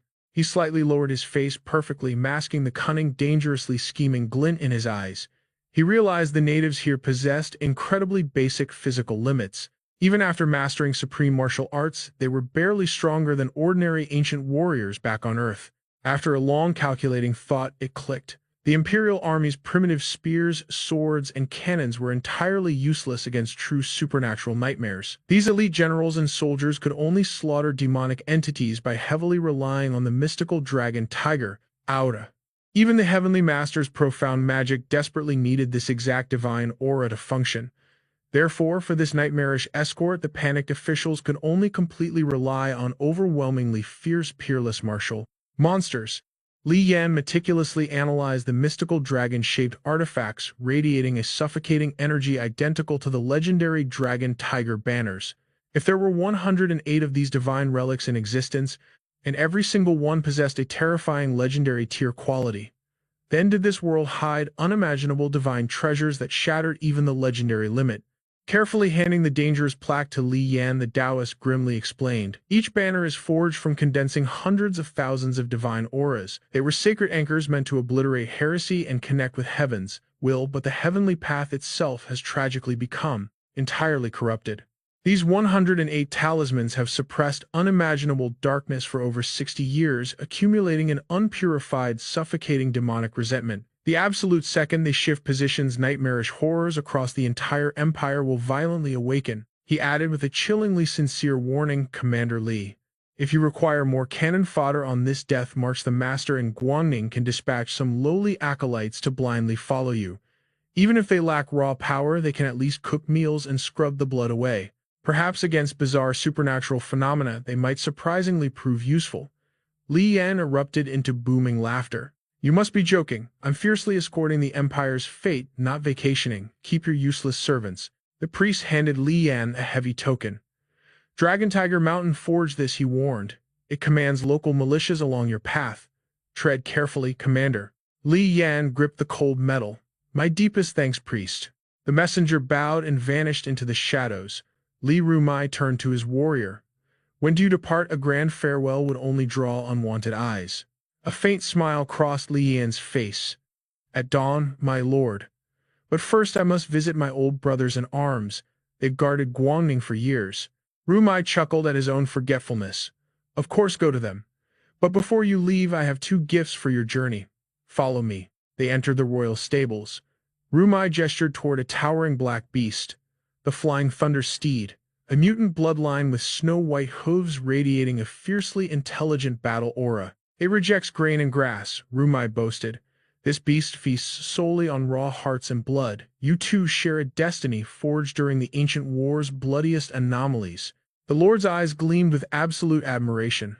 "A war mount that craves pure flesh. It used to cough up demonic blood day and night.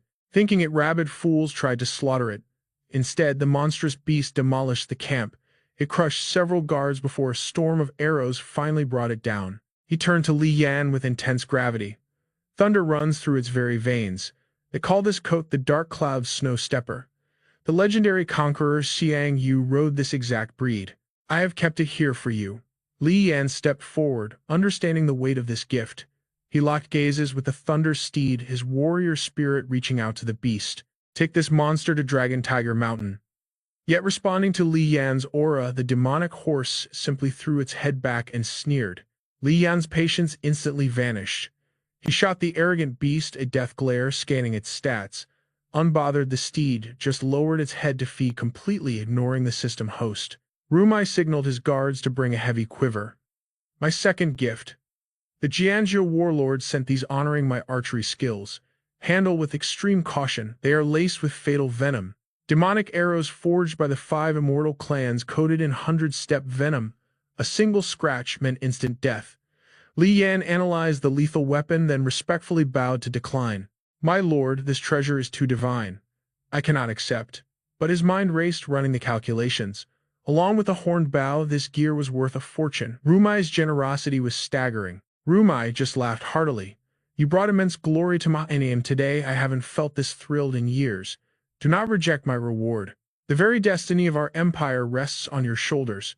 Your name will be carved into eternal history. His tone then shifted to a deadly serious warning. Adapt and survive. That token is useless without a heavenly master's backing. Even surrounded by armies, demonic beasts will track your scent relentlessly. Never lower your guard. Rumei's final order was chillingly absolute: show no mercy. Better to slaughter an innocent than let an enemy slip away. Li Yan nodded deeply. Your will is my command. Li Yan led the monstrous mount out of the fortress. A system notification flashed in his mind. The beast's power level exceeded his inventory limits. He couldn't store it in his spatial mark. Adjusting his heavy gear, he faced the horizon. Bathed in the bleeding purple and orange sunset, the lone warrior began his epic journey. Using his comms, he contacted Dao on his way to the inn. Did you run into any anomalies today? I am heading to your location right now. Dao's voice crackled back. Nothing major. But intel says the Heavenly Masters are hunting a beast called Qinghe. If it's targeting the pill, lady, should we really deliver this token? He shared vital system intel. Yanfu realm penalties vary wildly. Unlimited quests only end in imprisonment. But this time-gated mission failing just costs us survival points. It's a risk we can afford. Li Yin's footsteps remained steady as he replied, we have to deliver that token no matter what. Without breaching Dragon Tiger Mountain, we are completely blind to the truth. Plus, the Heavenly Masters have already sealed the peaks. That token is our only VIP pass. But we bide our time. The Royal Court's deadline is September. We need to gather solid intel first. Dao's voice suddenly grew tense. I hit a snag. Watch your own back, I will contact you later. Li Yan's blood ran cold. Dao didn't even have the token, yet danger had already found him. It made grim sense. As fellow system travelers, their fates were locked together. If Dao was targeted, Li Yan was next. Pacing down a dead silent alley, a glowing golden staff suddenly blocked Li Yan's path. His battle instincts instantly flared. He froze, locking onto the hidden threat. From the shadows emerged a demonic monk draped in filthy shredded robes. Li Yan shifted his stance cautiously, stepping toward the mysterious figure. He feigned indifference, trying to breeze past.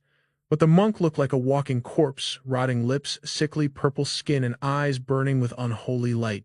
The ghoul suddenly rasped Amitabha. Li Yan ignored the chilling chant, keeping his pace.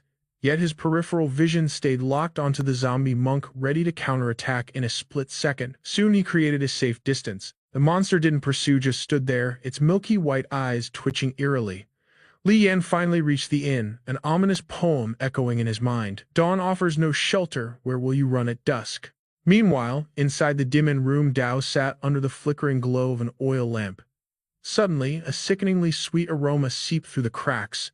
Dao's survival instinct screamed. He grabbed his emergency rations. These special pink cakes could purge inner fire and neutralize 100 mortal toxins. He smashed a cake into his mouth. Instantly, heavy footsteps thundered through the hallway. Dao flattened himself against the wall, peering out. The corridor sounded like a bustling midday market, completely shattering the dead of night. With lightning speed, he snuffed out the lamp. The entire inn was horrifyingly silent. Not a single guest made a sound. That sickeningly sweet gas had knocked everyone out. The staff, the travelers, all unconscious. Holding his breath, Dao watched as a massive armed shadow loomed right outside his door. Dao's heart hammered against his ribs like a war drum. Soon a horde of ominous silhouettes surrounded his room. Risking everything, he pressed his eye against the keyhole. Peering through the narrow crack, a wave of absolute horror washed over him. A pack of grotesque mutants stood outside. A massive brute with inverted demonic fangs growled. I say we kick the door down and slaughter him. That demonic monk Jianlian hasn't even shown his face. Let's just rip that general apart and claim the prize. A sinister half-breed chuckled darkly. Don't be a fool. Jianlian isn't some reckless amateur. Then a succubus with venomous beauty stepped forward, a wicked smile playing on her lips. Just look at that fox-like face over there. Such a deliciously handsome prize. If any of you know his name, be a darling and introduce him to me." The blade in Xiao Dao's grip revealed a carved wolf, radiating an eerie blue aura. Sensing the immediate danger had passed, he stood perfectly still, maintaining a fierce defensive stance. Xiao Dao pushed open the door, stepping out into the dimly lit corridor. He swept his sharp gaze across the shadows, slowly tightening his crushing grip on his twin blades. With a flick of his wrist, Xiao Dao activated his system skill, Flawless Heavenly Robe. This divine passive ability cast an illusion, forcing monstrous entities to perceive him as their own kind. Demons would see a fellow demon and beasts a fellow beast. However, this skill clashed with his peach blossom disguise. Taking a few confident steps forward, he finally spoke up. "Showtime," he smirked wickedly, casting his gaze toward the lower floor. Down in the grand hall, the furious innkeeper was erupting with blazing rage at a lazy servant. Pointing his wooden cane at the messy tables, he roared, "The honored guests have arrived. Stop standing around." Instantly, the enchanted dishes levitated into the air to serve the demonic crowd. Xiao Dao flashed a bright smile, inviting everyone to take their seats. Every demonic monster in the tavern locked their blood-red eyes onto him. Scanning the terrifying crowd, he thought, well damn. One massive guest glared at him with an aura of piercing hostility. "Are you a descendant of the legendary Chang Tianqing?" he growled. Xiao Dao quickly waved his finger, denying the bloodline. The innkeeper's voice echoed, "Everyone please begin." Xiao Dao glanced around in total confusion. Why isn't anyone touching their food, he wondered as the tension spiked. Lowering his chopsticks, Xiao Dao decided to wait. Suddenly, a swirling blue magic circle ignited the center stage. From the blinding light, Husan manifested, greeting the crowd. "Everyone please enjoy." Only then did the terrifying horde pick up their chopsticks. Magical props erupted from a massive treasure chest, taking to the air to perform a phantom musical dance for the feasting demons. Gulping down his drink, Da Zhu scoffed. "The booze in this pathetic dump is absolute garbage." Alcohol spilled down his chin as he grumbled, "If only I had the aged vintage from Commander Li's luxurious estate." Husan shifted his piercing gaze toward Da Zhu. Flashing a mysterious smirk, he accepted a stack of paper from the innkeeper. "That can be easily arranged," he declared with absolute confidence. Channeling his energy, Husan quickly sketched a wine jug and held the paper toward Da Zhu. Miraculously, mystical liquor poured directly from the parchment, which the beast greedily chugged down in one gulp. Da Zhu unleashed a satisfied laugh. "The wine is top tier, but the meat is trash. I heard Commander Li keeps a flock of rare demonic black goats to ward off evil spirits." Husan happily entertained the arrogant monster's request. "Simple enough," he replied smoothly. His hands moved with blinding speed as he sketched a majestic black goat onto the enchanted canvas. Wiping his disgusting drool, Da Zhu demanded, "Slow roast it to melt the fat, then boil it with fresh lychees for that sweet flavor." Finishing his masterpiece, Husan commanded the illusion, "Go prepare it." In a flash of light, a mouth-watering plate of mystical meat materialized. Da Zhu devoured it like a starving beast, roaring delicious. Xiao Dao sampled a bite, silently critiquing. The fire was slightly overdone. Pushing his luck to the absolute limit, Da Zhu demanded more. "Great food, but the music is painfully average. Rumor has it, Commander Li Rumei just acquired a gorgeous 16-year-old concubine." Husan's eyes narrowed, releasing a terrifying aura of pure intimidation.